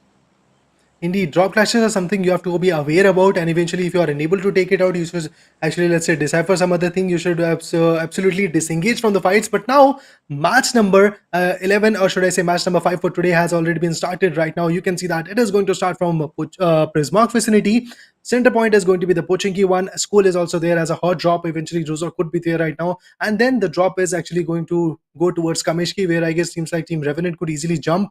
And eventually, if I talk about teams like, let's say, Revenge Esports, they are going to choose the drop location, which is going to be Prismark, Query, and the surrounding areas. While, of course, Team Orangutan is also jumping on the same location. So let's see what is going to happen. Meanwhile, Skylights Gaming could easily cherish the Pochinki vicinity, and Team TSM is going for the Georgipol vacants, Georgipol areas. And if I'm not wrong, Team Xpark is here. Well, of course, leave the border city, because that's what Xpark does. At the same point, if we just talk about Kevin Esports are also going to military base, well, I would love to say, Reader, there are some teams those have already improvised themselves from the mistakes they have done in the past, and one of them is going to be Team RLN, because at the one time we have seen in the previous day that they were doing a drop clash with Kevin Esports. The results were not going in their favor, but today they have changed the drop. They have used some different drop locations, and in this match, if we just get to see, Celsius also are changing the drop locations in each and every match according to the group list, because they're quite aware which team is there at what stage. And now Skylets Gaming, with the usual drop of the poaching key, Team Forever will have the pancake split for themselves. As Team Skylets Gaming will have the loot, but eventually Team Celsius and Team RLN are sharing the drops around the school apartments and Rozok area, in which Globally Sports and Orange Rock, both the teams, if I believe they're not present in this match, there is a bit possibility, but at the same time, we also get to see some multiple fights might just happen. Total 16 teams and 64 players are still alive. Well, at the same moment, we have a fight coming up once again. That's going to be Scar Esports versus GodL. Yesterday also we saw the same thing coming up, and I guess now Scar Esports is actually going to go head on once again. Jonathan yesterday did a 1v4 onto them, but in this lobby, Jonathan is not there present once again. So yes, GodL, Neo, Bubbly, Z-God and Lil Reinhardt is going to be there right now. Let's see how the fights are going to postulate. On the other hand, GodL is actually looking a bit backstabbed at this point, because they are way too scattered as compared to Team Scar Esports, and that's going to uplift the momentum of Scar Esports, because the kind of, let's say, density that Scar Esports is maintaining is absolutely lovable. But on the other angle, Lil Reinhardt maintaining that consistency, and look at that, he or she, whatever the gender is, puts one down, again going to retaliate. Neo actually goes forward with a blow right now. He has damaged it out, and just like that, Neo puts one more down. UMP45 meta is working for Neo. On the other hand, Neo is actually going to climb for the upper hand. Once again, Lil Reinhardt puts one down, and now you are going to see once again the carnage begins. Scar Esports looking too shabby at this moment. They are unable to counter back once again. They're unable to retaliate. Let's see what is going to happen. Inspire is on the back end. Inspire also goes on. It's a 1v3 for Reinhardt, I guess. Well, Clutch Gordon, he has to step up. His HP is a bit low. 2 finishes have been registered, and the results are already coming same as if you just talk about Raider. Previous day also the same results were coming, but this time RLN wanted to avoid the drop clash, but right now Celsius is the one who is taking the drop clash with them as well, because RLN and Celsius are actually fighting among themselves. The finishes are being registered. Celsius have also dealt some collateral damages. Same goes for RLN as well. And in the meanwhile, Team Godlike and Scar Esports, the results are just coming the same. The first pick of this match have been secured by Clutch God. And at this point, Team Godlike, what are their formations coming up? Things have to just boost up. The things have to just come on the top.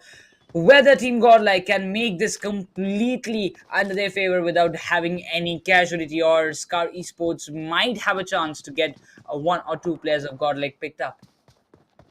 Indeed. Scar Esports is at this moment trying to fall back, but meanwhile we have another fight coming up. Vixie is actually going to go and saying goodbye to the lobby at this point. Dreams, Apollo and NGXMJ is going to be the man which is going to fight it out. So let's see what is going to happen. Meanwhile, the zone is also going to shrink in. This is going to be the first ever zone which is going to shrink in. And if we talk about Apollo, he's actually occupying a Dacia, and I guess now new rotations will be the dream of this team right now.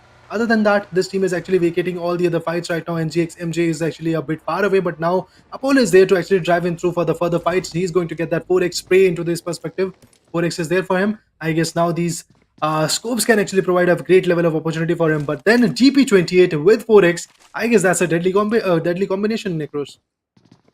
Well, DP28, 4x and M4, I am really surprised, because at this time, at this point, we have seen UMP M4, UMP AKM, UMP DP28, M4 DP28 and AKM DP28. These two combinations are really rare at this point if you just talk about Raider, because there was some time when we used to see AKM and DP28 always in the match. For close range AKM, you have got the DP28 for long range, but at this point people are using M4 UMP in a preferred way, because M4 is for long range and you use UMP at the close range. New metas will change accordingly to the updates, of course, that's true, but I really want to see those old metas coming back again. What will be your opinion, Raider, on this topic? Because I really believe that the old meta of snipers and DMRs were truly nostalgic.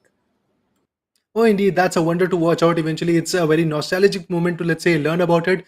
But then the players are choosing UMP over anything else at this point. UMP and M416 is going to be the poison that these teams are trying to work for. And eventually, if I talk about the teams like Team TSM, they are actually holding a very good amount of loot, and they are actually holding a very good amount of compounds at this moment, because there is nobody to contest them. Same goes for Skylights Gaming also, because the Pochinki vicinity is completely empty, and they are just trying to loot it up. They are just trying to get some good points into their perspective. And the only teams which are at loss is going to be SouL Esports, which has lost 3 good men of their team. And Celsius Esports is also one of those teams which has lost 1 good guy of their team. So yeah, that is the kind of damage this lobby is trying to provide. But this is going to be the first zone, which is going to rapidly shrink in. And I guess after 8 minutes, second zone will be there, and after that second zone, the third zone is going to be there anytime soon in let's say 12 to 13 minutes. And I believe from the third zone, these fights are going to spark up once again, because some rotational clashes will be there. Teams will be getting a little bit closer, and I guess that is why the tug of war, some small shots, some long range space, some mid range space will be there, I guess, eventually. Yes, of course, the match will get like the zoom and shrink accordingly, and as of the circle, it completely is in the western side of the map, in which Revenge Esports, Team Forever, and the same time TSM, Team Xpark, you get to say Scarlet's Gaming, Orangutan will have a greater advantage, while the other teams like Exo, Revenant, even if you talk about Enigma, RLN, Godlike, Turd Esports, they will have to come from the eastern side, because the drops are completely in the eastern part. They have to travel a long distance. And the meanwhile, Celsius will also have some rotations. If I'm not wrong, maybe Team RLN have dealt some casualties. Same goes for Celsius as well. TSM will be taking some fights right at this position. Team Xpark is just waiting patiently, because Movi will have some players on board exactly above his head. Team Xpark, they have to come up with some great matches. Like previous day, they have finished up with the chicken, and today also they need to come up with something like that if they want to retain themselves in the top 16 with a very good amount of points. Because 1 or 2 matches, if if they lose or that goes wrong for them, it will be really trouble for them to just climb up and retain that position.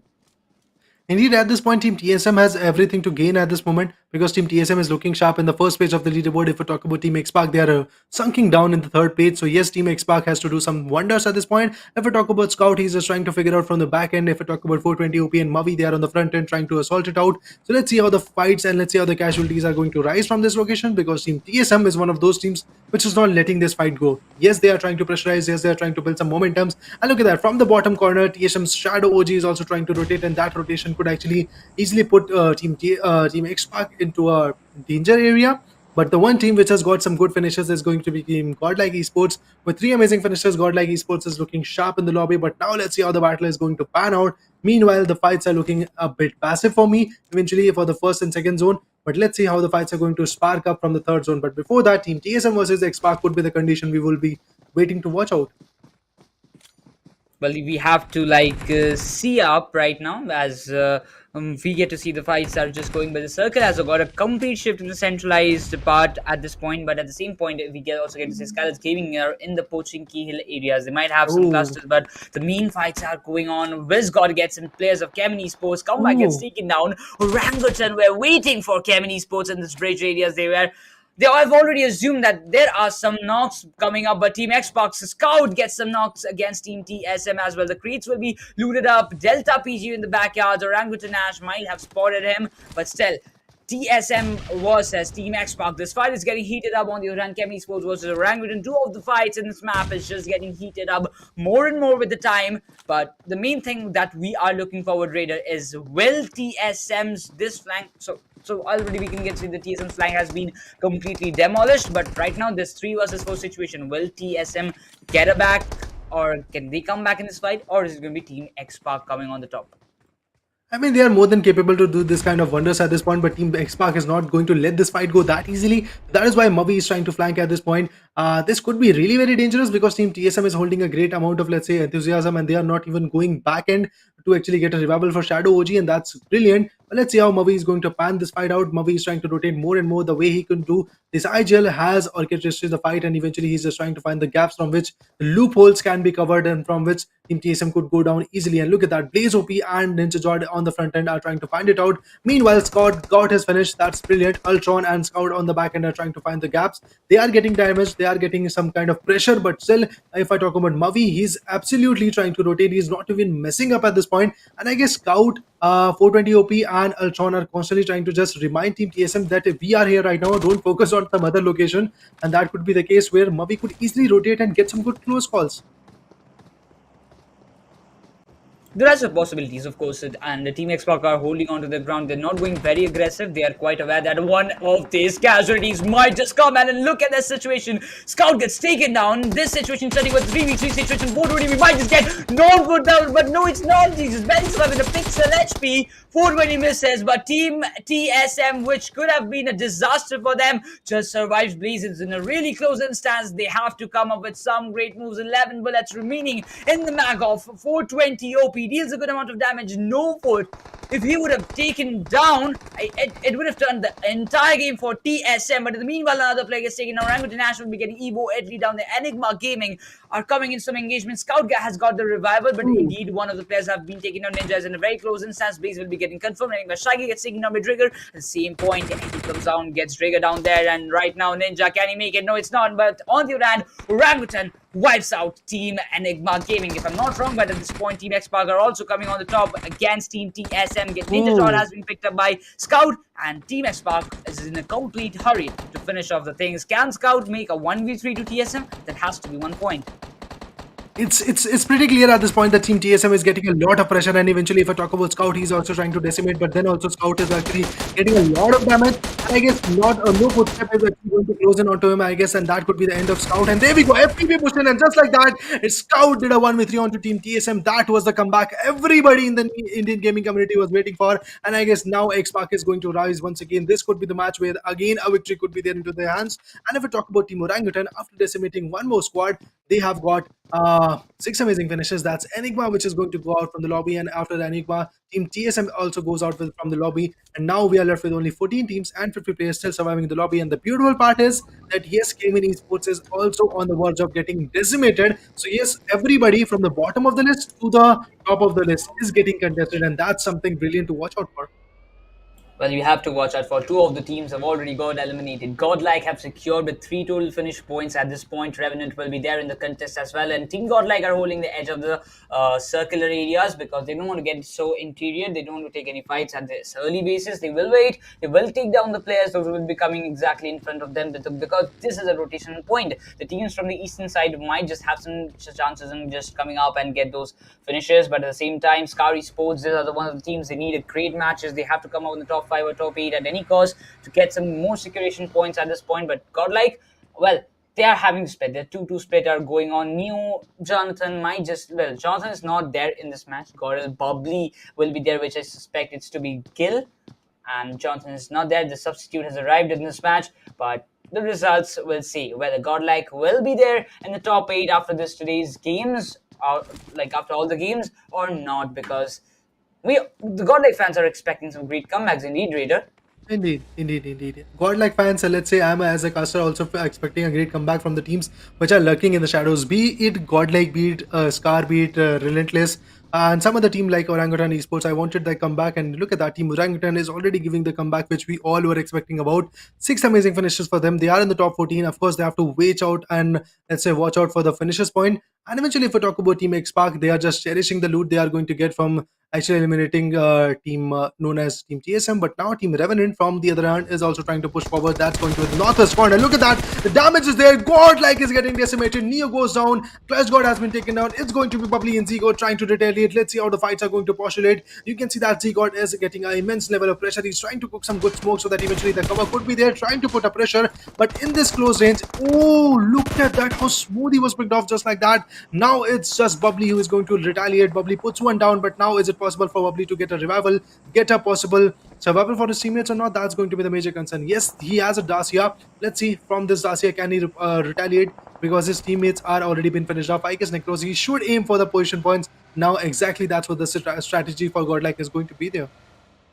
Well, of course, you have to go off with some points. Ultimately, this game is only for points, and coming up at this stage, you cannot actually come up in such a decision making that you cannot just go with solo player and rush into the combat. But Bubbly gets Austin bodies down. He's still not stopping. We might just get to see some more and more fights may just come in, but at the same point, we just going with rampages. Might just go for some more pretty finishes as well. But right now, Team Xbox Mobile will be getting Austin Boric's finish point confirmed. Revenant are getting sandwiched the way they wanted to sandwich Godlike, and the other teams is actually retaliating, and the vice versa is happening right now. The backup will be coming, and Revenant will cherish that moment. They will have the backup done, and easily they will go and change their position and get inside the circle to a great sweet spot where they can just hold up and get some more finishes in their favor. In the meanwhile, RLN players will be exactly entering the circle from the left hand side. The team Forever will be exactly in front of Team Entity Gaming, while Team Entity Gaming players are completely split up. Celsius will be around these corners with 3 of the players alive. The circle is getting smaller and smaller, Raider, but I believe it won't be too much hindrance for the other teams, though there are 13 teams remaining, but still the clusters is going to be on a next level in just in some few moments. Oh, indeed, the clusters are going to be there right now. Look at that. Team Orangutan is already going ham on the team Team Gaming Esports at this moment. Delta PG has been taken down. It's going to be Trigger trying to scavenge more and more finishes. Justin is going to be the last man standing, and yes, just like that, Delta PG, the assaulter, has already been picked off. That's it for him. Eventually, Believe is going to get that revival. That's beautiful. Justin from the other angle is just trying to find the gap from which he could lay down some good shots and eventually end it out. But he's in the vehicle right now. Let's see. He's going to rotate or he's going to fight out. I guess Justin is going to fight it out at this moment. Look at that. He has left the vehicle. He's going to find some good areas from which he could just lay down some good shots. One team I'm concerned about is going to be Team EXO. We have not seen Team EXO at this moment trying to perform, or I have not seen, to be exact, their POV at this moment. Other than we have Team Celsius Esports also trying to perform. Gaming Esports is trying their level best. At this moment, Justin is going to be the last one standing. But one team, known as Team Forever, is holding a very good dip from which they are just trying to retaliate with Team Entity. Let's see what is going to happen, because Entity, Coach 7, and the other guy that's going to be Troy are remaining in the lobby. But then, I guess Gaming Esports, Justin has already been wiped out by the himself. Shadow. Beautifully done. And now Gaming Esports is out of equation. Well, of course, Gaming Esports, where I believe they are out of this equation. We have to just see it, because there was a last player surviving, and according to the kill feed, I believe they have also got eliminated. So there's 12 teams remaining, and 41 players will be alive. And yes, it is. Gaming Esports have already got eliminated. 30 Esports, 4 of the players will be remaining exactly in front. And as we also got to see that Ash is going on a domination. He's getting those finish points, and total Orangutan has already secured 8 total finishes. And till now, if you talk about Raider, there's 12 teams remaining right now. The contest is just not going to stop up, but still, the contest have to come up. 30 Sports, the one underdog team, those who have taken a chicken dinner till now, have to come up with some more and more. In the meanwhile, Skylights Gaming are trying to go for some tap shots from long range fights. Skylights Gaming, Ronak, you can get this guy. Maybe he is trying to get some more scouting position. He wants to get some more finishes in the lead. But the top 3 players of this match is going to be Orangutan Gaming's Ash, Team Xbox Scout, and Orangutan's Gaming Trigger. You get to see these these 3 players are actually performing at their level best in this particular match. But Nexus Need will be getting triggered down there, and I believe he will be confirmed out so far. 30 Sports are exactly in front of Top Dog Raider, and a 1 footstep, and Top Dog is done for. I mean, I guess the situation is going to be visualized very, very soon. TUD Esports has already grabbed the location. I guess Kyolama is going to be the man who is going to finish him off. But then eventually you can see that U9 has already been rotating, and there we go. The rotation is there right now. Still, Top Dog is not moving a muscle at this point. Encore is going to go down, that's for sure. Top Dog is just trying to sneakily climb into the location and eventually get a good tag into his perspective. Still, the domination is going to be numerous, to be exact. But TUD Esports at this moment is looking sharp in the lobby, but let's see how the fights are going to push it for them eventually. But before that, Daljit is also getting contested by the hands of Team Entity. Meanwhile, Team Entity is securing 2 amazing finishes is good enough for them, but they are actually a bit far away from the zone. So yes, getting in the zone is going to be the major concern for the team. Meanwhile, Team Orangutan has already been wiped out. That's it for team. And if we talk about Team Entity, 2 amazing finishes, good enough, no doubt in that. Another 1v1 comes up. Mashkos has been taken down. Team Forever is getting a setback. Of course, they are getting setbacks indeed, but at the same time, you just talk about Entity Gaming as well, Raider. They are also having more and more finishes. Team X-Park have already got a great match in it so far. 4 of the players remaining 5 finishes have been registered. Exo, Fierce are getting RLM, Gunmaster. Exo are back in the fight right now. The way you were actually telling few moments ago that we cannot see Exo's POV, and here it is. Exo are coming with a bang, but Team X-Park, can they get some more and more knockouts? Because C9 UI has been picked up by Scout. At at this point, Team X Parker is not stopping. If they wipes out Todd Esports, in which Broken is the last player surviving, some pre-fires indeed is coming, but 420 and Ultron will be getting some rush. The cover fires are provided by Moby and Scout. Simultaneously, points will go, but total of 8 finishes have been registered by Team X Park. This team is just going on rampage. Total of 8 finishes have been secured, but guys, that's not it. If you want to get your wings down right now, you can participate in the giveaway. The giveaway is already live. You have to follow the 3 pages of Wings Lifestyle, Upthrust Esports, and UE.India Rising. And now, in the giveaway post, you will get on that pages. You have to go up. You can predict the winners of the match with the match number, the winner chicken dinner, the group number wise switches. You have to keep all the details done, and you have to share the post as well, and you will be done with the participation. And you can do it as many times as you want, and you will have more and more chances in winning. But coming back to the match trader, again, Team X Park, who were looking strong and now in a struggling phase. Indeed. They are in a struggling phase at this moment, and same as Team EXO at this point. Look at that. Ultron has been taken down. The revival is possible for them eventually. And I guess, yeah, if I talk about the 420 OP is going for the revival. Mavi, on the other hand, is just trying to put some good perspective in the fight right now. But then look at that. Team EXO is a bit far away from the zone, and now getting in the zone is going to be a lot of effort for Team EXO at this point. They are in the top 6. That's good enough. They are getting some good position points for themselves. That's lovely. But getting a winner chicken is going to be a very hectic task for them, because Skylights Gaming is a bit close to the zone. Team X Park on the right angle is going to contest them out. And if we talk about some other guys, let's say Celsius Esports and Team Entity, they are also trying to absolutely put them down. But now you can see that Team X Park's Mavi puts one down from Team Relentless, and just like that, Team Relentless has been put down. Now Skylights Gaming are trying to put a damage, and look at that, snax with M16, tap shots, just like that, puts one down from Team X Park, and that's going to be 420 OP going for a sleep. But let's see, is it possible for Team X Park to get that resurrection in the fight or not?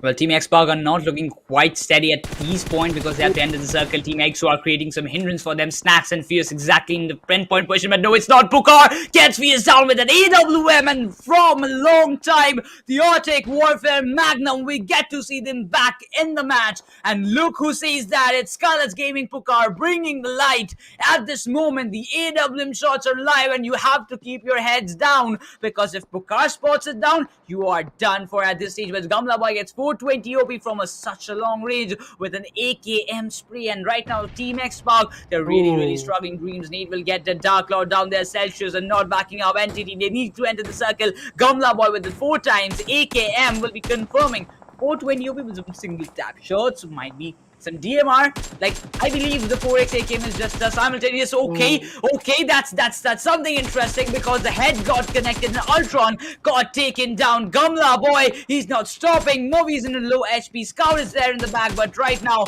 Scarlet's Gaming are looking too confident with 9 total finishes in their pocket so far. Indeed. The number of finishes are absolutely beautiful. And look at that, guys. Once again, we have a shot coming up in the lobby. Let's see what is going to happen. Gamla Boy from the other angle is getting some good finishes. Meanwhile, if we talk about Snax, he's just trying to wrap himself with the first hits and eventually trying to survive in the fight right now. He's getting some good finishes. But then eventually, if we talk about not OP, I don't believe he's going to survive. And just like that, he's going to go down by the hands of, let's say, new player, if I'm not wrong. But then eventually, let's talk about Team X Park. They're also trying to contend it out. They're also trying to retaliate, get some good points into the perspective. And before that, we have Team EXO also going out the lobby. They are wiped out from the equation. And Team players, they are also trying to get some good points. But one team which is looking sharp and, let's say, very strong in the lobby is going to be Skylights Gaming. This is the rise of Skylights Gaming. They are opening their wings and wrapping the winner, wrapping the game into their perspective. That's absolutely beautiful. Another brutal home shot like that. Pukar manages to put one down, and that's going to be Dreams. Man, oh man, give Pukar an arm, and just like that, see the lobby getting into the fire. Well, I cannot expect any other way for any other player to just come like this and use those Arctic Warfare Magnum this way. Celsius, they have the man advantage. Entity Gaming, I don't think they will stand a chance, because these are the fights with 2 teams. 4 versus 3 situation is turning up. Dreams is completely picked up. Apollo and MJ, the complete game, it turned out to be in their way. Scarlet's Gaming are not in a great stance, but right now, like, if they want to get this match done, they have to do it really fast with Celsius. And not looking strong, but MJ's need will get definitely player 1. New player actually gets taken down. Scarlet's Gaming, Pukar, Gamla Boy, and Ron, and the 3 man are surviving. MJ can be the X factor, but right now, Apollo needs to assist MJ with those nades, with those cover fires, whatever they have got right now. The smokes will be getting done for Gamla Boys in a very low HP. MJ gets spotted. This need might just create one damage, and that's exactly what we were Man, oh looking man. about with Pukas. This nade actually brings up everything done. MJ and Apollo got knocked out and confirmed with that single nade of Pukar, and what a game it turned out to be for Scarlet's Gaming. And Pukar's AWM shots raider was always on point. I mean, that's the highlight of the match. Those shots connecting onto Team Exospheres, and then after that, Celsius, good guy, was taken down by the hands of Pokar. One hell of a showdown by the hands of Pokar at this point, and eventually Team Skylights Gaming did the part. They've got the winner chicken into their perspective after a lot of trouble. In match number 11, they got the victory. In the match of Erangel, they got the victory. Day number 2 was beautiful for Skylights Gaming. From the start of the day, they are just coming back and forth in terms of their performance, and after a lot of struggle, after a lot of gun game, after a lot of, let's say, trouble into their perspective, they manages to bag a winner chicken dinner. They opened their wings and got that victory into their perspective. It was one hell of a showdown by their hands, and I absolutely love it. Now I'm just waiting for the match number 6 to come up, and once again these teams are going to perform. Once again, a new level of showdown could be there right now. But yes, one thing I would like to add on, Gaming Esports went down quite early with only 1 finishes into their perspective, so I guess only 1 point for them, 113 point for the Gaming Esports if I'm not wrong. But then if I talk about Team Exo, I guess 1 or 2 frags were there into their hand, but in terms of position, Team Exo did a great level of, let's say, their energy was good enough, and I guess they got some good level of points into their perspective. So yeah, I guess it's going to be amazing. But before that, let's talk about the stats which was there for this match number 11, or should I say match number 4 for day number 5. Let's talk about the stats anytime soon. Well, of course, in talking about the stats, we get to see Scarlet's Gaming players, Gamla Boy, Pukar, Ronak, and New Blitz. 4 of the players have performed really, really well. 14 finish points have been secured. 29 total points have been registered by this team. They were in the need of a good match. They were in the need of a chicken dinner. They have got that Gamla Boy with a total of 6 solo finishes. That was tremendous. This AKM tap shots was on point, and how can we forget the AWM shots of Pukar?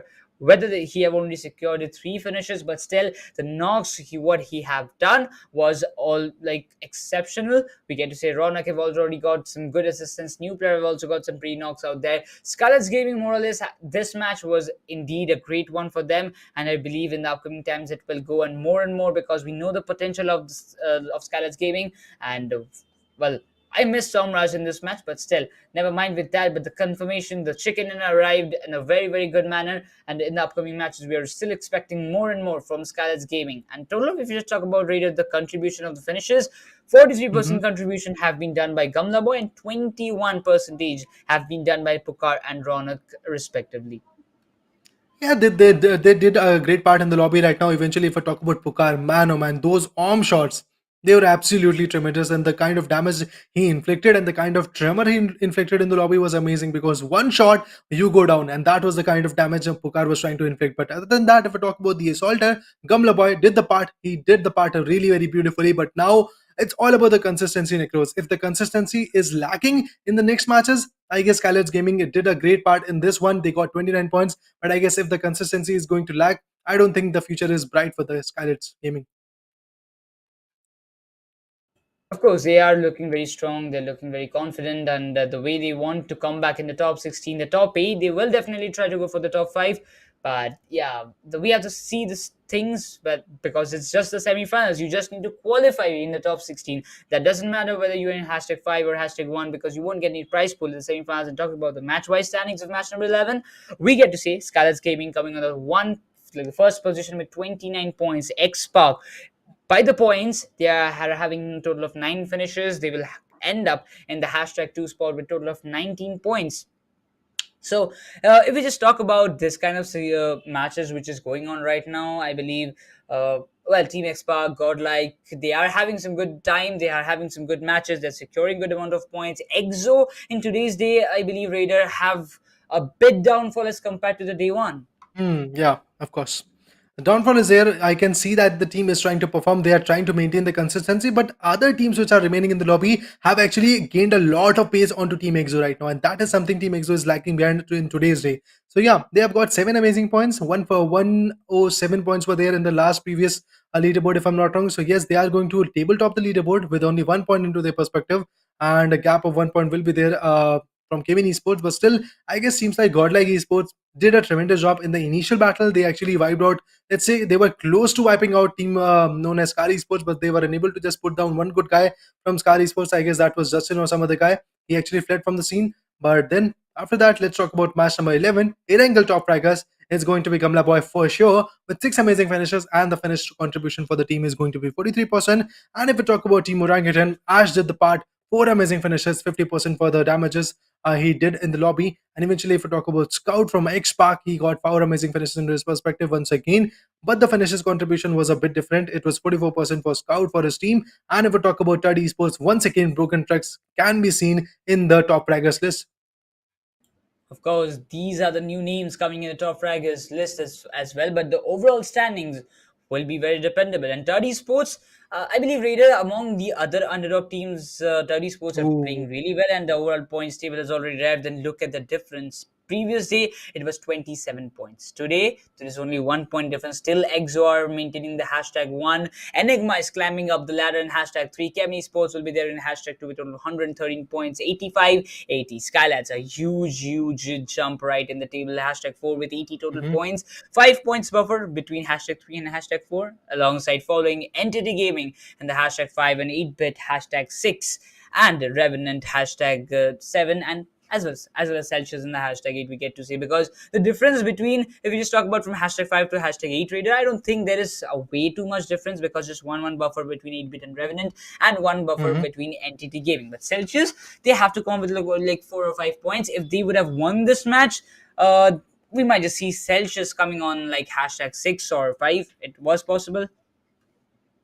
I mean, they could easily have, if they could have win this match, they could easily have actually got the 3rd or 4th position, because look at that. The gap is not that massive. Only 20 points have been needed, and one good chicken dinner could easily land them actually, let's say, at hashtag 4 or 5. That could be the case coming for Celsius Esports. But one thing I would like to add on, that Team EXO, after playing 7 matches, have got 114 points into their perspective. One more match is there left for them. And in this match, the beauty of this last match is going to be there that Cayman Esports is not going to be a part of it. So yes, EXO has to do the job. EXO has to do the job with group number B in front of them. So yeah, there could be a good clash coming up. There could be a good fight coming up from their angle also. If we talk about 7C Esports, they are on the second page. They are on the table toppers list of second page.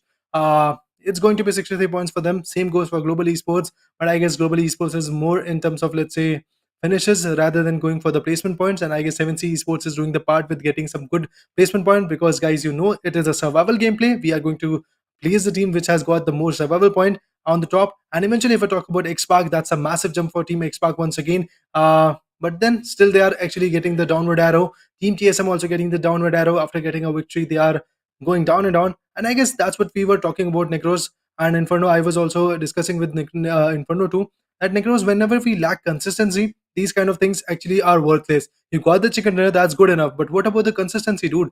Because if we talk about teams like 8-bit, they have not got even a single chicken dinner. Still they are in the table toppers list. Still they are in the same page. Still they are on the front page. The reason behind it is the consistency they have got.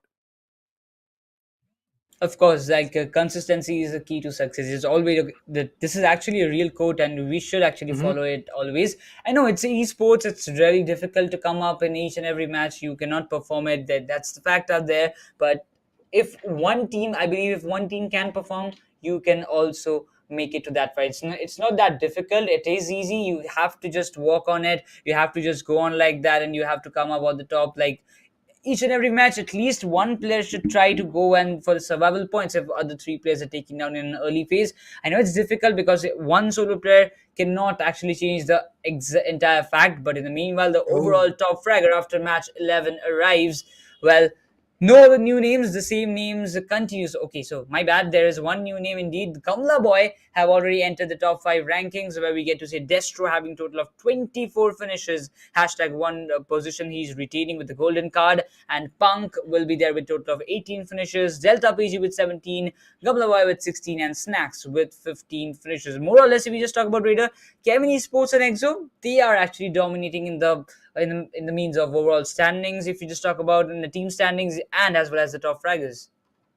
Oh, indeed, they are reigning on top at this point. Eventually, if I talk about, let's say, Destro, 24 finishes, nobody is able to, let's say, test that kind of gap. Eventually, Panku was there in this match, but still Panku was unable to retaliate. Panku was unable to get those good points eventually, and there is a buffer of 6 points between these two guys. Destro and, to be exact, that's Panku, which is going to retaliate once again. But one new face was there, and that was, I guess, Gamla Boy. That's new thing. That's actually new strategy to watch out. And eventually, this day number 2 is been full of surprises. We saw Tud Esports getting that victory. We saw some other team actually retaliating right now. We saw Sky Esports trying to retaliate. Yeah, there are some new faces coming back and forth into the match right now. But if we talk about the phantom of the match, it's going to be Gamla Boy for sure. The rating is going to be 95. Match finishes is going to be 6. And if we talk about match contribution, is going to be 43%. And total number of finishes he has got all through the series, all through the days of semi-finale, it's going to be 16. MVP rank is hashtag 4. Yes, he is going up and back, back and forth at this point. And I guess Gamla Boy could do it because he's one of those Indian great assaulters that has the capability to turn the tables really very sharply. Well, of course, Kamla Boy has always been one guy who has already dominated the lobby multiple times. He have got really great clutches. He has got really great gunfight. Scarlet's Gaming more or less have a complete package of what they need to become the champs. But what about the contest? Like EXO came in, they're looking very strong in today's time. They're performing really well in this one. Semi-finals at least. They like if I'm 100% sure they're going to qualify for the grand finals. But one thing is for sure, the amount of performance you're showcasing in the semi-finals, you have to carry forward it in the grand finals. And if you do it, it's all fine. If you cannot, this is going to be a really, really troublesome position for you, because the main prize pool distribution is in the grand finals, not in the semis. So you have to keep that in mind. You have to go up and come up with some new strategies. The underdog teams, those who will qualify for the grand finals, will have a dedicated area, whether which team is taking the drop in what place. So they have to come up with some analyzation from the previous streams. The map stream is already live in the Upthrust Esports channel. You can check it out and you can see and watch, analyze where are the rotations happening, where are the opponent teams are taking a drop, and it might just help you to bring up your consistency or the performance in the upcoming days. Indeed. That might help you guys eventually. And these teams are actually looking forward to that kind of gun game and consistency, because they are also analyzing their gameplay. And eventually, that massive gap, or let's say 15 to 16 hours, are also going to help them a lot. And eventually, the gap of Monday, which is Esports holiday, is also going to uplift a lot of new strategies into the gameplay. And I'm eagerly waiting for some new strategies to develop. When the teams are going to develop those new strategies, I guess some new close calls are going to develop, some new rotational clashes are going to develop. Maybe teams like, let's say, Celsius Esports can develop some new fights. I guess we talked about it, that yes, few of the teams which are in the bottom of the list are trying to figure out some new drop locations from which they can just retaliate. Celsius Esports is one of those, and eventually some of the team is also there. Yeah, Team Relentless is also trying to figure out some new locations. So we exact. But then if I talk about Scar Esports, if I talk about LZ, if I talk about GodL, they're not figuring it out at this point. They're just trying to go with the same intensity, and they're just actually, let's say, losing some of their good meats, and that's the case which you never want in the initial zone. Yes, we know that as the fight gets progressed, you are going to lose one or two good guy of your team in a battle, but then also eventually, when the battle is not even started, you are dropping just like that, and the enemy team is actually getting a gun and they're just going ham onto you. You are just getting finished, your teammates are getting finished. That's not the scenario you want in a competitive match. It's just like this one. Of course, like drop clashes won't win you the tournament. They won't win you the points. They won't let you come on the top in the cutoff points. So you have to be very, very cautious. Whether if you talk about godlike esports, they are having clashes in the map of Erangel, but not in the map of Miramar, I believe. But still, if you just talk about those areas, we have seen multiple times Team X Spark coming in that area to take on the fights. In the previous day, also in today's day, also we have seen X Spark also hopping into the fight. They have been punished though, but still, previously SouL was also there, and almost many of the teams, like, they were coming on to that position. They were taking the fights with Team God. Like, there was some situations hard out in their drop locations, but indeed the other teams you just talk about, they are focusing on their respective drop locations. They're focusing on their on-point rotations, and that is why the team those who are in top 16 are in top 16, because of their performance, because of the planning, because of the strategies they have maintained so far. If any other teams like Team Godlike or Team Revenge Esports or this kind of teams, if they want to make a comeback, they have to come up with at least a chicken dinner to give the moral boost, and then you can go up with some consistent performance to keep that on the track. Indeed, that moral boost can easily uplift your performance, and I guess that is what teams are actually seeking for. So let's see how the last match of today's day is going to go, and let's see how the fights are going to pan out, because it's going to be one hell of a showdown map. I guess if I'm not wrong, it's going to be between Group B and C, which is going to fight it out in this map. It's going to be the map of Miramar, where the land of sand, to be exact, will be there, and I guess a lot of team are going to get engaged in some initial clashes. and maybe there are going to be some rotational clashes. But one thing I'm, let's say, 110% secure about, it's going to be the rotational clashes, the third parties, because that is something Miramar is full of. Well, we also get to see that is in this kind of places we are really hoping for some more and more interesting matches as well, because out of that the total 5 matches have already passed on, and at the Yeah. same point we are looking forward to the last match as we are getting, because the total of 5 matches have been done. The last and final match, as we get to say, might be the B versus C segment, so we can see more other teams taking part in this one, and the match will be getting started in just few minutes. Lobby is almost ready, I believe, Raider, because 1 or 2 players are yet to be joined, and after that the flight path will be coming exactly live in front of you. The main Okay. thing is that another day will be passing off by the last match, so another day will be Yeah. getting off. Total of almost, if we just talk about 8 matches will be played by each and every team after this day gets over. So we can just get to see the other remaining matches are just getting lower and lower, and the competition will go more higher. The point difference will get more higher and higher, so the cutoff points will be increasing. So you have to gear it up right now, or you won't be able to just sustain that, and you won't be able to get a comeback. Like, it's dedicated to the bottom teams, those are in the third chart especially. Indeed, indeed. The teams which are in the third chart have to get some kind of consistency, and eventually gaining some good number of points will actually uplift them, because 16 teams are going to get qualified. 8 teams are not going to be welcomed in the grand finale, which is going to be there anytime soon. So I guess these teams have to rack up some seriousness. The teams like SouL Esports, teams like LZ, officials, teams like Relentless, which are at the bottom of the lobby, have to gain some good points. GodL Esports is also remaining on the shadows at this point, and I guess, uh, if I'm not wrong, this team has enough experience to, let's say, bounce back from these kind of situations. But the new teams, the rising stars, they are unable to actually cope up with the fights which is going to be there. Look at the number of points SouL Esports is getting. Look at the number of points Team LZ official is going to get. Yeah, they are actually contributing a great number of fight. If I talk about SCAR, they are going head to head with Godlike. If I talk about LZ official, they are going to go head to head with like teams like, let's say, SouL. They are able to provide a great number of damage, but at the end they are unable to actually succeed in, let's say, getting a good position point, in getting good number of finishes into their perspective. So I guess that is something they are lacking behind for, and I guess that is why these teams have to rack more and more points and get some good close calls. Eventually, if they play safe for first few zones, I guess that might be the case. They could easily go for the rotational clashes, they could easily go for the third parties, but I don't know what they are trying to figure out at this point. But this is day number 2. It's going to be the end of day number 2 very soon. 8 matches per team would have been played. So yeah, this is a high time when you have to gain some good points. Yes, of course, you have to gain some good points. As Raider Seed had mentioned, that each and every match, each and every moment is going to count out. So you have to be taking the decisions precisely whether you want to engage in the fight. If you don't want to engage the fight, you want to go at this pace, you don't want to go at this pace, you want to take the drop clash, or you are not going to go for the clash in spite of sharing the drop as well. So you have to come up with some decisions.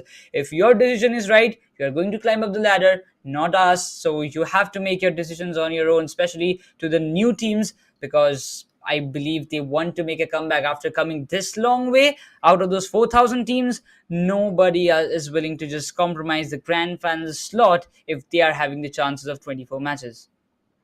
Indeed, they are getting 24 amazing matches into their perspective, out of which 12 are Erangel, 12 are Miramar. You are getting an equal competition, an equal, let's say, chance to actually compete in whichever map you actually are preferring at this point. And eventually, the teams which are weaker in the, let's say, map of Miramar, they are trying to perform in the map of Erangel. And that's a great balanced situation. That's a great balance that these teams are trying to create at this point. But eventually, the teams which are maintaining the consistency are the one which I am seeking for to get that qualification into the perspective. If you are going to get qualified at hashtag 15 or 16, I mean, you are going to get qualified, but what about the performance that you have put forth? What about the performance? You are not going to be happy about that performance.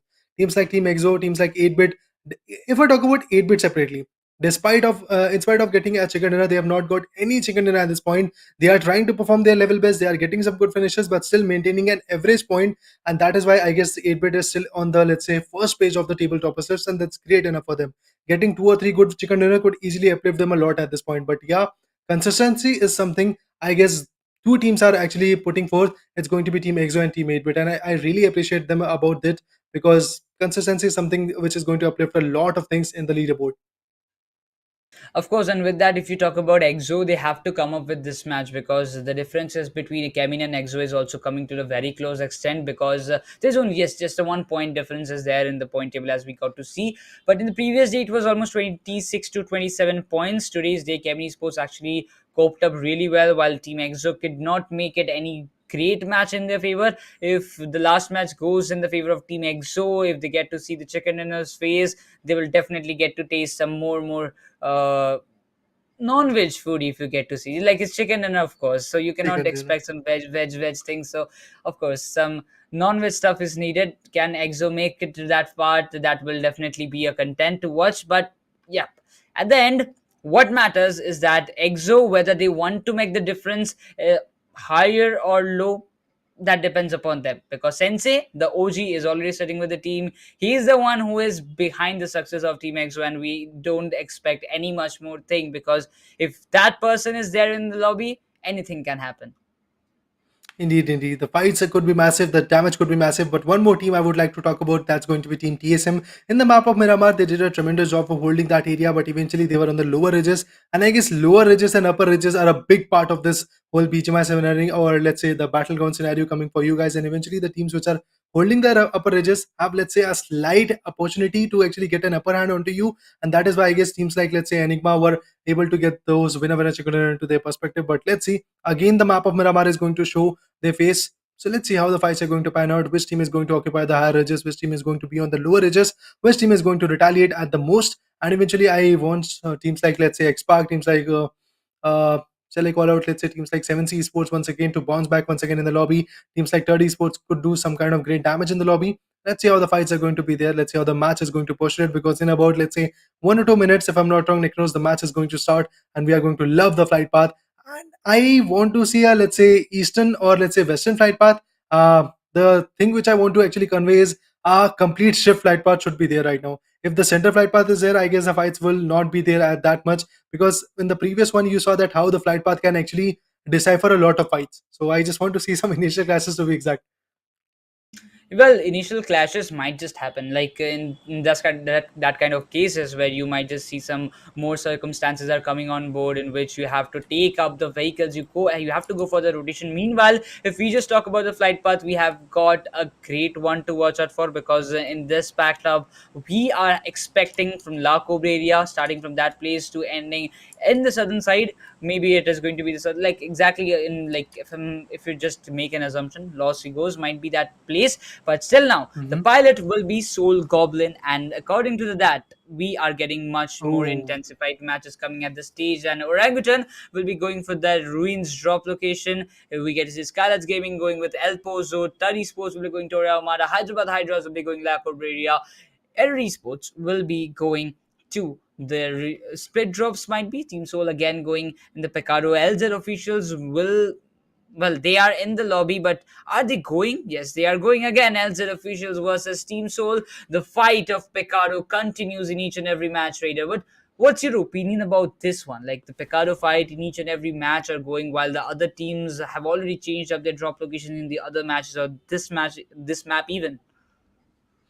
I mean, I just completely love the fights. I just completely love the initial clashes at this point. But the teams which are actually getting those initial clashes are actually going to suffer a lot at this point. Look at that. Team number 3 already going for the fight. I guess that's SouL which is going to take a fight. Look at that. Beautiful one. Akshat puts one down right now. But one good guy from Akshat's team, that's going to be Team SouL, has actually been taken down. It's going to be Hector, which is on the knees at this moment. So let's see how the team is going to reflect the fights. You can see that Goblin is actually trying to find the gaps. They are constantly trying to hunt the locations. Look at that. Other shot comes up with a beautiful drop shot. They finally wipe out once again. SouL Goblin is just trying to retaliate, but the damage is immense right now. And just like that, they did it. 3 amazing finishes in the hands of Goblin, and just like that, 1v3 was done by the hands of Goblin. Yes, of course, the damage was done by some other teammates also, but not even a single player has been lost right now. And LZ official goes out from the lobby, and just like that, Team SouL does it successfully. They have done it from the fights which was initiated, I guess, 3 times. Team SouL had shown that yes, this is Pecado and this is our region. Do not contest her. If you are going to contest us, you are going to go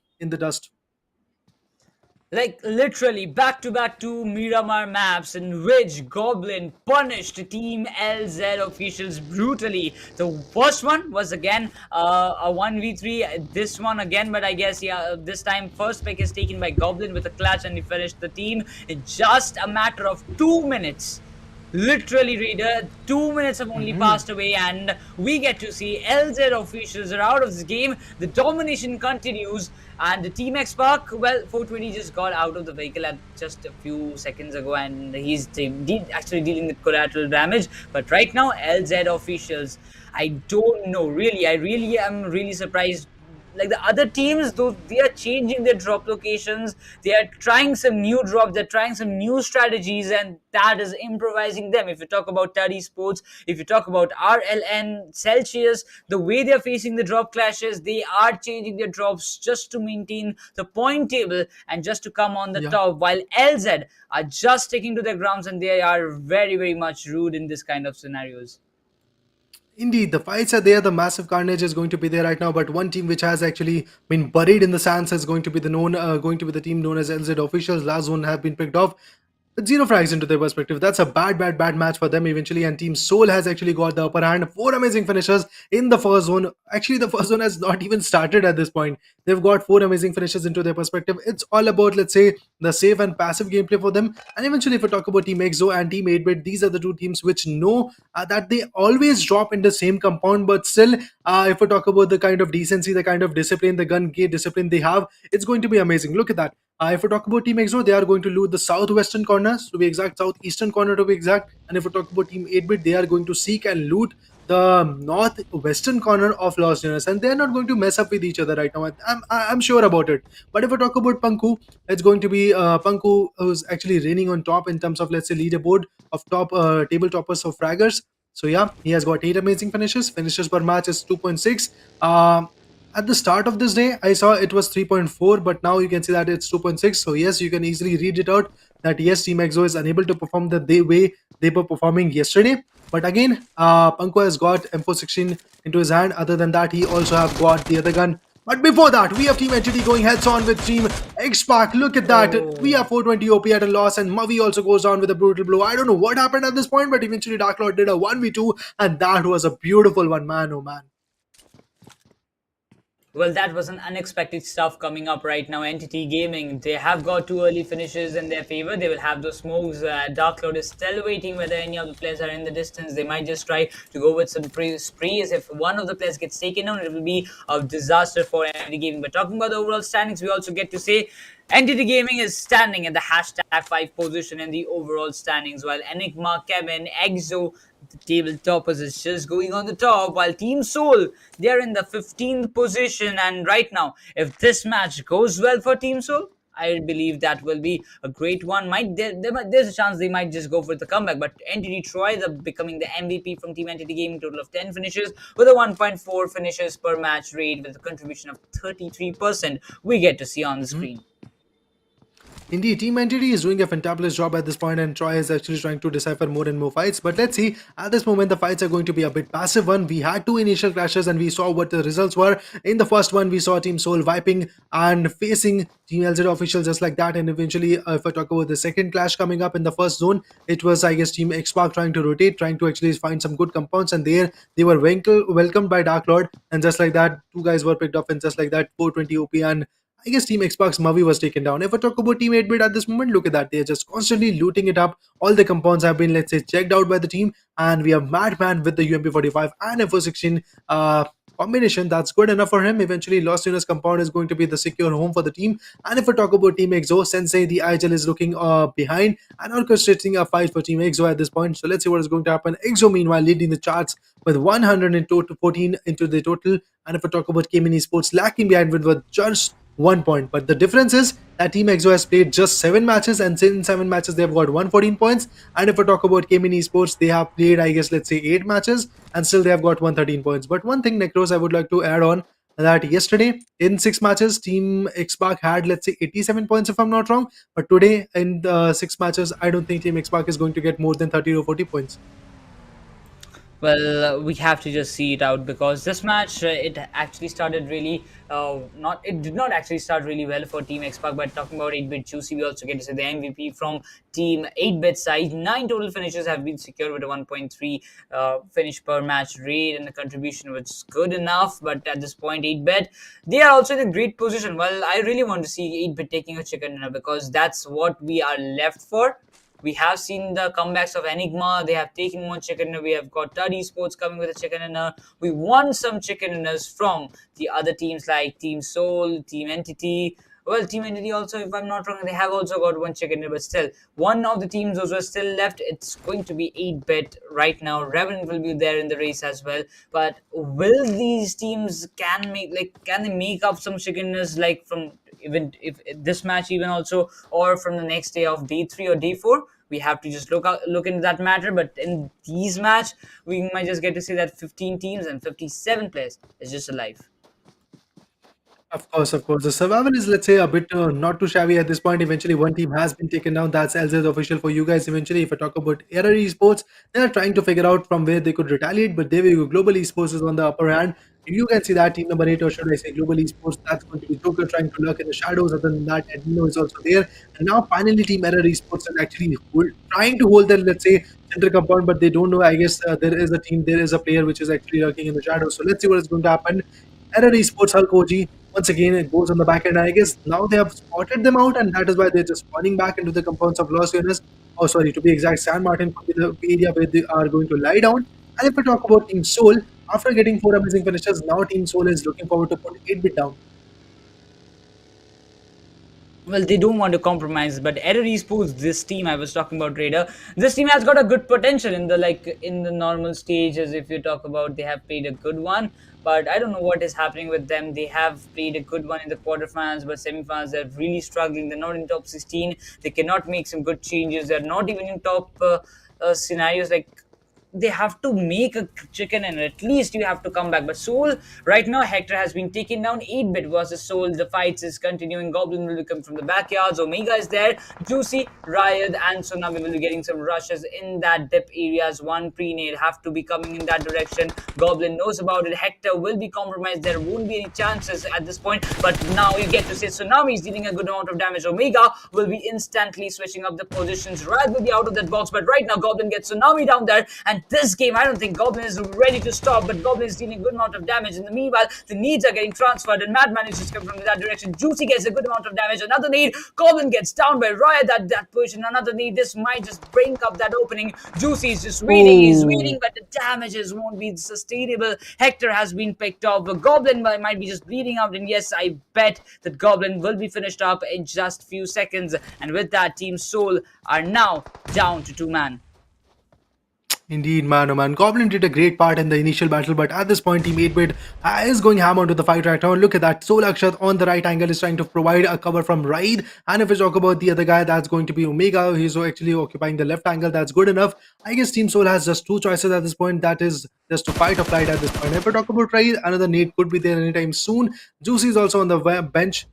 So yes, of course, there could be a fight. There could be elimination coming up very, very soon. Team SouL is actually getting undermined because they don't have the kind of manpower which was required to take a fight at this point from Team 8-bit. But Team 8-bit is looking sharp right now. There could be a rotation coming up. And now look at that. Tsunami comes up with a brutal blow. Tsunami is going to get contested. But from the left location, Akshat goes down. Now Omega is going to be the last man standing. Omega completely bails out from the situation. And he's completely going to bail out from the situation and completely going to figure out for some good placement points. But I guess Omega is going to get caught off guard just because Team 8-bit has got some good kind of vehicles and they could easily just hunt him down running in the vehicles. Well, it has to be something like that, but Omega, can you survive? The main question stays exactly in this favor. He has to hide, he has to play a really safe cut position, but no, it's not, it might just not happen, but Madman, okay, yes it is. Madman was almost down on the air, but right now Omega gets taken down and Team SouL gets eliminated in the 15th spot. Something is just not going as that is expected, but in the meanwhile, you can expect some more and more wing stuffs in the giveaway which is going on live right now. You can just participate by following the instructions provided in the Instagram post. You can check it out on Upthrust Instagram handle, but right now if you want to even buy out Raider, you can also get it on the Flipkart. It's available in that application. You can go and order Indeed. it up if you want your favorite model, because in giveaway you're just going to get two specified models. You can just get anyone out of those two. But if you want to buy it out, you have the options in the Flipkart app. And right now, coming up in the match back again, we get to see Team Forever. They are completely split up. Exophias have been taken on. Punk is just waiting. Max Kash is trying to provide some covers to Owaze so that he can just get the back, like it's just he can come back and get that revival, which is tough. But indeed, Team Entity Gaming and Team Xpark again coming into the fighting areas, Raider. Indeed, they are trying to fight it out. Meanwhile, if I talk about the shadows, we are going to see Team X-Spark trying to put up a battle, but then eventually Entity is trying to retaliate. Look at that. Fierce is actually going to get contested very soon. Nexus is trying to put up a spray, but not even a single bullet got connected. So that is why Nexus has to put up a cover at this point. Yes, the guys which are knocked out have been revived from both of the teams. No, none of the team have got any kind of finishes. Okay, now we figured it out. It was a Ridge glitch, and that is why he thought that he's trying to put some sprays into the perspective, but then also the shots were not been connected. And now if we talk about Team Hyderabad Hydras, well, there we go. Striker for the win has been taken down. He has been struck down, but yeah, revival could be possible anytime soon. Skrills is there right now. Other than that, Ace Black is also going to be in the vehicles. Maxi is going for the revival. That's sweet enough. If I talk about team number 16, it's going to be Team Entity scavenging for the finishers. Let's see how the finishers are going to be there. Let's see how Team Entity is going to retaliate. But if I talk about Team 8-bit, it's going to be Raid with the most number of finishers. Then it's Entity Dark Lord with 3 number of finishers, and Team SouL, which has been wiped out, but still Goblin did the part. 3 amazing finishes from the hands of Goblin. That was good enough. Now Team X-Spark has also been eliminated. It's done and dusted for them. With 0 finishes, Team Xbox says goodbye to the lobby. Big names getting eliminated in the very first bases in this match right now. The top teams will be just waiting for some main situations. Maxi will be just assuming with some sprays, but 70s Spray God comes with a beautiful Scarlet Spray and gets Orange Rock's Aru taken down. Jelly will be also confirmed by Spray God. Orange Rock are in the back foot right now. 70s might just get some good advantage at this point. Exo are also in the split areas, but right now they have got Team Forever exactly coming in front. Nexus need get my some connections, getting Sky Sports, one of the players taken down. 70s have already registered 2 finishes, while Orange Rock Aditya will be coming and securing Spray God's finish point. Sarang, Aladdin and Savita, 3 of these players will be just playing and arriving at this scenario. But on the other hand, if we talk about Exophias getting taken down by Exophias will be getting the finish point over Weez done again. And right now Exo are looking strong enough, but still they are yet to find up some good fight indeed. Indeed, they have to get some good points at this moment. And eventually, if I talk about Team Exo, I guess Fierce and Sensei both have been taken down one time. So that is the kind of thing you have to be aware about. On the other hand, if I talk about Scar, they are also looking forward to see a fight. And if I talk about Team War, look at that. I think he's going to be on the back end. He's trying to retaliate. Sensei, meanwhile, is getting tagged out quite a bit. But still, he's going to patch himself with the first aid kits. He has got 3 in his backpack. 1 he has been utilized. 5 energy rings, I guess that's a good amount of loot he can get eventually. And snax is also looking sharp with the loot he has got. Now let's see how the fights are going to figure out, because 570 meters more to travel, and that is why they have to be in the zone. Since he is going to orchestrate a new plan, a new strategy will be there right now. But look at that, from the back angle, Team OR Esports is just trying to rotate, and that is why snax is constantly trying to just retaliate, constantly trying to just put some good level of damage. But now Team Exo decides to be in the zone, and Fierce is going to be the man which is going to be on the front end, and there could be a loss of life from Team Exo because they are going to get sandwiched from 2 angles. Well, there are some pretty chances as well, because if Exo gets taken down, as you mentioned, they can actually get sandwiched at that position. It's for sure as well. But if you talk about these compounds as well, the circle has already shifted to the areas of San Martin, where there are multiple compounds, and I really expect Raider, the final circle is definitely going to come up like in such a way that the central part, every team is going to hold up the compounds, and maybe the last zone will be really congested. Global Esports Mania gets Orange Rock's Aditya down. Orange Rock are also getting some and facing some really big consequences. But in meanwhile, 8-bed just traveling between like below 70s Sarang's area, while Aladdin will be in the open areas. It might be a clear shot, a clear vision, but he might just get juicy down. The position have been compromised. Sarang's position is completely exposed. 8-bed might just have some chances in coming in and supporting Juicy at this stage, but it's better that 7Cs can actually make some fallback and rotating from the left hand side can enter the circle really well. But 8-bit Tsunami comes up and gets Sarang down there. Tsunami gets an instant retaliation, but talking forward to Team Exo, they are in the compound areas, and right now if you just talk about it's a safer area compared to the open one. Indeed, indeed. It's a bit safer area at this point, and after the loss of, let's say, snax, it's looking a very bleak situation for the team. And eventually, if we talk about the third man of the team, it's going to be, I guess, Anku. He's also trying to retaliate. He's also trying to put up a cover at this moment. That's beautiful enough, but loss of snax is going to be detrimental for the team. Now, if I talk about team 8-bit, it's going to be Juicy and Batman trying to retaliate. Tsunami and Raid already says goodnight to the lobby, and in front of them, it's going to be team 7C. There we go. Aladdin is going to be there right now, and the other guy from team 7C Esports is also trying to retaliate. But on the right angle, it's going to be Global Esports Knuckle, which is actually finding a good gap. Now, if we talk about Global Esports, look at that. We have Manya and Admino actually pretty close to the fight. And if we talk about team of 15, Daljit is way too open. He could go down, and yes, that's what happened. By the hands of Team Entity, he has been taken down, and just like that, with a great headshot, Entity Troy finishes him off. I guess Manya was actually looking forward to snatch that opportunity, but he was unable to.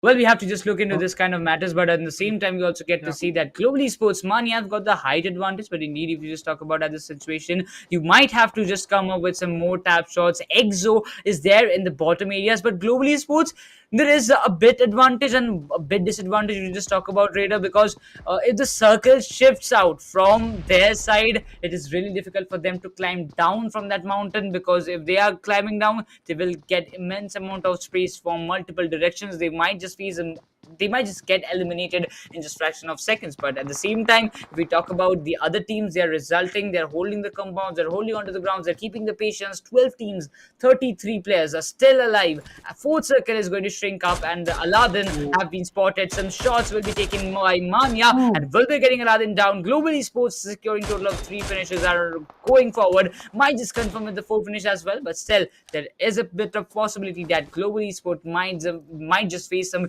difficulties, because 8-bit Madman and Juicy are just coming from the backyards of Knuckle.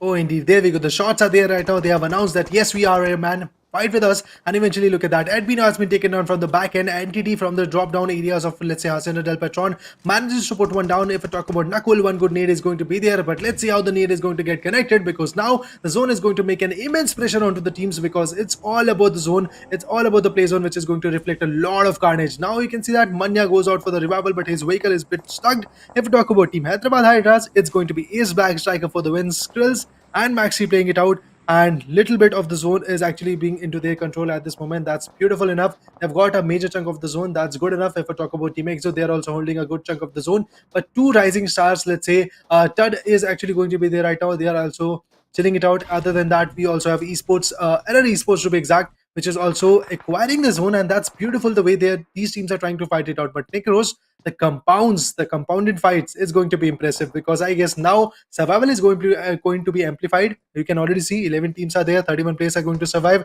and now the 6 zone is also going to come in very, very sharply. Team Exo, on the other hand, is going out with Team Tud. Well, of course, in that kind of situation, NTT Gaming are also there in that contest. Global Esports, as I was mentioning earlier, Raider, that if anyhow the circle shift goes downwards, it's going to be a hindrance for Global Esports to just climb down that mountain. Meanwhile, Team Forever also gets eliminated. 11 teams, 31 players are still alive. And Air Esports, Kevin, I'm really glad to see these lads coming, still surviving. They have lost only 1 player. This can be a game-changing map. If they somehow manages to get inside the top 5 or top 3, they will have a good points. There is a bit of chance, but still, if we just talk about at this point, Esports, exactly the opposite compound has been holded by Team 8-bit. On to the other sides, Hyderabad Hydras will be there just to spoil up some of the matches as well. Sky's Gaming Pokar will be confirming 7 seasons. Savitar, Psycho Gamer has been tap shotted by Striker, and Hyderabad Hydras are really interested in getting those rushes down, and Detroit gets Orangutan Wiz got down there. So multiple fights are happening at this point, Raider, because the circle is very small. It's completely like a city area, so there are a lot of compounds, and the survival will be on its peak. Oh, indeed. The survival is on its feet right now, and the teams are trying to retaliate at its peaks. Look at that. If we talk about Scar, another rising star is also trying to retaliate. That's beautiful that they have managed to take a position in top 10 right now. This is the first time, if I'm not wrong, I have seen them. And if we talk about Skylights Gaming, Pokar is going to be the last man standing. We don't see Gamlabo in this match. What happened to the guy? I don't know. But yes, Pokar is going to be the last man standing of his team. He has to do the wonders in this match, which is required. If I talk about Team Entity, it's going to be Shadow 7, Troy, and Noob lifting the burden of winning the match at this point. But eventually, if we talk about Team EXO, well, they have again been blessed by the zone, and I guess that's the orchestration done by Sensei. The zone prediction done by Sensei is absolutely beautiful. But then Fierce puts one down. Other space is going to be there. Noob is again trying to tag some space, and eventually the Noob is becoming pro slowly but slowly. He's just trying to put some down. Well, there are some many possibilities at this point. The Error Esports are also sitting inside the central part of the circle, and in the same moment, we also get to say that Hyderabad Hydras, if they want to cross the Street Raider, I believe 8-bit might just create some more and more difficult situations from them, because even 8-bit have to cross out. The one team who will stay at the backyards will have the control of those finishes, but Orangutan are holding a great spot, but no, it's not third Esports. Kyolamau will get EXO Punk down there. Snax is already out of this game. 30 Sports are entering the circle, entering the compound. Sensei gets one down. Sensei might just get the second one, but no, it's not. The drop shot arrives. Fierce will get that revival done as fast as possible, but can Punk manage to do this kind of thing? But Fierce, what is the surprise situation? No, it's not happening. EXO, Fierce, he's just going all out. Might just finish off 30 Sports alone. There is a bit of possibilities. The UMP Free Fires will be coming. The position was completely unknown by 30 Sports players, but can Team EXO Fierce make this thing possible? Punk is still there just to assist. WizGod will get Pokar down there. Rush God is being confirmed by Entity Shadow. Multiple fights happening, but Punk gets taken down. The last player surviving, Fierce. Can he make it to that 1v3? If it is possible, then Fierce might be the savior from Team EXO in this match of Miramar, the last match of day 2.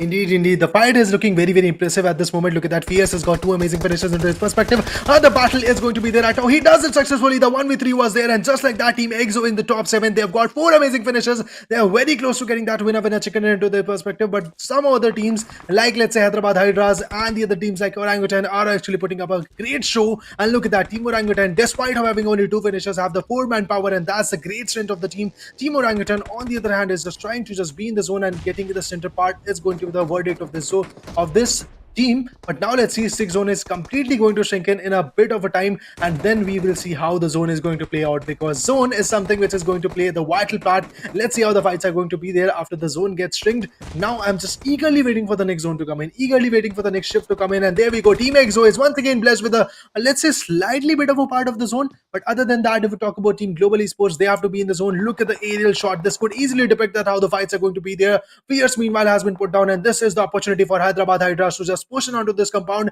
acquire it, and just hold the great opportunity into their perspective right now. Hyderabad Hydras meanwhile are just trying to hold the compound. Look at that. The vehicles are there right now. The vehicles are rumbling, and they're just trying to be in the zone. Well, of course, they are trying to be in the zone. The circle is very much important, and at this point, GodL Esports are holding a greater part of the circle. They have got the open streets coming up in front of them. They have got the opportunity to get those finishes, but no, it's not. Pongsnake gets skrills down there. Hyderabad Hydras are in the back foot. 2 of the players somehow managed to enter the compound. Skrills will be getting that revival, but no better, like, there's no tension about that. But GodL Esports, the players, they have to keep up the patience. In the meanwhile, Esports getting eliminated with a total of 3 finish points in their favor. The top 6 teams are in the lobby right now, and on the other hand, Error Esports, Sicko Gamer will be getting Entity Shadow down. Troy and Noob, the 2 players, are just fighting. Hulk will be there in some critical conditions. Sicko Gamer gets taken down, will be confirmed exactly by Troy. Troy is in a very low HP. Noob will be getting that revival done. But the main thing, the 5 teams are remaining. 15 players are still alive. Some leads are coming. Entity Shadow will be taken down by the play zone again, and this time I don't think Entity will be able to give that revival to Shadow again, but because they have to enter the circle right now. Ooh, once again a good nade, and just like that, Team Hyderabad Hydras put an end to the havoc which was wreaking by Team Entity, and just like that, Team Entity is out of the equation. Now we are going to see another team. That's going to be Team EXO, which is actually holding a great major link of the zone. And if we talk about Manya, he's actually trying to survive. Manya is just trying to thrive in the fight. Let's see what is going to happen. Hyderabad Hydras meanwhile are not left with the Western helmet which was required to fight it out. Look at that. Mexi still has got the good number of utilities he has. at this moment. Another nade comes up. That's a panic situation. He pops a nade onto his face only. But then eventually, if I talk about Team Orangutan, the manpower is something Team Orangutan and Team Hyderabad Hydras are cherishing. But other than that, if we talk about Team Orangutan, they have been facing a lot of damage, and another nade is going to bounce back very, very soon. Once again, the nades are there. They put one down. They are trying their level best to put more and more down at this moment. And look at the another decimation which is going to be there. Team Hyderabad Hydras, meanwhile, are unable to counter back, and just like that, two good guys of Team Orangutan are also taken down. That's a sad sight to watch. Eventually, it's going to be Trigger, which is going to put a full stop of this fight, and eventually he's just waiting it out. He's just trying to bleed out. But now Team EXO has had enough. Now they are going to push in, and look at that. Team EXO is already trying to pressurize. Ace Black, meanwhile, has been contented. It's going to be Striker for the win. The last man standing from Team Hyderabad Hydras who has to do the wonders. Let's see, is it possible for Team EXO to just put up a full stop into the fight? And the spray is there, and just like that, man, oh man, Hacker, that spray transfer was absolutely brilliant. He does it successfully. He has got the finishers. Now it's a fight between three giants. It's going to be GodL Esports, EXO, and Team Orangutan. Well, Mania surviving within those smoky areas. Trigger have got some openings though, but still Punk, I believe he will be staying down. He has suspected that there is one player exactly waiting in that area, but wait, what? Punk is he's just not stopping. First the spray transfer, then this one. Orangutan is out of the game, and this fight, the 1v2, depends on Mania. It is quite predictable that this lad is just waiting behind those slabs, and if that is done for, I believe the nades is going. Mania is barely breathing right now. GodL Esports somehow managed to come in the second position, but I guess it is all over for GodL Esports. Mania, I don't think it's possible for him just do this 1v2 because the greater part of the circle is in the favor of EXO. Punk might just go with some 1v1 situation. The pre-nade is being cooked up, but is it going to make that connection move? It's not. Indeed, it's not, but Pierce gets taken down. Punk, it is. Can Mania make it? It's a drop. It's a 1v1. Can he make it? Yes, it is. GodL Esports seizes the victory. What it is. Mania, you beauty, it is coming up. GodL Esports. What did just happen right now? We are out of it. You can see the smiling faces in the photo, but Mania, take a bow to this lad. What a 1v2. It was impossible by the nades, but the pre-nade did a little damage. But after that, you get to see the comeback, the 1v1, the 1v2 coming up. Mania taking Punk and Fierce down one by one, and GodL Esports seizes the much-awaited winner-winner chicken dinner. Indeed, in this situation, this was the key moment what all the GodL Esports fans were waiting for. And let's have hashtag G fighting in the chat. One hell of a showdown by the team, one hell of a carnage by the team. Manya did the part which he was intending to do, but eventually, if we talk about Team EXO, they were trying to pressurize. I guess they were a bit overconfident. They were just trying to be in the zone. And eventually, if we talk about GodL Esports getting on that northern corner, playing it safe for the northern corner, and eventually not even engaging for a single fight, actually helped him a lot.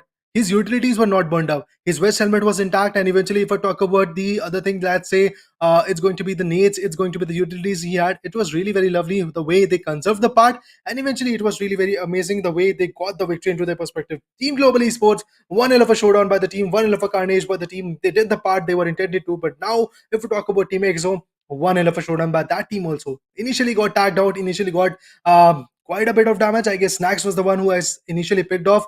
But before that also, some fights were there right now where Team Enigma, where Team Forever was also trying to contribute with the damage for Team EXO. And after that, what happened? Team EXO contributed their rotations. Sensei orchestrated to be exact rotation into the compounds of, let's say, Hacienda del Petron. And after that, what happened? In the let's say, Hacienda del Petron, quite a bit of a fight was there. EXO was on the verge of getting decimated, but still they got the finishes into a perspective. But now stats are going to be here for you guys eventually, and you can talk about it. GodL Esports, man oh man, although the finishes are not there into their perspective, but still the highlight of the match is also going to be into the hands of Manya. Well, GodL Esports, I am just spellbound right now. What can I say? Like literally, my voice got even choked. Like I was such shocked by the performance of Manya. I cannot imagine that this could have been possible. 80% of the contribution of the entire team went in the hands of Manya. That last, though GodL Esports got just 5 finish points in this total match, but still, that one clutch this 1v2 actually changed the entire scenario, the entire match standings for global esports. They, as per, I guess you will also guess that, Raider, that they could have finished in the second spot, the way the positioning was there for Mania, but that was a surprising lead coming with total of 4 finishes. But talking about the match-wise standings, global esports taking that winner chicken, but still EXO with a 1 point lead will be having that hashtag one position in the overall match standings. Wow, what a gun game by the team right now. Eventually, still, EXO is on the top right now, that's no doubt. But eventually, if I talk about global esports, look at the massive jump they have got in the lobby. 20 amazing points for them with a winner chicken. That was sweet little spot to hit. And eventually, if I talk about teams like Entity Gaming, 70 points, 17 points for them to be exact. But the number of finishes they have got, it's going to be 11. They have from the start, let's say, started to develop intensity from which they actually fighted it out. From the start, they were trying to retaliate the map of Hacienda, and eventually they got some good, amazing finishes into the perspective. If we talk about Team Orangutan, slowly but steadily, I guess Necros, this team is bouncing back. Even Hyderabad Hydras is bouncing back. 14 points is not a small amount of point. If we talk about Error Esports, 6 points, 8-bit maintaining their average at 6 or 7 points per match is going to be there. Scar Esports, 5 points for them. 7C, 4 points for them. Team SouL went out with only 4 points. Eventually, Goblin did a great part, and eventually Akshat also got one finish. But what happened when they fight it out with 8-bit? 8-bit got the upper hand, and 8-bit successfully damaged them out, and just like that picked them off. And if I talk about TUD Esports, 3 points for them. Team Forever, 3 points for them. Scarlet's Gaming, meanwhile, they are known as the Miramar Masters. I don't know what is happening to the team, because in the previous one they wrapped their wing, they opened their wing and wrapped the winner chicken dinner. What about this one, man? Well, every match you cannot count out. Though the king has to step down for some moments on some matches for a greater jump.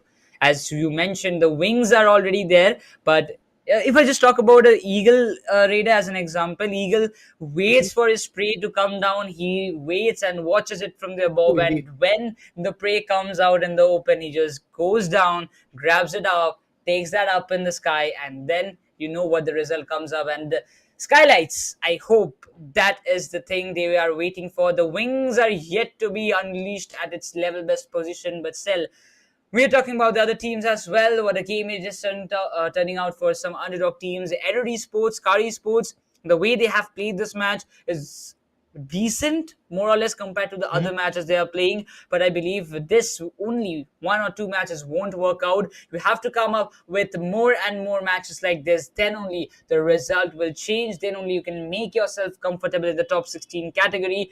And the fight amongst the strongest of the teams of Indian region in the grand finals of this India Rising Series 2022.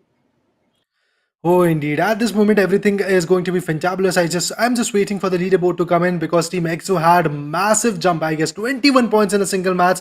They were close to the victory, but they were unable to get it. I guess after that victory, they could have got 24 points into their perspective. I guess more than 24 points. I guess 25 points could be the stats, because they could have wiped out Mania also, but they were unable to. And this is the stats which we are looking forward to, because 21 points are actually, let's say, going to uplift them a lot. But then if I talk about Hyderabad Hydras, a great comeback by the team right now. Maxi, Skrills, uh, carry striker for the win, did a great part in the lobby. And then Esports, meanwhile, also tried their level best to get some good frags. They were in the zone, they were trying their level best to survive. And just like that, Scar Esports was also trying to get some good finishes, but they were unable to. They got 3 finishes. 5 points for total 5 points. I guess 2 points for the position. I guess #7 was the position where Sky Esports was eliminated. But yes, one more team I would like to talk about. That's going to be Team Orangutan Gaming. They have got 14 amazing points in their perspective. #3 was the position that they got, and I guess due to believe it was a situation coming from the lobby. But now let's talk about the match number 12. Top fraggers. It's going to be Panku again on the golden plank. It's like he has made a habit of being onto this location. It's beautiful enough. Now, if we talk about Fear's 4 finishes for him, 44% finish contribution is going to be the case. And now, if we talk about Shadow 7, it's going to be 4 finish from Team Entity. Shadow 7 is going to rain it out. And if we talk about Manya, man oh man, why do we have to talk about this guy? He ended the spree. He got the victory. Yes, of course. This 4 finishes, it might be that 4 is low, but still for them, it has been the tremendous one. Global Esports securing the maximum amount of position points in this entire match, but still in the second position according to the points, because 1 point or 2 point difference it is there, because EXO have taken the maximum number of finishes. Entity also there in the race, total of 11 they have secured in the finishes race. Entity is a bit more advanced as compared to any other team in the lobby. Team SouL have got finishes though, but still haven't managed to get any position point or any other thing. So the race continues and the graph will be going up and down, Raider, but the day two is almost coming to a very end. The match wise graph it is, but the overall standings, the overall fragger is still a thing that we are waiting for, and here it is. Look at the difference. Again, Team Exo, the difference we wanted, here it is. Yeah. Of course, and I'm glad to watch it at this point. Eventually, after playing 8 matches, every team has played 8 matches at this moment, and the day number 6, day number 2 to be exact, have really been wiped out from the face of the earth. And now you can see that Team Exo is still reigning on the top with a massive lead, and that's beautiful. I guess that's a 23-point lead coming in front of Kimini Esports. That's good enough. And eventually, if we talk about Kimini Esports, 113 points for them from group number A. Entity is also going to show their faces. I guess Entity is one of those teams which is sneakily climbing, but now they are able to climb onto the hashtag 3, the second runner position. If we talk about Enigma, 85 points for them, a bit closer to Team Entity is going to be there. Global Esports is also surely but shortly coming far closer. If we talk about Skylights Gaming, it's going to be 82 points for them. 8-bit, 75 points. Revenant Esports, 69 points. That's good enough for the team. And eventually, these 8 teams are trying their level best. But the 2 teams which are maintaining their consistency, it's going to be Team Exo and Cayman, getting that dash into their front. And if we talk about 7C Esports, still chilling it out at hashtag 9. Celsius Esports, meanwhile, is going down. X-Spark again going down. Hashtag 11 is going to be the poison of choice. Tud Esports maintaining their position. TSM also maintaining their position. OR Esports climbing up. Orangutan is also maintaining their hashtag 15th position. That's sweet enough. If we talk about Team SouL, they are going down surely but shortly, but still they are going to be on the brim of the qualification for today's day. Well, of course, they are just going exactly like if you talk about SouL, they, as you mentioned, they are exactly sitting on the edge. They can just go down at any moment if one more match goes wrong. Well, Team Godlike are not in the second chart. They have already faced the downfall. Celsius, 7 Seas, the teams Orange Rock, in spite of having some great matches, they're still in the hashtag 14. Orangutan have made some comeback in today's games comparative to the other previous day. But the third chart will be the one, those will be in the danger. LZ officials, anyhow, they have managed to climb up to the 17th position. Godlike will be in the 18th. The matches will be very crucial. Hyderabad Hydras, Revenge Esports, Adder, Team Forever. Well, this is a surprise to see that they're down to hashtag 22. I believe they need at least a chicken dinner. 1 or 2 chicken dinners will be enough for any of these 8 teams to climb up the ladder and come up in the top 16 in tomorrow's day. 1 or 2 chicken dinners will be fine for them, but in each and every day you have to maintain the consistency. Even without a chicken dinner, you can also come and retain yourself in the top 16. But yes, it will be a bit tough compared as of getting a chicken dinner. Indeed, it's going to be a tougher choice for the teams right now because the days are passing very readily, and I guess 12 matches have been passed. Each team had got chances to play, and they have got 8 chances to be exact to play in this lobby. But then eventually, the team, let's say, the player which is actually going to be on the top in number of finishes is going to be Destro, 24 finishes again. And if we talk about Panko putting up one hell of a show in the previous one, he has got 23 amazing finishes, 1 less to go from Destro, and still the golden plaque will be into the hands of Kimini Esports Destro. That's beautiful enough. But now you can talk about Delta. It's going to be 17 finishes from the hands of Delta. That's beautiful enough. Gamla Boys still remaining it on with 16 amazing finishes. But then again, we have another phase coming up. I guess Team Exo's Fears was there, but now you are going to see Nakul coming from the shadows once again, 16 amazing finishes from himself. And I guess the team's finish contribution is going to be 40%. That's beautiful enough. The teams are trying to perform. We are going to see 4 faces of, let's say, 4 separate teams in the overall top fraggers list. It's going to be Cayman Esports on top. Then Exo is also there right now. After that, Gamla Boy is also there. And then pretty much Nakul from Global Esports is also rising some points.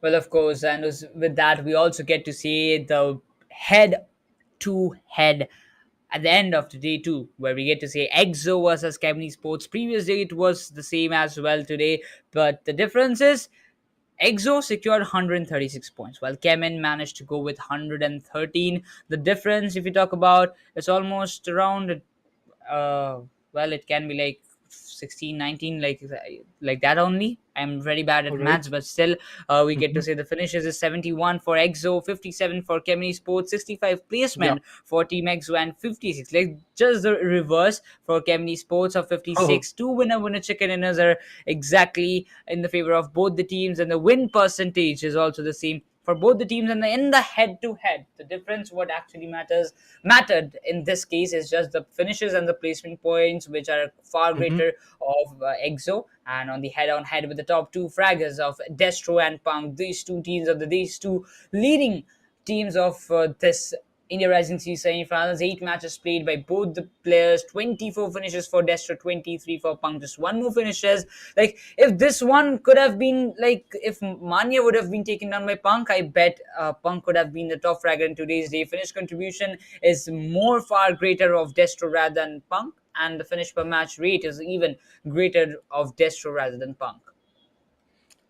Indeed, Punk is putting up one hell of a show at this point, but eventually, if I talk about Destro, he also put up a hell of a show in a single match. He scored 8 amazing finishes, and that was a massive jump by the hands of Destro. But eventually, if I talk about this one, you can see that after the end of day number 2, after the end of 12 matches went out, we can see that the one player which is actually rising onto the table toppers list of fragger, it's going to be Destro. It's good enough for him eventually, but yes, Panku is slowly but steadily racking some finishes, and after that, again, Destro is going to be on the back end. And if we talk about, let's say, Gamla Boy and the other guys from Team EXO, Sensei could be there. Snax is also racking some points.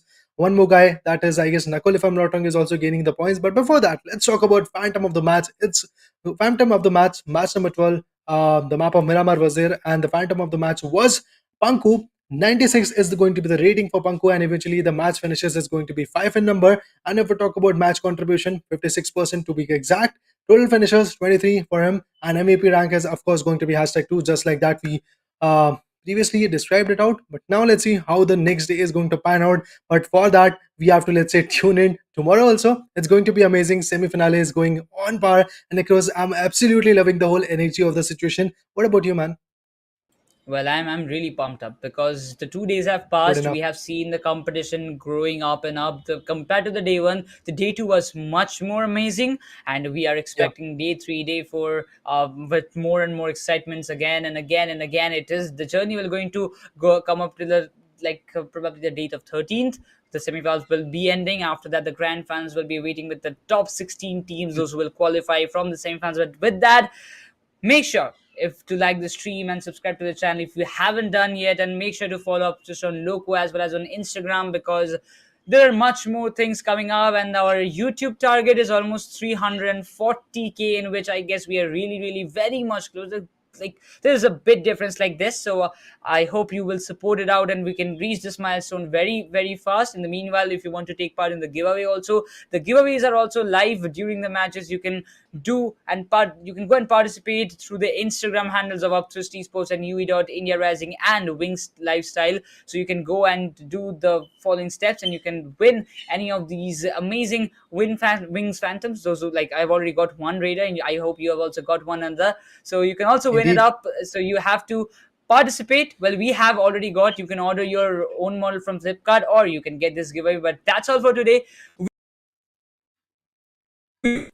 Stuff and same energy, but that's all for today. Tata, take care, bye bye, see ya.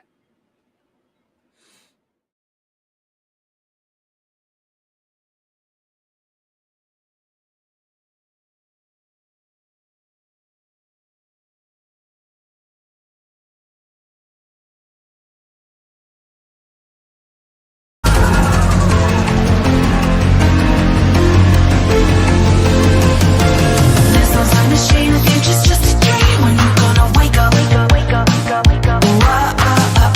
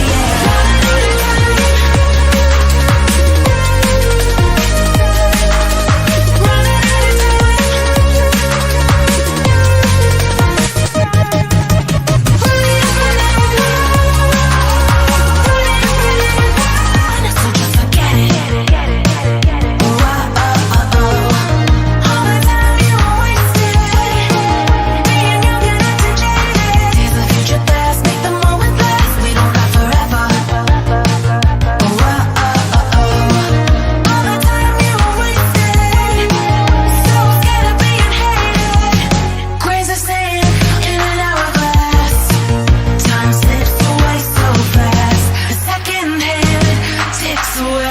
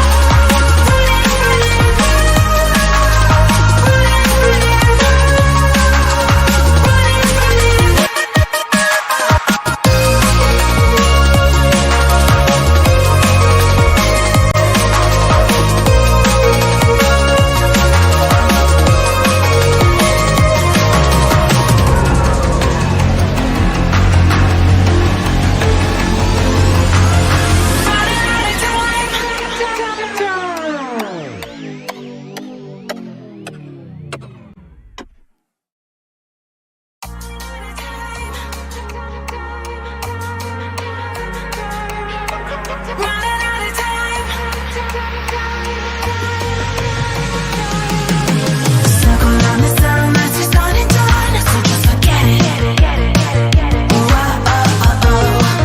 All the time you were wasted, being young and acting jaded. Days of future past, make the moment last. We don't got forever. All the time you were wasted, so scared of being hated. Grains of sand in an hour.